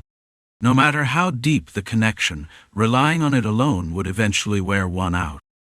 Knowing this well, Marcella was willing to invest whatever it took to firmly grasp the line connecting her to Vlad. If there's anyone you want to work with, feel free to bring them. We have plenty of rooms on the 4th floor. Relationship of giving and receiving. Marcella was offering Rose's smiles as a base for Knight Vlad. It's a good deal. The last remaining knight of the prostitutes now laughed as he looked at the madame who was no longer a prostitute. Now he could protect someone without wielding a sword. What Vlad liked most about becoming a knight was precisely that. Where the sun sets in the city, feeling the subtly changing air, Vlad walked towards the western dock. It's a bit of a waste. The more expensive it is for people, the better it is.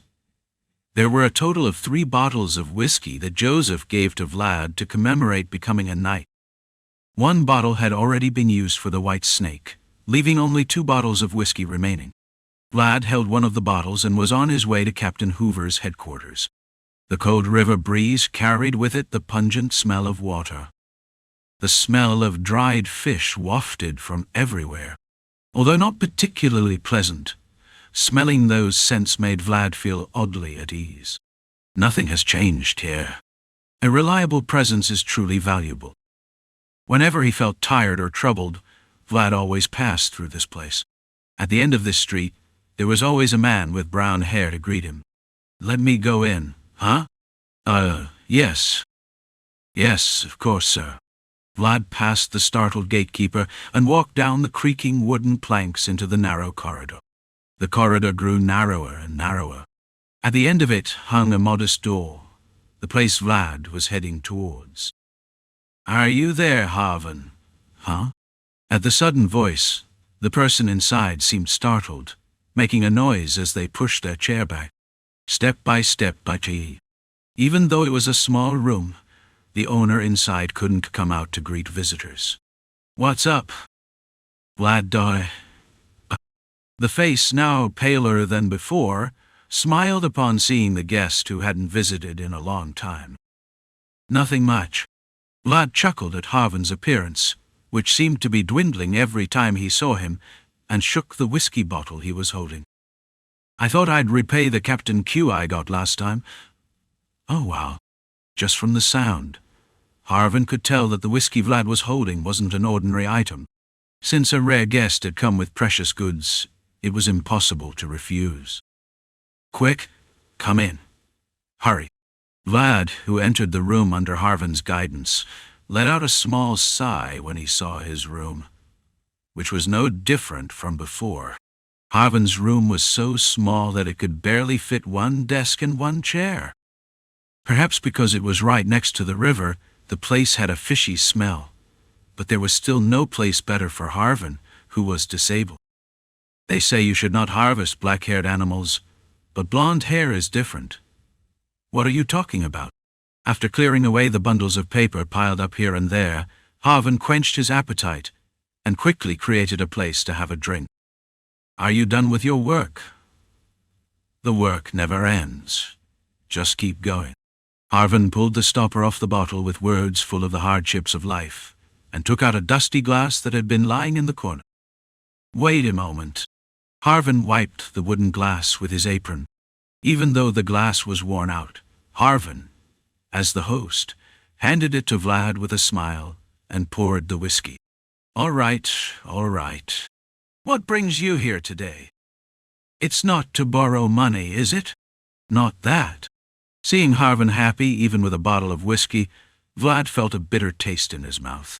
He knew Harvan wasn't someone who should be in such a sorry state here. Are you still studying navigation or astronomy or something? Oh, that. Harvan, who had finally tasted a mouthful of whiskey, frowned happily and looked at Vlad. I've stopped doing that. Why? No matter how hard one tries to shine, if no one acknowledges it, they'll eventually wither away. It was simply impossible for everyone to grasp opportunities like Vlad did. Who would hire a cripple as a navigator? It's just not realistic, no matter how you look at it. Harvan, who didn't even have the qualifications to dream, was withering away in this cramped room as well. You once said you wanted to sail. The scent of the river brushing against their noses. Harvan was someone who dreamed of sailing away on a ship to faraway places. This is enough. People need to know their limits. But Harvan's dream ultimately ended up confined to a narrow room at the end of a dark corridor. The weight of reality never allowed people to simply dream and be left alone. Is that so? Even if someone dreams, not everyone can grasp it. Not everyone can obtain something just by exerting effort. Vlad knew this well, so he didn't blame Harvan. It wasn't Harvan's fault. The problem is here, huh? Harvan's eyes widened when he saw Vlad suddenly standing up, refusing to drink. What's the matter? Just as a bird kept in a cage for too long forgets how to fly, people trapped in narrow and dark places also forget their potential. It couldn't be solely their fault. Bang! Bang! Vlad! With Harvan screaming, Vlad began kicking in all directions. Creak! Creak. Hey, man, it's all their fault. The same walls that block Harvan and the river. These bastards, which could be broken with just one kick, have been eating away at Harvan's dreams. It's all their fault. With his sword sheathed, Vlad smashed and kicked relentlessly, breaking down the walls that had been blocking Harvan. Creak. Creak. If you can't do it, then let me do it for you. You did the same for me, showing that the target above wouldn't be consumed by the darkness of the alleyways. Vlad. With the uproar, Harvan's room was gradually expanding. Vlad was breaking down the walls that had confined poor Harvan. Walls made of obstacles and reality. You're insane. Stop it! Despite Harvan's panicked shouts, as the reality he had struggled to accept crumbled, Vlad didn't stop. No, he had no intention of stopping. Through his efforts, Harvan had shown Vlad that there was another world. If it weren't for the world Harvan had shown him, Vlad might never have dreamed of becoming a knight. Now I see. This was a place where stars couldn't be seen. That's why Vlad had to break down Harvan's walls. He thought Harvan deserved a right to dream. Whoa. Harvan saw a ray of light shining over Vlad's shoulder, who was breathing heavily. A red light that even the thick dust couldn't block. The river of Shawara was there, turning red with the setting dusk. The gusting river breeze. The papers flutter in the wind in all directions. The realities that had held Harvan captive for so long were now flying away on the wind. It feels refreshing. The river was still there. He just forgot what he dreamed of. Harvan drank the whiskey he had been holding in the cold winter wind. His head was getting dizzy, but his soul felt awake. Chapter 94. A golden ball rolls. For some, it's a moment of thrill. For others, it's a ball carrying the weight of their entire lives. A ball rolling continuously over the black and red ledge was sparkling in the light from the chandelier. We should have come here earlier. However, amidst the bustling atmosphere of the gambling den, Vlad was focused solely on the spinning roulette before him. There's no better place to train one's reflexes and agility. The voice was right. Even now, the ball rolling incessantly on the roulette showed irregular movements, constantly shifting. I prefer red. Thinking of the girl with red hair who would soon turn 18, Vlad placed a chip on the number 18. A straight bet, putting all odds on one number. He didn't know what prompted him to place the bet, but Vlad followed where luck seemed to lead. Let's begin. Vlad quickly closed his left eye and began to evoke his aura. The body-strengthening art he learned from Lamond, a technique that enhances the body. The golden ball, spinning vigorously on the roulette, began to slow down within Vlad's pupil. Vlad's blue eyes, cutting through the fleeting moments invisible to ordinary people. Watching the golden ball, whose trajectory was uncertain, Vlad's eyebrows began to furrow. There's nothing as cunning as faith. Though everyone here might have thought that the roulette would move solely based on fair luck, it didn't seem that way at all to Vlad, who had his own world where he couldn't be fooled. You cheating bastards! To win in a duel, one must control the battlefield. But here, manipulation was underway beyond control, rendering any effort futile. It's a flawed world. Sir Vlad. As Vlad pondered over the emotions quietly simmering within him, someone's voice calling out reached his ears. If you had informed us in advance, we would have accommodated you. A gentleman in a neat suit, somewhat out of place in the alley. Listening to the words of the gambling den's manager, Vlad couldn't help but let out a bitter laugh. He used to be the one who would angrily tell Vlad not to come near when he was a street urchin in the alley. But now he was bowing and scraping, saying he was honored to receive him. Is the boss here now? Master Dice is still upstairs, waiting for Sir Vlad. The gambling den's Dice, one of the bosses of the back alley. Upon hearing that the boss was waiting for him, Vlad once again realized his position. Things had changed since before, and the atmosphere was different. But why is he waiting for me quietly? Pardon. That's why Vlad didn't move from his spot. This was the wrong place, and Vlad was a dignified individual with legitimate grounds and qualifications. So the person who should come looking for him would be the owner of the gambling den, not Shoara's knight. Tell the boss to come down here. The voice had spoken. Suppress with grandeur. Make sure nobody can speak up. Until then, gambling establishments will be closed. What's that supposed to mean? There was a knight who stood tall on the table containing the wrong world. He was an impressive man with blonde hair shining under a fancy chandelier. Dealer over there. Hands off. Vlad strode confidently across the table, sweeping away chips and glasses underfoot. As Vlad walked, the attention of everyone in the room began to focus on him. Vlad, Sir Vlad. The owner of the gambling den, realizing the seriousness of the situation, hurriedly began to descend the stairs with a clatter. But it was too late. Vlad's gaze was already fixed on the dark truth hidden beneath the roulette. It's been fun so far, hasn't it? The boss in the alley. Dice of the gambling den. He found himself caught in a breathless sensation as he looked at the man grinning fiercely at him. Caught on. The players in the gambling hall slowly approached the smiling Vlad in confusion. But they soon had no choice but to retreat. Don't come any closer. The knight is on official duty right now. Can we kill these guys? It seems like we could get away with it.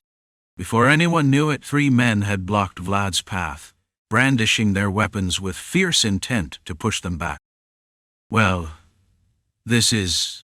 It was only then that Dice realized that Shoara's new mayor had unleashed a fierce dog against him. And that dog was the kind of guy who could stir up trouble in every nook and cranny of the alley with just a sniff. Because he was a guy born and raised here. He broke into Harvin's room and brought him out. Vlad walked down the street, frowning as he held a bottle in his hand. Isn't this it? Yeah, that's it. Harvin followed Vlad with a small bundle in his hand. The bundle contained everything Harvin had collected in his lifetime, but it was also light enough to hold in one hand, even with a staff, and it was quite a light load. It's good to be a knight. You break into someone's room and drag out one of their members, and they even give you gifts instead. This isn't a gift. Vlad looked at the oddly viscous and shimmering liquor in the bottle with a look of discomfort. It's Captain Q, right? Actually, it's Captain Q3. It's an improved version made by the boss, Captain Hoover, one of the bosses in the alley. He used to be a famous sea captain in his prime, but now he's old and fallen, hiding in Shoara's shadow. However, even after his downfall, there was one passion that still remained in him, and that was to recreate the mermaid's drink he had tasted in his youth. Maybe mermaids don't have tongues. Because they live in the sea, their body structures might be different from ours. Harvin said Hoover's liquor-making skills were mediocre but not bad. Even when Jorge was around, his boss wasn't a bad guy, and although he was rough around the edges, he was also the one who took in Harvin, who had a disability. The new mayor of Horara won't touch Captain. He's creating value for the city in his own way. Oh, really? No matter how many bugs there are beneficial bugs and pests. Harvin, although he hadn't directly seen or experienced it so far, indirectly glimpsed various worlds through the documents and tasks given to him.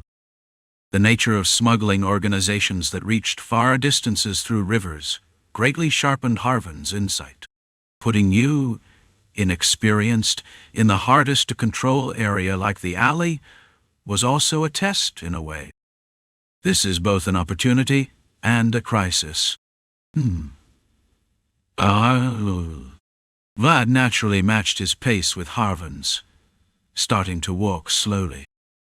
Not only out of consideration for his disability, but also because the words coming from Harvan's mouth naturally caught Vlad's stride. So, what's next? Yosef didn't give detailed instructions to the inexperienced Vlad. He believed that even seeking advice would help the young knight. Let the bosses know, like you did today. Harvan smiled, looking at Rose's smiles far away in the night sky. That you've come. New mayor, new night dosh, and a new order. Harvan knew exactly what Yosef wanted from Vlad. Marcella had indeed given half of the 4th floor to Vlad. Thank you. I know you too, after all. Otar, now serving the night, thanked Vlad for giving him a room and a job. He will be dead soon if I keep pickpocketing. Vlad, leaning against the railing of the 4th floor, looked at the boy diligently sweeping on the 1st floor. The black boy who took over the job Vlad had when he was a newbie. Vlad prepared a place at Rosa's Smiles for Ned, who was Otar's younger brother, and also had a relationship with him, and Ned was currently living on the 4th floor with Otar. Madam is pleased. She says you got rid of all the troublemakers who were causing problems. Zamina, who approached Vlad pretending to clean, quietly whispered, pointing to where Harvan was. He didn't know that Marcella hated it so much. At the spot Zamina pointed to, Harvan was there, dealing with people who came to see Vlad with a table set up. He seems different. I didn't know Harvan had this side to him. Vlad didn't audibly respond to Zamina's words. He simply nodded in agreement. A person needs a place to showcase their abilities to prove themselves. And Harvan, in his current role as a knight's representative rather than being stuck in a dark room with a foul smell, was sorting out the riffraff with the credentials of a knight's representative.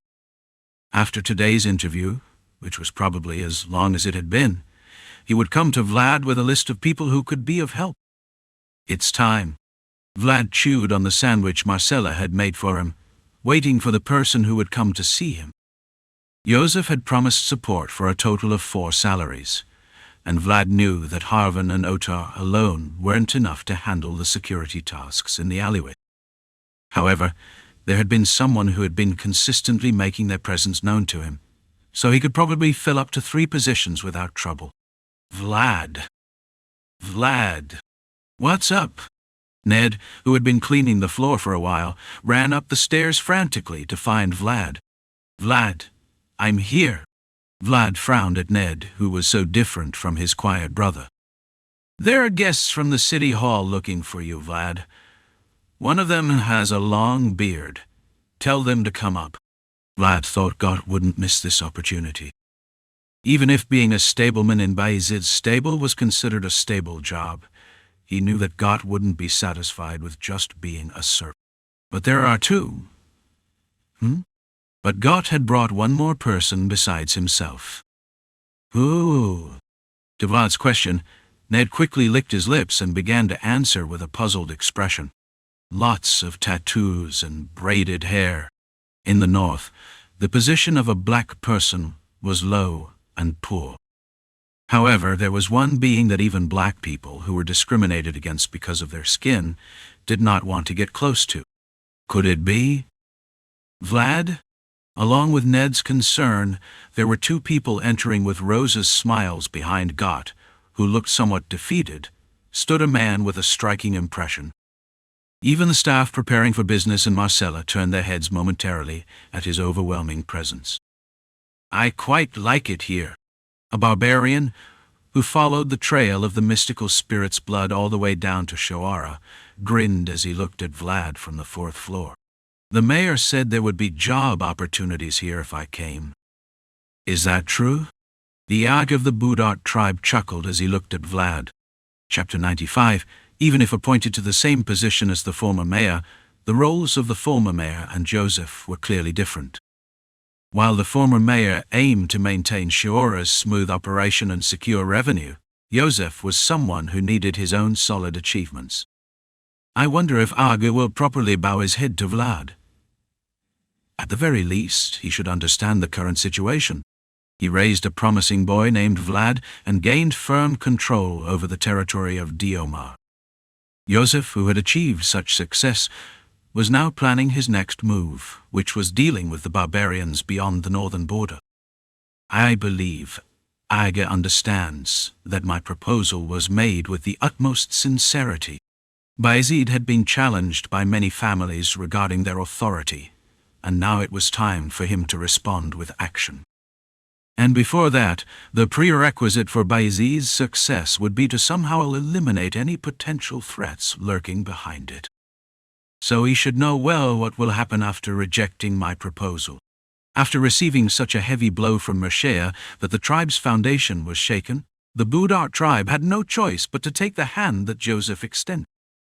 It would be great if they moved as intended. That's right. It would be a task worth attempting, but it wouldn't be easy. Yosef, who knew this, poured warm wine into a glass and let out a small sigh. I wonder when this division began. Though they were both from the northern region, barbarians and northerners had long been at odds. It is unknown when the chain of hatred began, but Joseph did not think that the current situation would be beneficial to the north. Our worlds may be adjacent, but they can never be one.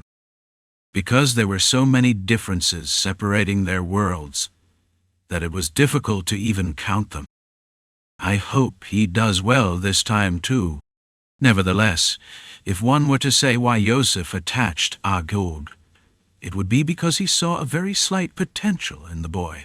A boy riding a black horse, revered by the barbarians. And the boy who saved the barbarians by riding that horse and hunting the northern dragon. Vlad, unlike the northerners he had known so far, was gaining a slight sense of camaraderie with the barbarians. Yosef could only hope that Vlad would exceed his expectations once again this time. Ever since Vlad left that evening, Dice's gambling den has not been able to open. Externally, it was announced that the interior facilities were being maintained, but in reality, it was because Vlad had ordered a week-long suspension of operations. Is this enough? I'm not sure. We'll have to see. Arriving at Vorden's office, Vlad set down a handful of papers he had brought with him. I have no idea what this is about. Just knowing that words are written is a wonderful thing. The papers Vlad brought were all financial documents from the Dice's gambling den. Although they had been seized to estimate profits from previous fraudulent activities, Vordan, who was supposed to deal with them, simply pushed the papers aside quietly. Should I take some of these away? No. Vlad himself knew that they were meaningless documents, even though he didn't know what was written on them. To reopen the Dice's gambling den, flashy gold coins would be the answer, rather than clear justifications. Don't take any bribes yet? From whom? From my friend. After hearing Vlad's reply, Vordan shrugged his shoulders. Whoever it is, they're a smart friend. It's the foundation of strategy. Harvan told Vlad that it was a time not for reaping but for sowing seeds. Instead of being eager for immediate gain, it was advised to aim for higher fruits. Go see Sir Gregory later. Why? Vordan felt proud seeing Vlad finding the right path. The boy who couldn't even read orders properly had somehow turned into a worthy knight, so it would be okay to offer him a little help. Because what you both want aligns perfectly. Seeing Vlad's questioning gaze, Vordan rummaged through a drawer and tossed him a candy. It was a dessert that suited a clueless novice. I've said everything I need to say, so go ahead. Seeing Vordan waving his hand while saying strange words, Vlad had no choice but to go outside. What's that? Vlad, who came out into the hallway with ambiguous words, just scratched his head. Jorge had praised Vlad as someone who could be a leader anywhere, but the problem was that his thinking was still confined to the alley. Regardless of whether he was clever or not, Vlad, who had just risen to the top, still didn't have enough time to understand the world of knights. Vlad, but it would be fine. Sir Gregory? Vlad, who always found what he needed to do, even in unfamiliar surroundings, followed Gregory's beckoning gesture at the end of the hallway, and accepted the item he offered. It was wrapped in luxurious packaging. It was the pickled meat of the Canur family that Petray often offered during their squire days. "I was just about to come see you. Is that so?" Although it meant agreeing to Vordon's words, Gregory seemed to interpret it differently and began to be very pleased. "Perfect. I knew we'd understand each other." "Really?" Gregory is Petray's maternal uncle. In other words, he had a close relationship with the Canur family. "Did you say Black Bear?" "It is an organization that runs the meat business in the alley." "Yes. While the Canur family was famous for its livestock industry in Vayezid County, they only had territory limited to Sturma and nearby villages. Lord Yosef doesn't seem to like them either. How about we team up and give them a run for their money?" "Heavy?" For the Canur family to smoothly expand their influence into other regions, it would be best to take over the existing market. And conveniently, in the city of Shawara, there was a young knight sponsored by the Canur family. "So that's what this is about, huh? A knight wields a sword, and a sword represents strength." Behind the knights who paved the way with legitimate justifications, there were always people looking to gain benefits. "Sure. I was thinking of lending a hand anyway." Vlad chuckled as he accepted the pickled meat from Gregory. "Are you going to lend me people?" "Of course. If you want, you can participate directly. Dice's gambling Dane and Captain Hoover in the smuggling business were fine, but not the Black Bear. He had crossed the line. And knights had the authority to deal with those who crossed the line.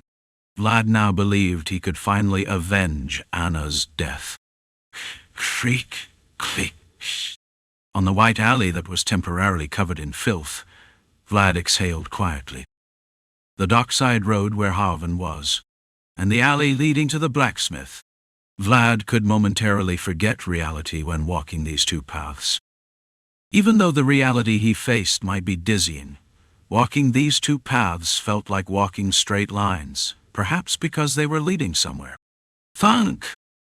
Finally, Vlad opened the door with a harsh sound and entered a dark forge with no lights, accompanied by the cold winter wind. "Oh. Down. As he entered, the first things that caught his eye were the dusty workbench and the cold, lifeless forge. The forge should always have been burning, but now it was filled only with a dim layer of ash. "I guess I came too late." The snow outside the door that had not been cleared for a long time had piled up and turned into a hard lump of ice. It was standing there blocking the shabby door, as if to show that no one had come for a while. "I had a favor to ask you." Vlad had come here because he had something to ask the old man and something to show him. However, the old blacksmith just lay motionless on his old bed, even though the guest came.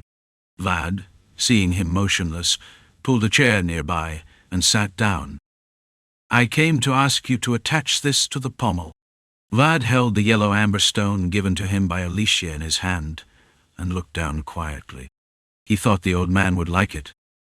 Though he'd never left the back alleys his whole life, the old man, who had always longed for the outside world, had always enjoyed Vlad's stories, accompanied by the scars on the sword.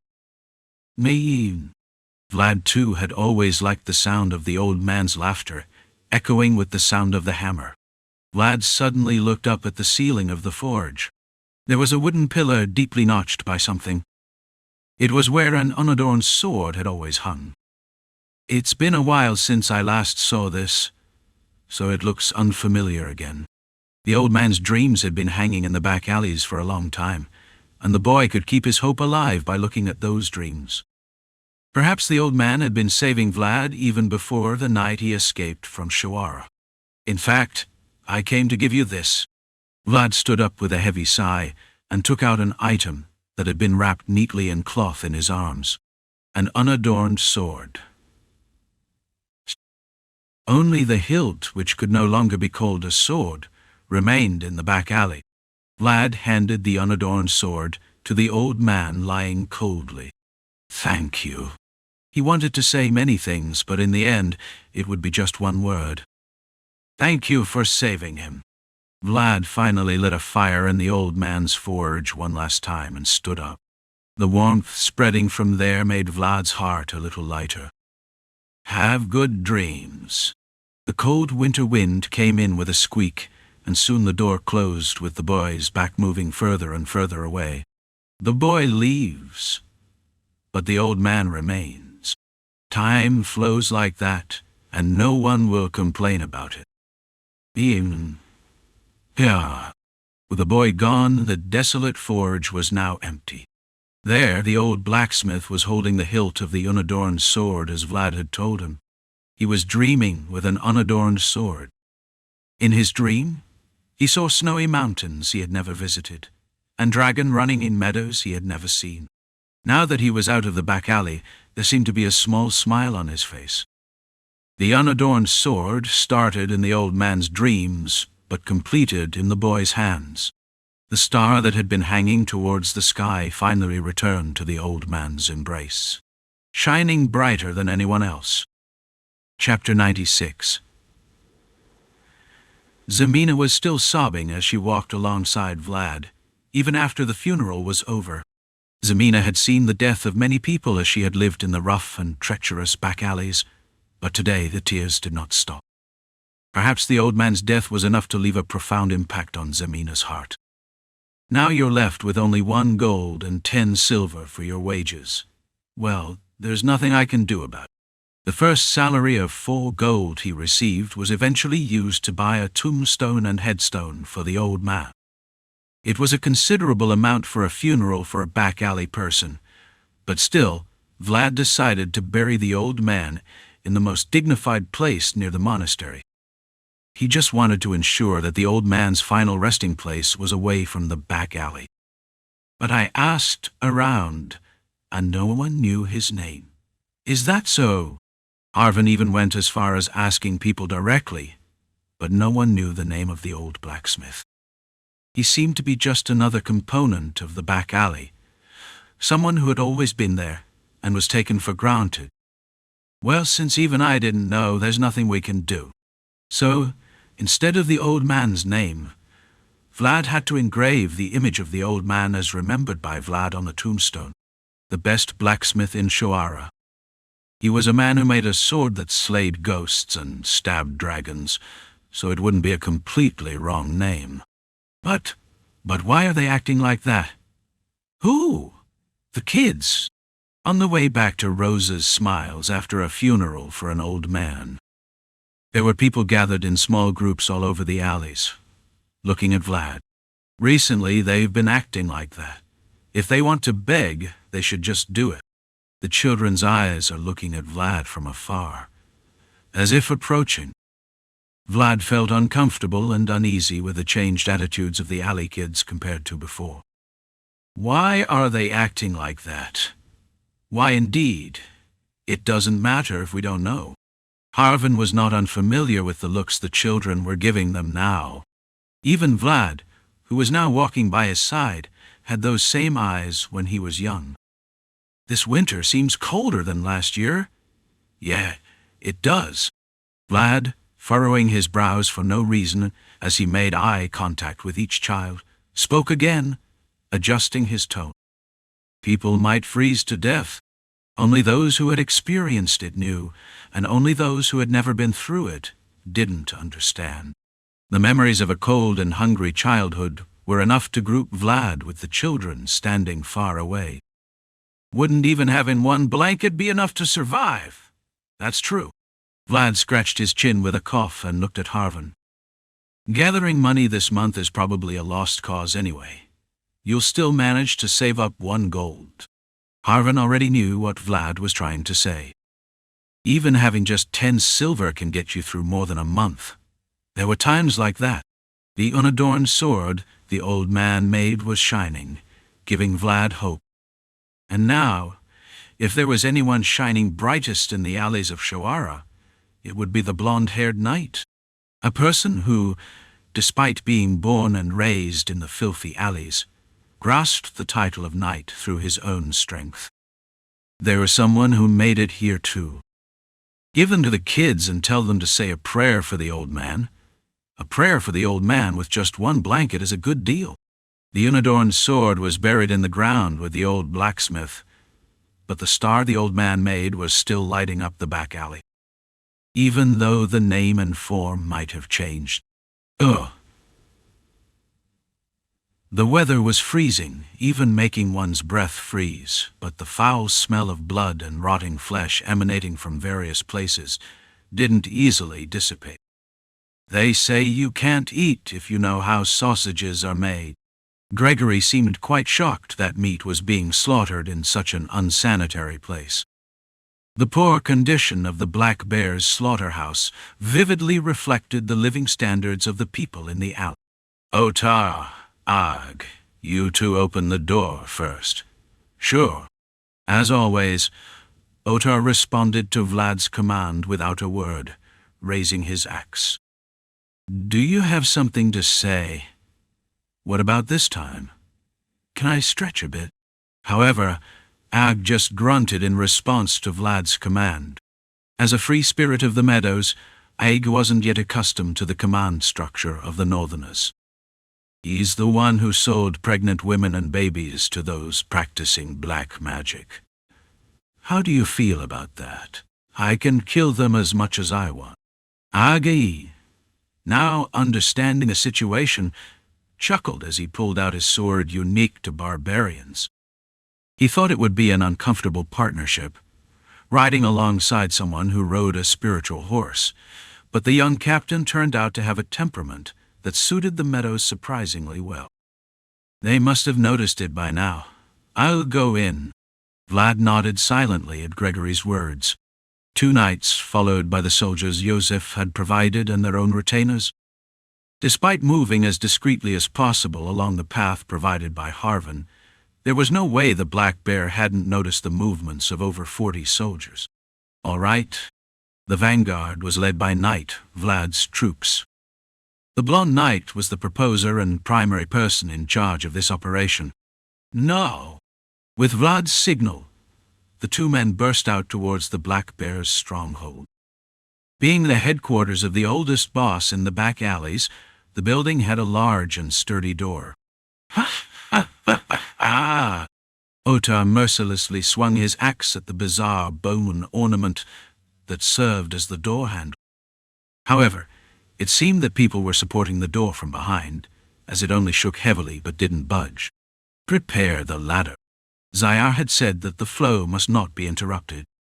Even if the attack was thwarted, there must always be a next move prepared, and through that they must seize the initiative. Wait. As soldiers moved to attach the ladder to the second-floor window, Ag momentarily raised his hand towards Vlad. A faint light began to flicker between the tattoos engraved on his palm. It's time I showed you once. Your world is not everything.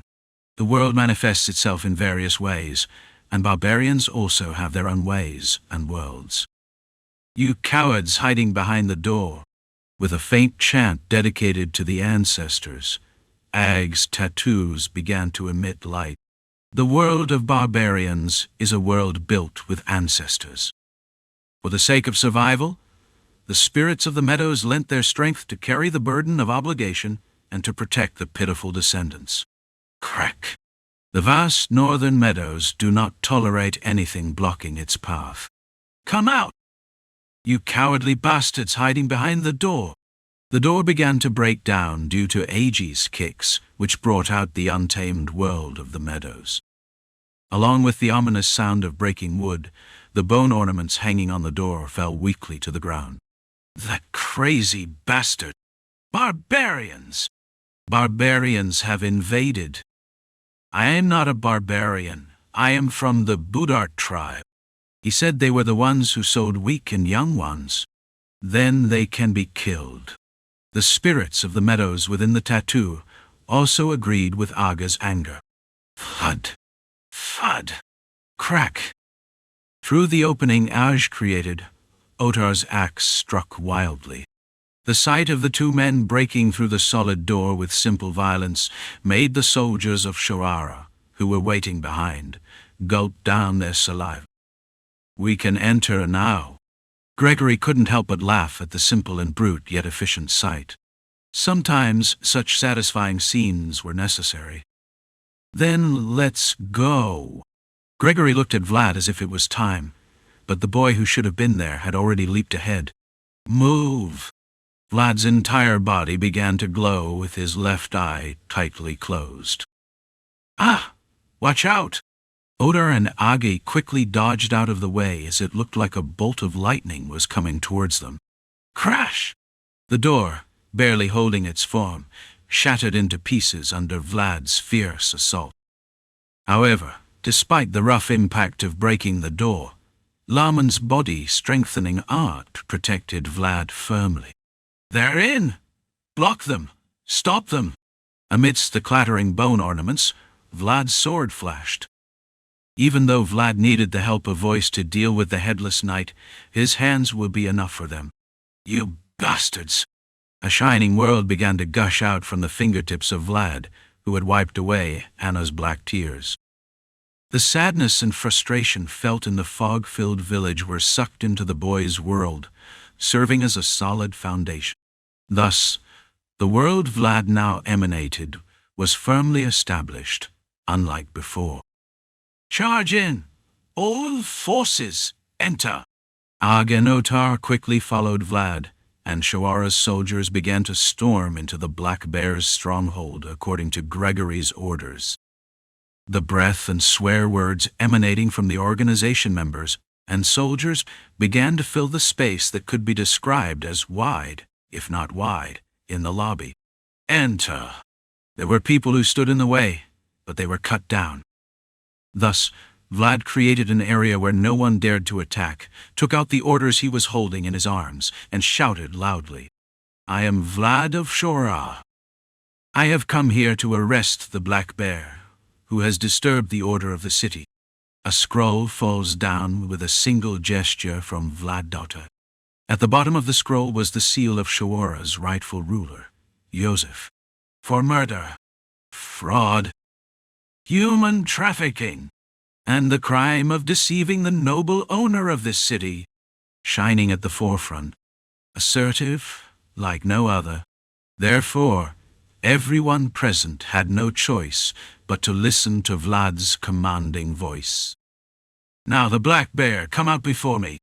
In response to Vlad's declaration-like order, there was only a heavy silence.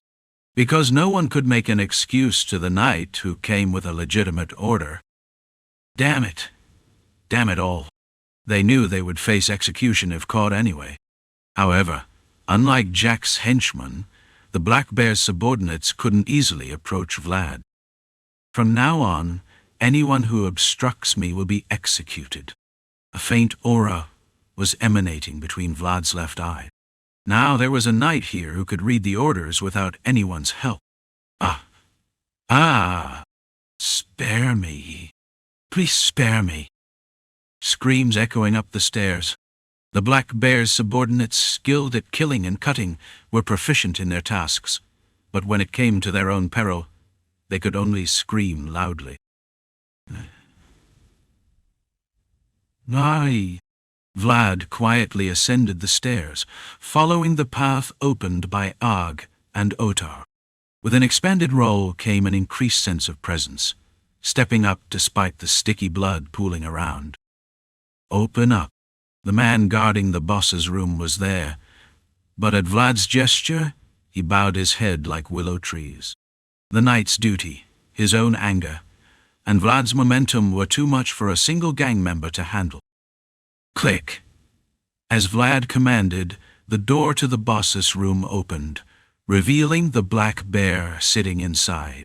His pupils were constantly shaking, and his forehead was wet even though it was winter, showing how nervous he was. "Welcome, Sir Vlad." But Vlad's gaze wasn't on the Black Bear. It was on the man slowly standing up with his back turned. He was wearing a white robe. "Who are you?" Vlad was momentarily taken aback by the unexpected figure. but soon composed himself. If the person in front of him was a priest who followed the will of God, as he seemed, Vlad could not treat him carelessly, no matter how much of a knight he was. Nobles and priests had their own separate areas, as he had been taught. I am a person who has come out of the Swordmaster Church under the bishop's orders. I heard there was a lost lamb here, and so I came. The face was wrinkled, but it was full of radiance.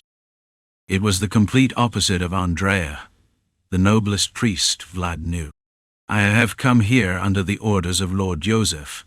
The person standing beside the priest is a clear sinner. But there are no sinners here now, Sir Vlad. A truly comforting smile. The priest, with a smile full of kindness, then took out a piece of paper and held it out to Vlad. His sins have been forgiven in the name of God. The black bear, upon hearing the priest's words, wiped his sweat with a sigh of relief, as if finally feeling relieved. Vlad silently looked at the paper the priest presented. The ink on the paper was still fresh, as if it had just been written. At the top was written the word, indulgence. Chapter 97. God is everywhere, but his embrace does not reach everyone equally. He descends first to the high, and gives more to those who have much. That has been the image of God and the church that the people at the bottom have seen so far. Then is this person now innocent? Of course. It's an indulgence issued directly by the bishop. The priest answered Vlad's question, then closed his eyes and began to recite prayers with a devout posture. His faithful appearance made anyone feel as if God's grace had truly reached this place. Just with this, Vlad couldn't understand that all the sins of the black bear were forgiven with one piece of paper that the priest was holding. Could the tears shed by those women dying in the false church be wiped away with just this one piece of paper? Then who will compensate for the black tears Anna shed? Sin can always be forgiven with a faithful heart. Sir Vlad. The priest sent by the bishop was smiling kindly as he looked at Vlad, who was angry and confused, not knowing what to do. I am innocent now. Vlad turned his head towards the voice coming from beside him, dazed. Because I have been forgiven by God. Isn't it now done? You've forgiven? Where Vlad turned his head, the black bear was smiling slightly as he looked at Vlad, as if he had come to terms with it. Now that he has been declared innocent by the church and the indulgence, he must have the right to smile. The women he sold were locked in a dark place and died in fear, but the person who drove them to death was smiling. This was wrong. Can anyone really be forgiven as long as they have a faithful heart? Priests? Of course, Sir Knight. Is it true that anyone can be acquitted of any sin as long as they receive forgiveness from God and the church? I see. If that's the case, then I must seek forgiveness too. I promised to wipe away Anna's tears that day when they couldn't flow, and in return I must take responsibility. Sir Vlad, I confess my sins, priest.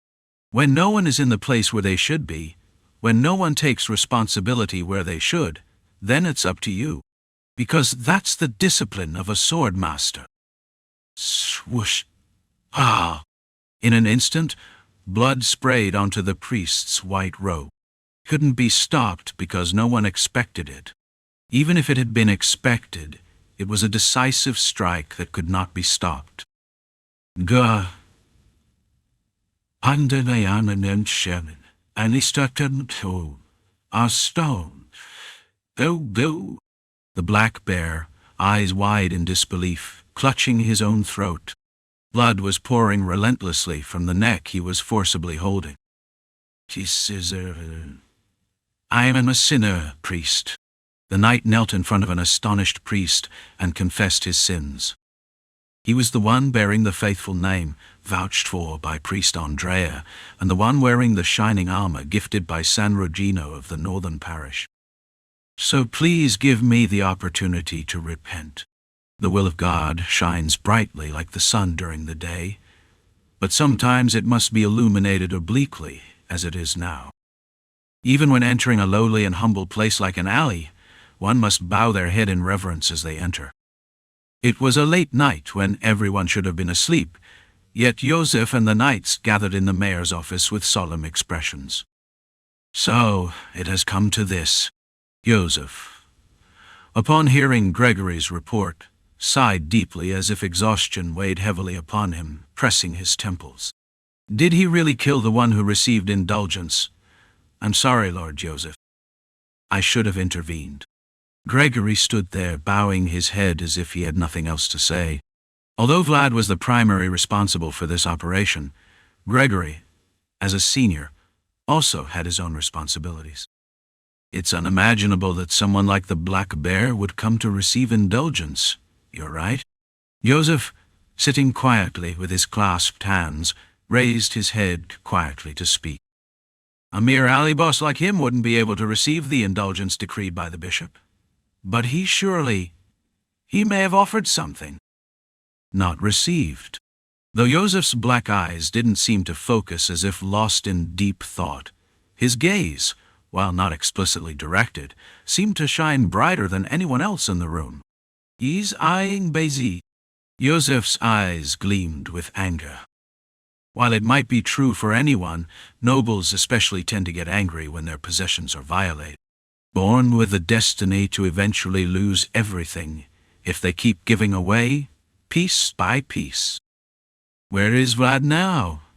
He's waiting outside the door. Good. Even though it was a foolish choice, it didn't mean his actions were incomprehensible.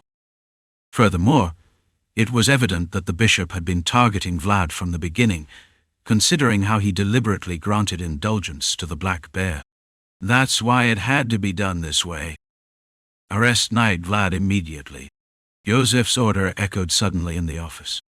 Gregory and Vordan, who were listening to the command, looked at their lord with startled expressions. Lord Yosef. Right now, Vlad. The charge is murder. A firm and cold order. Yosef's voice carried no tremor, as if he had already made up his mind. Understood. Everyone was unable to move easily due to the shocking order, but only Zayar went out without hesitation at Yosef's command. Sir Zayar, perhaps I should... it's my fault for raising him poorly. I'll take responsibility.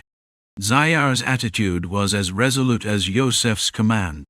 If the boy needs to be punished and beaten, it should be him doing it. It would be more comforting to do it himself than to watch someone else do it. Dan. Gregory sighed, imagining the situation unfolding outside the door. The teacher is arresting his own student. He never expected such a situation. If he had known it would come to this, he would never have sent Vlad upstairs alone. Sir Gregory, yes. However, Gregory had no room for regret. You also need to take responsibility as a participant in this matter. Yes, sir. Yosef was talking to Gregory with his mouth, but started scribbling and writing things down with his hands. So go to Varna immediately. What? Gregory accepted the letter handed to him by Yosef, standing there dumbfounded. After gathering his wits, he looked at the envelope, on which was written the name, Priest André. The sooner the better. Okay, understood. Something urgent was unfolding. However, Yosef was acting as if he had been waiting for this, so Gregory had no choice but to obey the command. Summon a mage, Sir Vordan. I need to contact my father in San Regino. Got it. Also inform Maxim and Cade. Cancel all their missions and have them wait here. Yes. Ward didn't merely begin with clashes of swords and spears. The Bishop of Shawara had now declared war on the legitimate Vayezid using Vlad as bait, and Yosef chose a decisive battle rather than surrender in response. So, you're making the first move. He knew. It would eventually come to this. He had been pondering when the right time would be, or whether he should move first. This was the reason why Peter, the head of the family, sent Yosef to Shoara instead of his eldest son, Ch. His second son might not have the talent for the sword, but he was born with sharpness no less than that, if not greater. It's probably for the best. Inside the empty office, a young man with deep shadows under his eyes was now gleaming with a dark light. Now was the time to possess it fully. The city of Vayezid, unbound by anything. Oh, the towering spires symbolized closeness to the heavens, while the sprawling buildings represented expansiveness, all in the arms of God. Although it was smaller than Varna, which had a strong religious flavor, the church in Shoara was also one of the largest buildings in the city, noticeable even to the ignorant. So he cut him down without hesitation? Yes, Lord Bishop. The bishop's throne room was adorned with black and white tiles, arranged in repetition. The bishop of Shoara was listening to the report of the priest there, where the craftsman who built the church had made it with the utmost care. He turned out to be more fiery than I had heard. The man in the red robe, his parched body looked unsightly, but his tall height, which seemed to be 2 meters, was sure to be intimidating to others. It seems shaking him up was the right move. The priest in the white robe, who had directly delivered the indulgence to the black bear, stood with his head bowed, not daring to meet the bishop's gaze. Bishop of Shoara, Pierre Ch. Currently, he wore a tranquil smile, but before becoming a bishop, he was notorious as a merciless inquisitor. Is he vouched for by priest Andrea? Yes, Lord Bishop. Bishop Pierre closed his eyes, smiling as if he was truly satisfied with the answer he received. Almost everyone closely associated with Vlad had been regarded as a thorn in his side. If all goes well, we might eliminate them all at once. Despite not holding a high rank in the clergy, priest Andrea was known throughout the north for his devoutness. Although he resided in Varna rather than in the city, Bishop Pierre had always found him discomforting. Even though they are united by a single purpose, humans tend to conglomerate, but as organizations grow larger and broader, they inevitably resort to various compromises. In this sense, Andrea and Pierre were individuals on opposite sides. The gentleman at the Vatican would be pleased. While God's will is one, there are various ways to convey it. Pierre firmly believed that only his path truly aligned with God's will, and never doubted it. Send someone to the new mayor. He needs to understand the folly of ignoring my indulgence. Yosef, the new mayor, might have expanded his influence with his own resolve, but Pierre could no longer tolerate it. It was time to assert his presence with sharp warnings. Tell the heresy inquisitors to prepare as well. Understood. Vlad would have fallen for Pierre's scheme at some point, if not now. As a young, inexperienced knight, Vlad had always been under Pierre's watchful eye. Let's see his face. There are no results without causes. That was the truth that Pierre felt painfully while working as a heresy inquisitor throughout his life. That brat claims to have been struck by a black lightning bolt. No matter how talented he was, it was incomprehensible to Pierre's common sense that he was able to wield aura and become a knight in just 1 year. Perhaps the boy's shining achievements harbored darker shadows than Pierre had expected. Chapter 98. The back alleys that burned in the heat of the night, only miserable remnants remained. It was the time for those who had worked, and those who had indulged to find shadows somewhere and drift off to sleep. At that time, when the sun was not yet up, there were people who came in with the church flag. Everyone stop. Soldiers trampling over the mess of the filthy alley. They halted at Madame Marcella's inn. Rose smiles. We are sent by the Bishop of Shoara, Lord Pierre. Open the door, innkeeper. Knight Vlad ignored the indulgence issued by Bishop Pierre. This was nothing short of disregarding the will of the god, a serious act of sacrilege. And here, In Rose's smiles were people who had killed the innocent. If you don't open the door now, you will be treated as blasphemous too. The voice of the Holy Knight echoed through the quiet back alley. It was the will of the god that had reached the place most in need of salvation. But the will was nothing but a cold judgment, not a warm smile. Drag the sinners out of here. Even in the face of the abstract order of the Holy Knight, Rose's smiles did not flicker. The Holy Knight, standing under the sacred flag, nodded as if to say it was for the best. Clang, thud. The bishop's soldiers each drew their weapons and advanced towards the nest of the boy. While the embrace of God is merciful, his will is cold, and so humans must all bow their heads before him. Break down the door. Vlad clenched a shining star in his hand, but the light was still feeble, not enough to protect himself, let alone those around him. The hardships that come in life are like storms, impossible to withstand with just two hands. And so people must lean on each other to survive. Just like this moment. You guys have a short temper. A man emerged from within the unlit Rose's smiles, holding a single candle. The man with the impressive scar on his half-shaved head looked like an unusual person wearing shiny plate armor. Oi! Who are you? Despite approaching dozens of soldiers, the man showed no sign of wavering. I am Knight Maxim, serving Lord Yosef. In this city, no one would dare not yield to the word of the bishop, except for Yosef, the mayor of Shoara. Apologies, but the inn, Rose Smiles, is currently under our investigation. If the powers are so equal that it is difficult to compare them, then in the end, justification will come first. And now, it was Maxim, Knight of Yosef, who first invoked judicial authority within the Rose's Smiles, not the bishop's holy knight. The people here are suspected of blasphemy, and some are also suspected of murder. There is a line that nobility and the church must not cross. However, it was Bishop Pierre who first crossed that line, so Yosef had no reason to adhere to the implicit rules until now. From now on, the Rose Smiles will be under our blockade.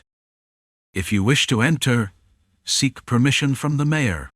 With Maxim's words, soldiers of Yosef began pouring out from within the Rose's Smiles, pushing aside the bishop's soldiers without hesitation and gradually expanding their territory.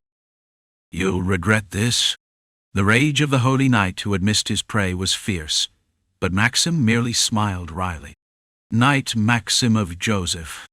He was one of the two knights who had been involved with the woman shedding black tears alongside Kate. Regret could still exist while one lived. If it hadn't been for Vlad that day, Maxim wouldn't even be standing here now. I'm a debtor too, can't help it. The authority of the church was difficult for a single knight to handle, but Maxim volunteered that he would do it himself. He thought he had to do this to repay the price of his life. She had a hand here. In the tips credit. Even my first on the table. So my hey. Even though it was a place where one could still feel the outside air through small windows, Vlad's expression remained dark. I always told you to be prepared for the next. Vlad had no words to answer Zaya's words coming from outside the bars.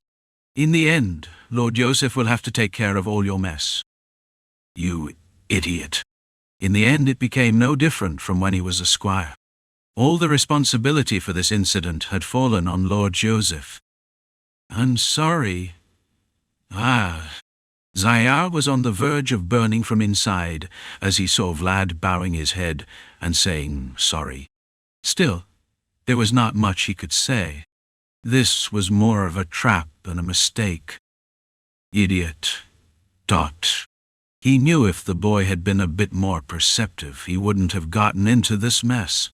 But the boy still lacked understanding of not just the world of nobles, but the broader world, including the church. Bishop Pierre had chosen his target wisely. You'll soon testify in the church. Be prepared for that. As the justification lay on their side, Eventually they would have to go out to the church to explain. Pierre, who had been an heresy inquisitor, had risen to the position of bishop with his excellent interrogation skills, so it was obvious it would be a severe trial. Oh.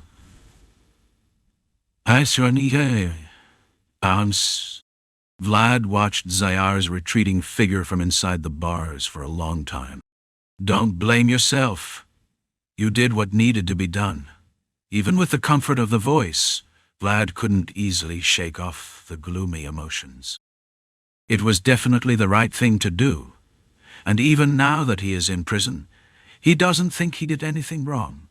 But in the end, it ended up like this. I'm the one at fault.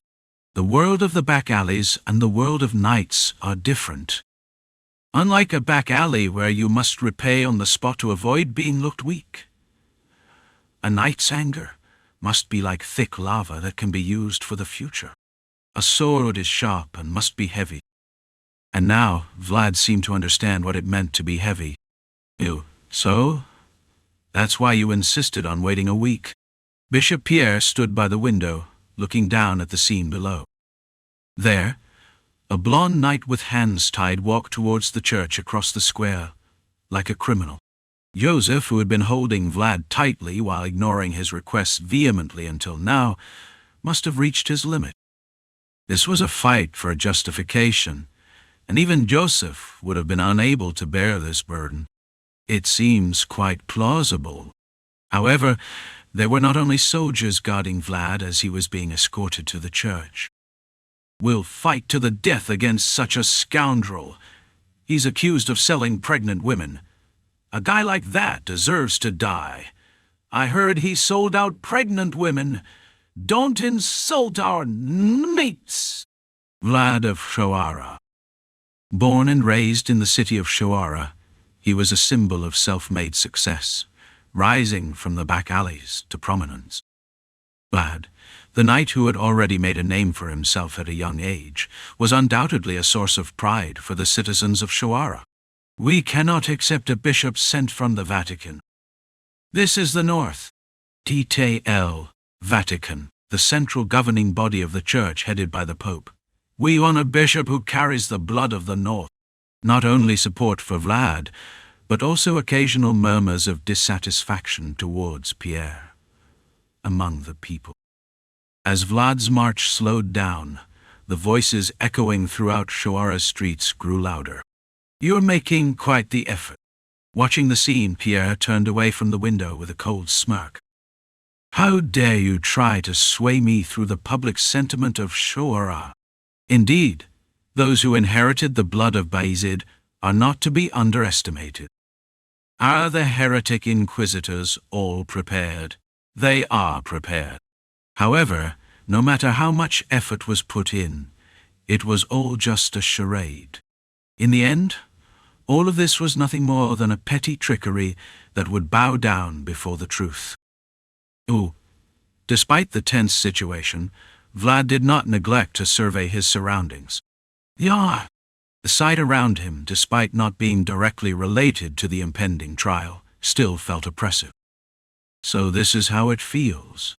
Even though he had lived in Shoara all his life, this was a place he had never set foot in before. For those who lived without the church, it was a place with too high a threshold. Knight Vlad stepped forward. The trial chamber, shaped like a semicircle. The place where the judge, Pierre, and the suspect, Vlad, would stand was in the very center of the court, and the officials, including Yosef and the city's influential people, who had been specially invited by the church, were to look down on them from above. These are heretic inquisitors. The crystal ball he is holding looks unusual. Vlad turned his head to look at the inquisitors surrounding him. 8 inquisitors in total. Each of them held a crystal orb the size of a human head in both hands. There are 8 of them in total. They wouldn't go to such lengths even for witch hunts. This has gone too far. Yosef frowned as he felt the bitterness rising from above. I must prepare for the worst. Despite striving for a week to steer the trial favorably, time had ultimately run short. Now, He had to prepare for the next move, considering the worst possible outcome. "Place your hand on the Bible and swear to speak only the truth," said Vlad. Inside the church built in God's name, Vlad placed his hand on the Bible. "I swear to speak only the truth. An oath is something you say with your mouth and keep with your conscience, but in the current situation it will be expressed a little differently." The intricate writings on the floor of the courtroom would cause the crystal orbs to dim the moment Vlad tells a lie. Yosef silently looked at Pierre, standing in front of him with burning eyes. However, Pierre's response was only a stoic coldness. "Let us begin the trial of Sir Vlad, a knight of the Vayezid family." Though it was the declaration of the trial's commencement, it might as well have been its conclusion. For this trial was nothing more than a staged performance to reach a predetermined outcome, and that outcome would not be a favorable sight for Vlad. "Knight Vlad, is it true that you murdered a man known as the Black Bear, who bore a letter of indulgence?" Upon hearing the bishop's question, Yosef unconsciously clenched his fists. Pierre was now framing Vlad for the crime through leading questions. "Yes, you admit to defying the word of God. What do you say?" Though Vlad's response was merely admitting to killing the Black Bear, Pierre interpreted it as defiance against God's will. "I did not defy the word of God." Next question. One question, one answer. With Vlad's response, one of the inquisitors stepped forward. "Does Knight Vlad believe that every decision he has made in taking a person's life, including this incident, has always been just and righteous?" "Yes. He did what needed to be done when he needed to be there." The Black Bear was a despicable man who trafficked pregnant women, and even with an indulgence, his wrongdoing could not be hidden. "It's a lie." But in response to Vlad's answer, one of the Inquisitor's crystal orbs lost its light.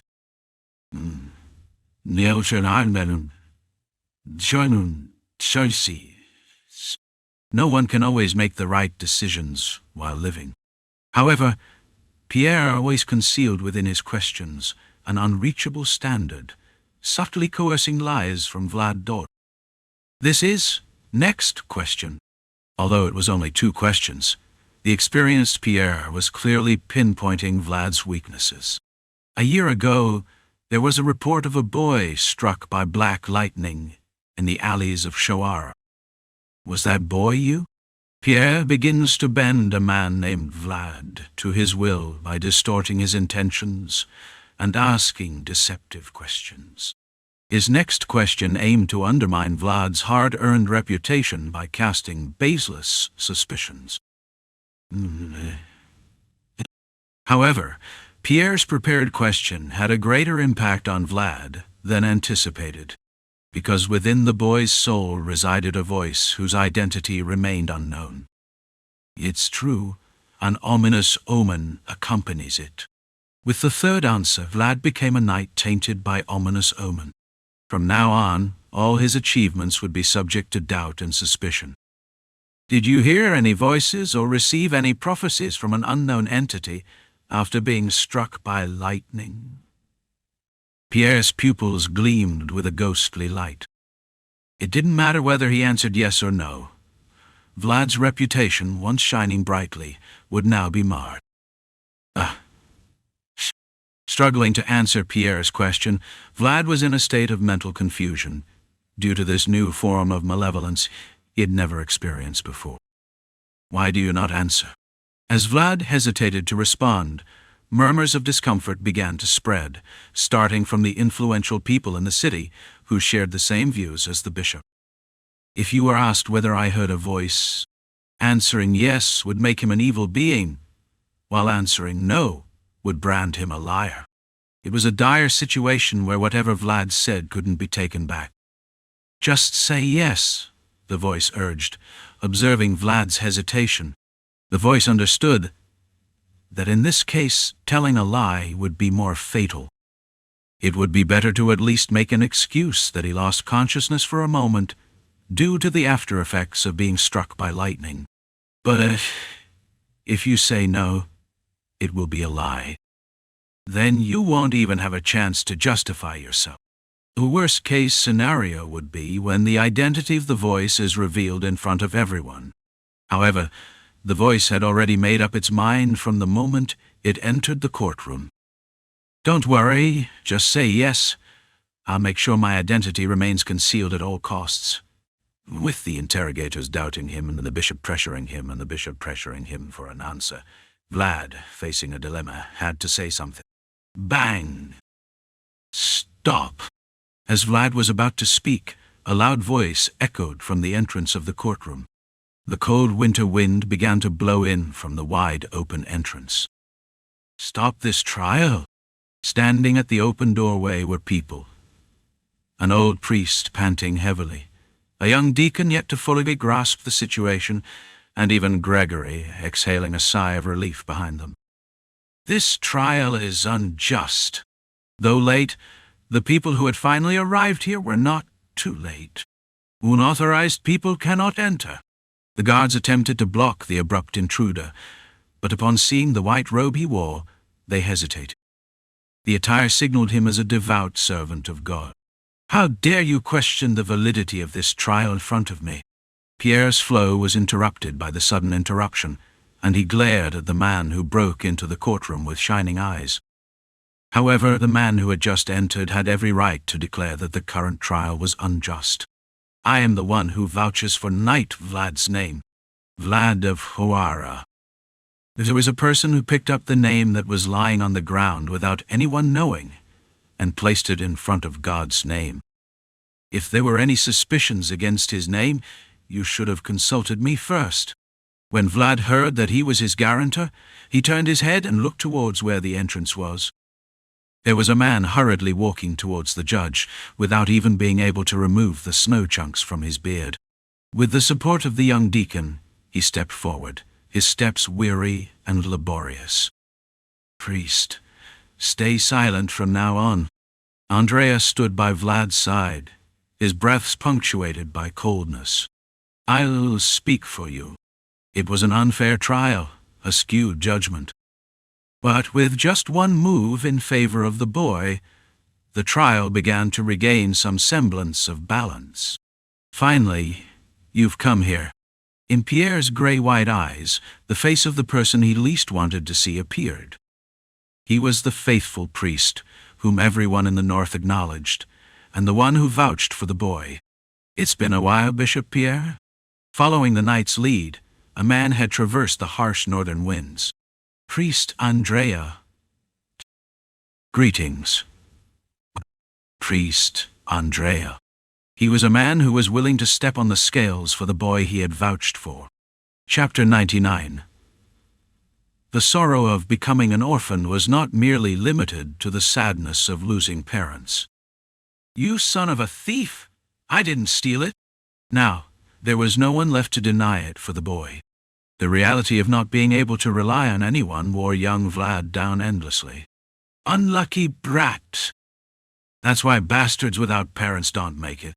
The world had trapped Vlad within prejudices, and eventually, the young boy had no choice but to adapt to the life of an orphan in the back alleys. Thus, Vlad lived a life where he had to look only a step ahead, somewhere crumpled. However, there was one person who told the boy, who was now standing alone on the court, that it was not his fault. From now on, I will answer for Sir Vlad. He did so while hiding the boy who hesitated in answering behind his back. He believed it was a bit late to unfold the boy's crumpled soul, but not too late. Of course, from now on, all his actions will be accompanied by my voice. And I believe that voice comes from the God above. Pierre's question was pushing Vlad to be seen as a person with bad omen, but Andrea's answer depicted Vlad as a blessed person. Although it was the same person, it looked so different depending on how you looked at it. Born to a mere brothel whore as a mother, do you think God's blessings come so easily? To a mere back-alley orphan like him, calling it God's blessing. If Vlad was truly blessed by God, he would have been born into a noble family, not in a dirty back alley. The founding king of the empire, frozen, also suffered many hardships as the child of a fallen noble family. But, you know what? In the end, he was blessed by God. As the bishop of the church looked upon the place where Vlad was born, the priest of the church was watching the boy looking ahead. Even though he was born in a humble place, Andrea was a person who believed that the boy had the potential to shine more than anyone else. Next question. Only iron-made swords are not sharp weapons. Although not a sword, there were people wielding sharp weapons here in Shawara's church, piercing and parrying each other. Knight Vlad grew up in the back alleys of Shawara and has committed countless crimes to this day. Is this true? Stealing, robbing, and sometimes killing. Vlad had clearly lived committing sins. It was a tragedy that he had no choice but to survive. His sins are like emergency measures to survive. However, the boy clearly carried the coffin and nailed it for the poor woman and child. No one approached them for fear of curse, but only the boy approached them with a sympathetic heart. It certainly wasn't Vlad's fault that he couldn't live the way he was born. Knight Vlad defeated an evil being and killed a dragon within just a year of wielding a sword. Is this logically acceptable? Within less than a year, he awakened Aura and killed a dragon, defeating a knight from the west. Vlad's growth, which is logically incomprehensible, would surely raise doubts when seen from the outside. Before answering Pierre's question, Andrea briefly recalled that day. The boy, who was just a mercenary, had run through the dark night for his duty. That day, the world of Vlad, who ran through the night sky, was undoubtedly dazzling white to anyone. The shining world of Knight Vlad is not something only I have seen, Lord Bishop. And it wasn't just Andrea who saw Vlad's world.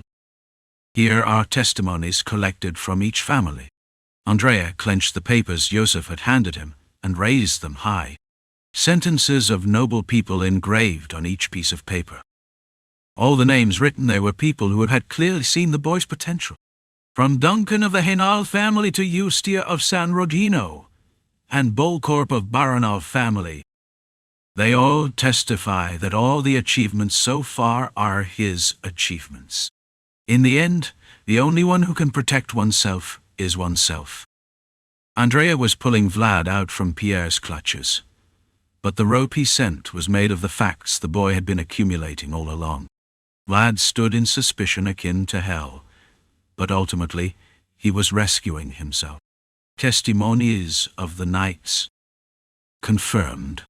Pierre's face hardened as he looked at the testimonies of the knights delivered by Andrea. Doubts about sincerity, the humble origin, shameful crimes, and even suspicions about the created potential. Pierre had laid a tight net to catch Vlad, but the defense of priest Andrea was tearing that net to shreds. The dagger of truth that Andrea held was indeed sharp. Pierre glanced at the inquisitors surrounding Vlad. Every question Pierre asked, a crystal ball went out. However, since Andrea arrived, not a single crystal ball went dark, and now there was only one crystal left inside the circle. In the end, do I have to take it out? If he were to make a decisive move, it would be now. Pierre realized that with just one question, he couldn't render Vlad incapacitated, so he decided to use the contingency plan he had prepared just in case. Though Yosef and Pierre were on opposite sides, they still had one thing in common. Bring in what we've prepared. That was preparing for the worst. Following Pierre's orders, the Holy Knights were bringing a large sealed box into the courtroom. An item whose identity was unknown, brought in directly by the Holy Knights, not priests or servants. The large wooden box surrounding the area clearly indicated that something extraordinary was inside. I, Pierre, the judge of this trial, still have one question remaining. Pierre's grey-white eyes were fixed on Andrea. Things had become so troublesome because of that one priest who dared to go wild in front of the bishop. and I have decided to uncover his suspicions through direct action rather than asking questions. With Pierre's signal, the Inquisitors began to unseal the large wooden box. People held their breath, and the Inquisitors tensed up. Oh no. When Andrea finally saw the revealed object, he couldn't help but sigh. A mirror? Why the mirror all of a sudden? The object that came out of the large box was a mirror, and Andrea knew well about this mirror. Instead of the last question, I command you to perform the exorcism ritual on Knight Vlad, the mirror of Saint Morello. Morello's mirror, an official holy relic designated by the Vatican, was a treasure known to reflect the entire truth of the person looking at it. If Knight Vlad is truly righteous, then accept my proposal. And the only time when heretic inquisitors used the relic, it was when they wanted to discover the presence of evil within a person's soul. This is outrageous. There's a demon inside Vlad. Pierre's exorcism ritual was an act based on that assumption. We've proven his innocence with truthful answers so far. Why would you want to perform the exorcism ritual on Sir Vlad? And now the exorcism ritual would mark Vlad like a stigma, following him as a symbol of dishonor. Priest Andrea, I have an obligation to uncover even the slightest suspicion. However, Pierre didn't bring out the mirror of Saint Morello simply to tarnish Vlad's honor. Vlad showed significant hesitation when asked if he could hear voices. Experienced Pierre did not miss the moment when the witness was shaken. But if his soul is truly pure, then sitting still should be enough. Nothing was wrong, but it wasn't right either. It was clear that the current act itself would burden Vlad significantly. Andrea couldn't help but look at the boy behind him with a helpless expression. Pierre's last resort was nothing short of an outrage, and even Andrea, who had done his best to defend, couldn't prevent this. Don't worry. It's just an item used to uncover any evil presence within. Andrea, believing Vlad to be faithful, thought that if he just got through this attempt, the trial could end safely. Andrea was one of the few who could see through the boy's genuine nature. But there was one aspect of Vlad that he hadn't yet examined. The boy wasn't standing alone. Even now, there was a presence in his soul, a voice that had endured trials and tribulations with him. The mirror of Saint Morello de Ch. Vlad's gaze as he looked into the mirror was trembling. Even Pierre, who was quietly observing the situation, noticed Vlad's shaky gaze. Perhaps he was hiding something after all. Vlad's determined eyes were flickering slightly. It was a moment of crisis where the true identity might be revealed, but the sound that reached them was calm. From the moment this trial began, the voice was prepared. It's okay. Keep going forward. The voice remembered. The old blacksmith who gave the boy his sword. He hoped that his ugly sword would not catch Vlad's ankle, and even though they had never spoken before, the voice felt a deep kinship with him. But, as of far, I have told you everything you need to know. Vlad's hesitant steps at the sudden response. But the piercing gaze of the Inquisitors did not forgive Vlad's hesitation. In order not to be reflected in that mirror, I have to dive into a deeper world. The voice had once retreated deeper into its inner self to avoid Andrea's gaze. But what lay before him now was a relic boasted by the Vatican. To avoid the gaze of that remarkable relic, the voice would have to delve into a world deeper than ever before. If that happens, the world of a knight is as vast and deep as the sea. The world you've unfolded so far is merely dipping your toe in. Rutger flicked his sword, and Gregory stamped his foot. The knight Pablo, who had guided Vlad's world, clashed sword and shield. All these actions were like keys to pulling up their own world from deeper depths. The basics have been laid out, now it's time to strive for higher ground. Vlad had finally reached the world of knights, but there were still many stairs to climb. But now, merely knowing the way forward wasn't enough. The voice knew it was time for the boy to stand up on his own. "Night, Vlad, open your eyes and look into the mirror in front of you." Mash seen, Vlad finally reached the mirror with heavy steps, but couldn't easily look into it. He knew what might happen if he opened his eyes now. "I'm still not enough to reach that world. But you'll get there someday. It might take a long time. It might even be impossible in my lifetime." He didn't realize it when he looked, but he understood when he finally arrived. What kind of world he was dreaming of, and how high a wall he had to overcome to get there. "Now I think it's time to do it alone." However, the voice was determined, and now was the moment to do it. Just as the unadorned sword that has finished its work has been broken, it is time for the voice to leave his place as well. Until then, farewell. The murmurs of the spectators grew louder. Amidst it all, Vlad clearly heard the voice bidding farewell. Understood. Vlad, standing before the mirror, bowed his head, because he could feel it, because the worlds were touching each other. The world that had always protected him was crumbling and sinking into those depths. "What are you doing now?" Pierre's eyes began to sparkle as he looked at Vlad, hesitating. Perhaps there was something unexpected within the boy after all. "Open your eyes and look ahead, Vlad." Now so submerged that he couldn't feel it anymore, Vlad remembered what kind of world his roots belonged to. The world of the voice. His world is full of storms and thunderstorms, and it was a world full of vivid white. "Hey!" Vlad finally faced the mirror of St. Morello. Vlad boldly opened his eyes, beholding the remnants of the world that had touched him. It was the white world that the voice had left behind. "That's the mirror. It's glowing." The mirror facing the boy was shining brightly, pure white, as if bursting forth. "Oh my God!" The faithful priest stands up, and the inquisitors don't know what to do. And even Pierre is shocked by the unexpected results. The boy's world, sparked by the relic of St. Morello, was pouring out of the courtroom as if it were exploding. "I don't see anything I've done wrong. Lightning is born from clouds and starts from the sky. White is a noble color, one that only those without a hint of shame can possess." The world of the voice, which formed the roots of the boy, began in the sky.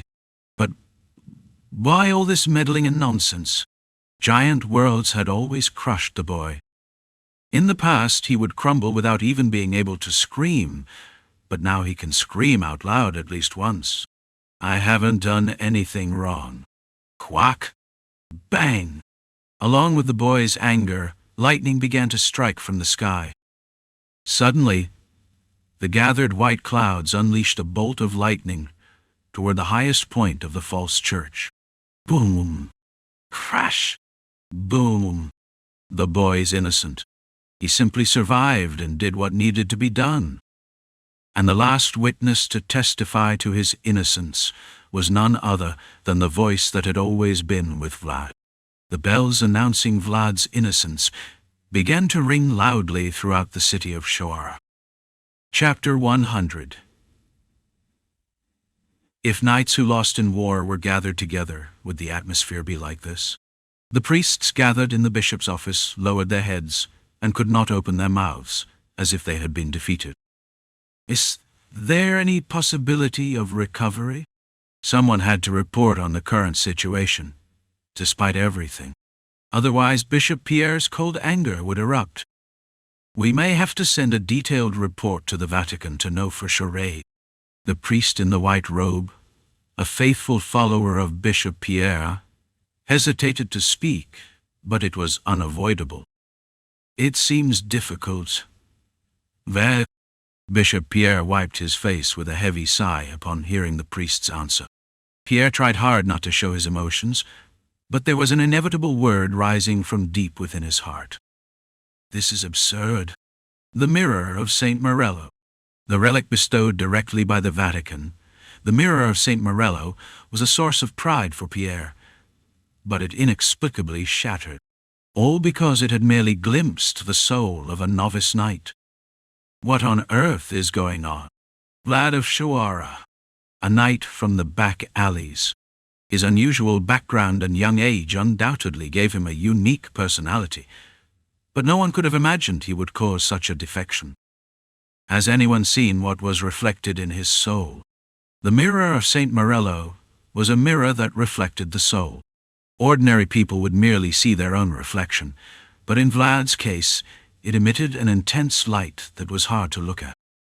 That also meant that there was definitely something inside the boy. He's not a special existence. If he were, we would have noticed. They say lightning struck the roof of the church. It could be a powerful presence that affects reality. Bishop Pierre was only further confused by the words of the priests. He have no idea what this is.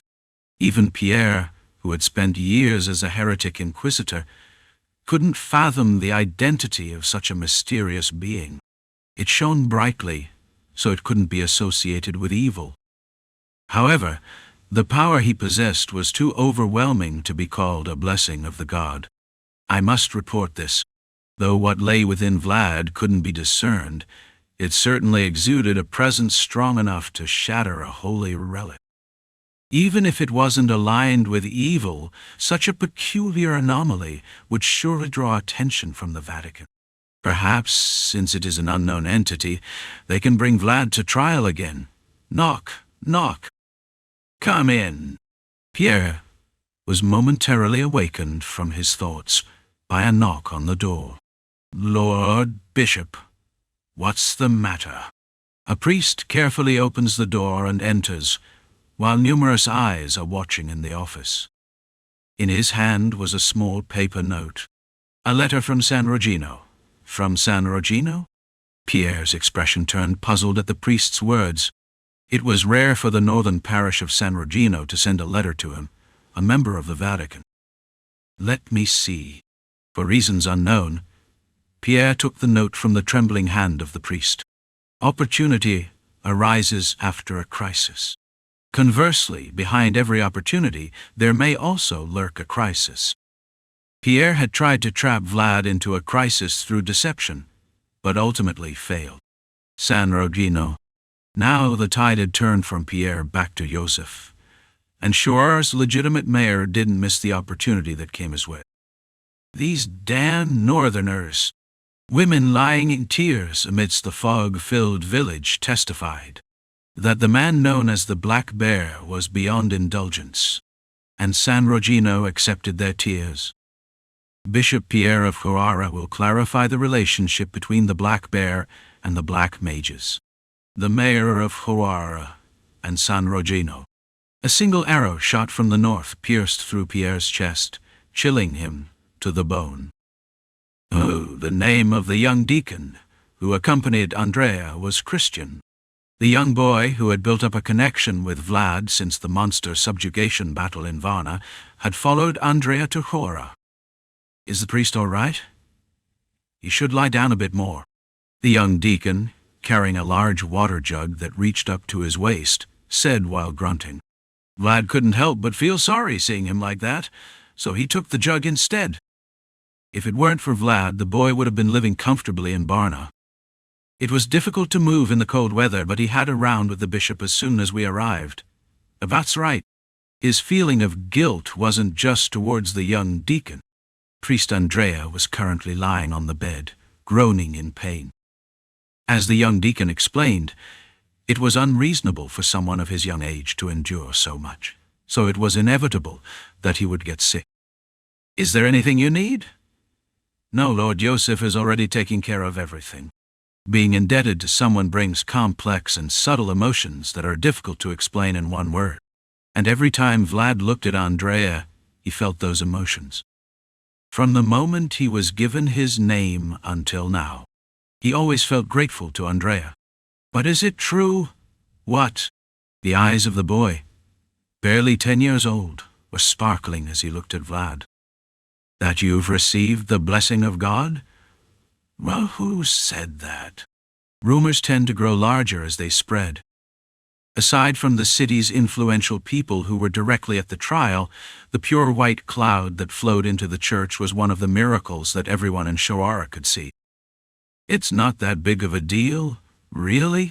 Christian answered as if it were true, but his expression indicated otherwise, because he had seen it too. The white blade that had cut through the woman who was like a nightmare under the night sky. But I still liked it.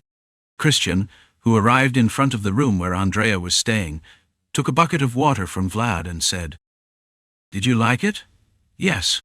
The young mercenary who used to roam the streets had become a respectable knight under his sponsorship. And not only that, he was now accompanying a being with a dignified aura. From Andrea's perspective, it was certainly something to be pleased about. Can I boost to my peers later? That I prayed with Sir Vlad. If you want to, go ahead. Though Vlad's response was somewhat lukewarm, Christian's face already bore a broad smile. He was a knight who may have received the blessing of God. Just having a connection with such a knight was enough to be a proud accomplishment among young deacons. See you later. Yeah. Vlad wanted to at least say hello, but it was out of the question since Andrea was lying sick. Since he had come for him, it was only right to be considerate as much as possible. Why are you even bragging? Vlad turned around in front of the door and scratched the back of his head, remembering Christian's words. He had never been anyone's source of pride until now.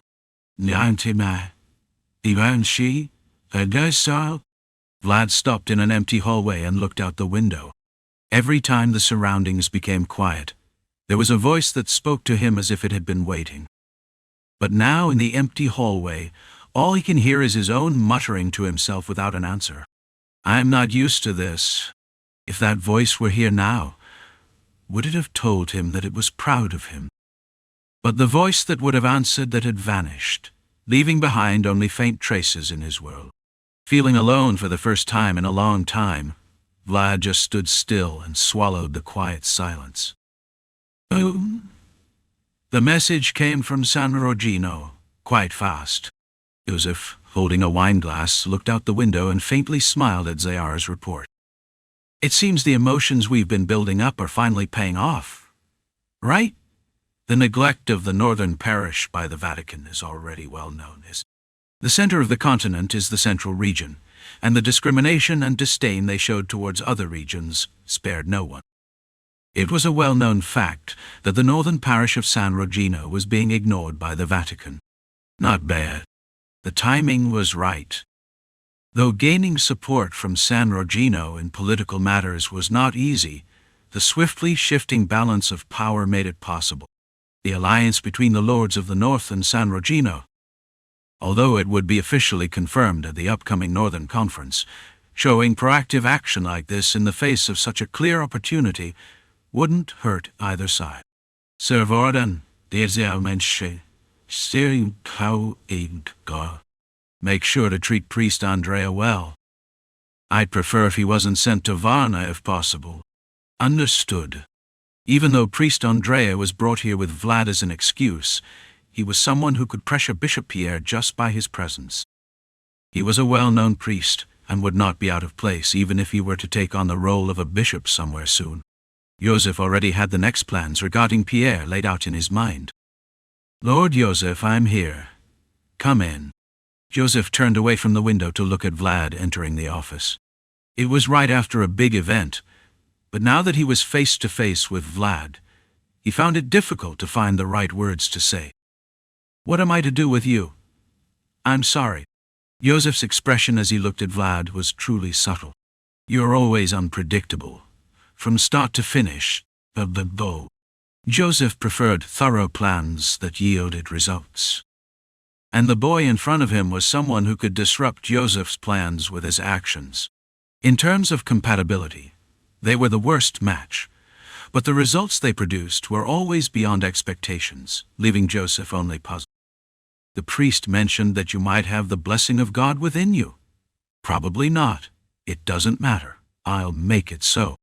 Joseph's intense gaze was fixed on Vlad. Manipulation and fabrication were skills and essential parts of the education of nobles. Ein, Anisoratiuri, Peontre, Ronal. Bishop Pierre and the Vatican behind him will start paying attention to you. Although it wasn't intentional, you've disrupted their plans. Yosef let out a small sigh as he looked at Vlad, quietly lowering his head. The young knight, who was difficult to handle and even more difficult to nurture, was still giving Yosef a headache. Take it, huh? Vlad suddenly received a pouch flying towards him. With a jingling sound, the pouch felt substantial in his hands. This is... The end of this year is approaching. As the snow fell, the end of the year was nearing. Though it was a year that ended in a mishap, no year in Joseph's life was as successful as this year. In a way, it could all be attributed to the efforts of the boy in front of him. It's a special bonus. It's not a salary but a reward for your achievements. As Godin had mentioned, Vlad was also being paid a special bonus. To mark the end of the year, Yosef had calculated a certain amount for Vlad. It will exceed 300 gold. Vlad, who had just been bowing in remorse a moment ago, widened his eyes at the amount mentioned by Yosef. Though he wasn't sure, 300 gold was a large sum that could buy land to farm. Why so much? I've accounted for your achievements since you were a squire. It's a substantial amount, so plan wisely. The boy always exceeded Joseph's expectations. Though the process may have been messy, the results were dazzling, and Joseph felt obligated to reward him accordingly. You're a knight now. You have the right to claim recognition for your achievements. Thank you. Yosef quietly looked at Vlad, who was thanking him with a red face. It wasn't easy to deliver these words while seeing him so pleased, but it had to be done. As the one responsible for Vlad, Yosef knew he had to make it clear. Remember, now that you're a knight, you're in a position of responsibility. It's not just about overwhelming opponents with weapons and force. Vlad, standing there burdened by Yosef's words, felt overwhelmed by his presence. Do you understand what I'm saying? Yes. Good. Vlad, 17 years old now, would turn 18 after this year. The boy needed to understand. Once this year passed, he could no longer remain a boy. Knight Vlad has disregarded the indulgence that embodies the will of God. This is your fault, clearly revealed by Bishop Pierre. In yesterday's trial, Vlad admitted to killing the black bear, who had been pardoned. This was a fault even Joseph acknowledged, and Vlad had to take responsibility for it. As punishment for this responsibility, Knight Vlad will be banished from Shuara. What? The blue eyes staring back began to shake visibly, but it couldn't be helped. Even if there was a speck of fault left, it would provide justification to the bishop and the Vatican. The banishment will last until I call for you again. While the squire could stand behind, the knight had to lead. The boy could seek forgiveness, but the adult had to shoulder responsibility. And Vlad was now at an age where he had to understand responsibility and duty. Outside the window, white snow was covering the passing year. When that snow melted, Vlad would no longer be a boy, but an adult. Chapter 101. In the past. Not too long ago, Vlad had once conversed with Jorge's organization members about such things. I wish I had 100 gold. The typical conversations that arise when men gather. Alcohol, women, nothing particularly special, just old stories. And as these conversations go around, there is a story that comes out naturally. What would you do if you had 100 gold? If I had it, I wouldn't waste time on this. I'd buy a piece of land and settle down right away. You have lived here all your life, but now suddenly you are talking about starting farming. Talks about money. Pounds. More accurately, stories that would never really happen, so one can only imagine. Boss, look here! Business is better than farming after all. We could grab a decent building somewhere. That's how you end up failing miserably. Business isn't as easy as you think. Life where the future is clear is heartbreaking. So sometimes these trivial conversations were necessary.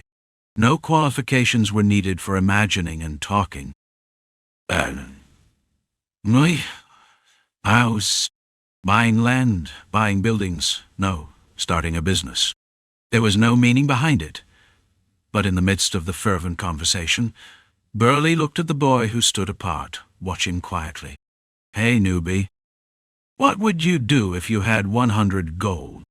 The youngest member of the organization, silently listening to the senior's idle chatter while casually leaning against a pole.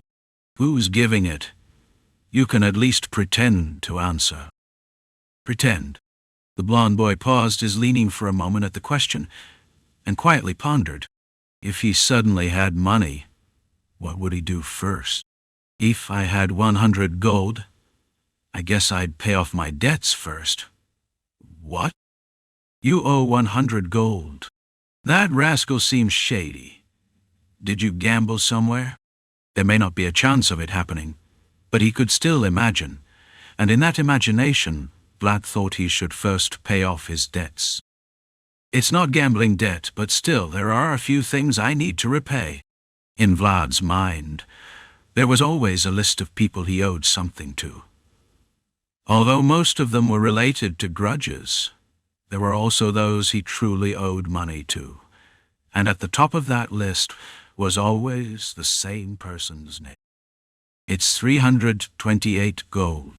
And now, in Vlad's hands, who had to leave Shawara, was money well over 100 gold.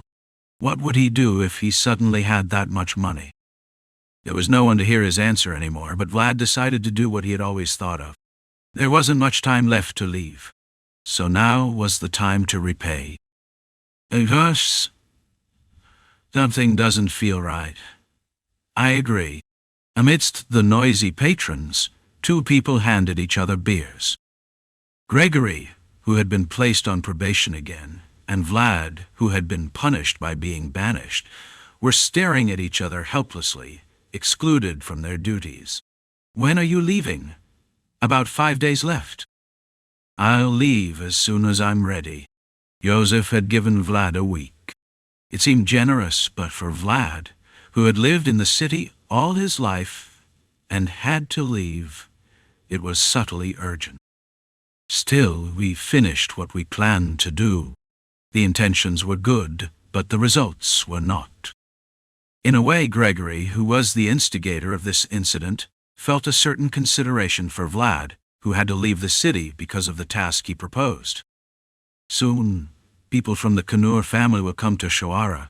In any case, the Black Bear and his organization had vanished from the alleys, and an area was created in Shawara that the Knur family could dig into. This is a business that cannot fail. It's already been somewhat coordinated with Lord Yosef. As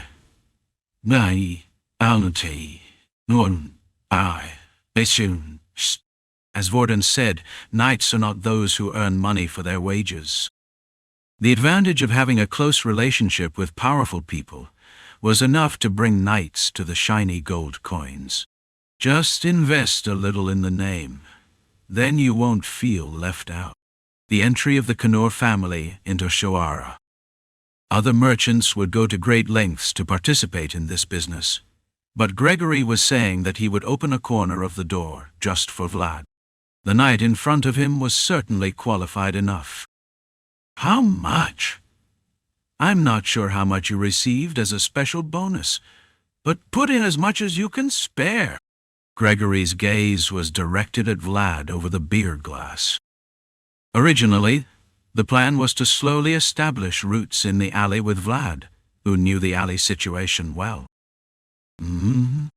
It sounded like a typical scammer's tactic, but the person sitting in front of Vlad was a knight of Vayezid, whose name alone could prove trust. Would 50 gold suffice? That should be adequate. It was a paltry sum, but it should be enough to raise a nominal amount. And since the Knur family was already one of the sponsors of Vlad, They would surely take care of him without feeling left out. Take care of yourself. Take care of things here while I'm gone. Sure. Gregory apologized, and Vlad replied, asking him to take care of things. With that, they had said all they needed to say to each other, leaving nothing but raising their glasses. Ah, unknown, Kodian. As Gregory raised his beer glass, Vlad casually glanced at the appetizers placed in front of him. Red sausages. They weren't very tasty. Before seeing the world, there was nothing as delicious to Vlad as these sausages. However, Vlad decided he would no longer be satisfied with such meager sausages made by the Black Bear.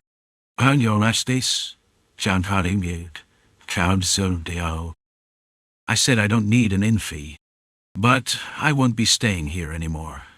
Plus, there's Larmanshire who ran away without paying. With a joking remark, Vlad handed 50 gold coins to Marcella. He had to do something like this, or she might not accept it. Our inn doesn't charge such a high fee, does it? This is an investment. I will get it back as profit later. Vlad echoed Gregory's words to Marcella. I think Rose Smiles will do well once it gets through this crisis. Is that so? Marcella was pouring money into turning her establishment into an inn from a brothel. However, most of the money she had saved up flew away due to the interference of Jack, and although she didn't show it, Marcella was struggling with financial difficulty. Thank you. You won't regret this investment, but from now on you'll exclusively use Canor family sausages, and if possible, you should promote them too. If that's the condition, I'll accept it. If it was merely pity for her in his childish heart, she wouldn't have accepted it. But Vlad was proposing his own business and handing her gold coins under the guise of investment. Since they were looking at each other as equals, there was no reason for Marcella not to accept from her standpoint. Take care of Zamina while I'm away. I can't promise that. Vlad smiled wistfully as he watched Marcella's subtle expression.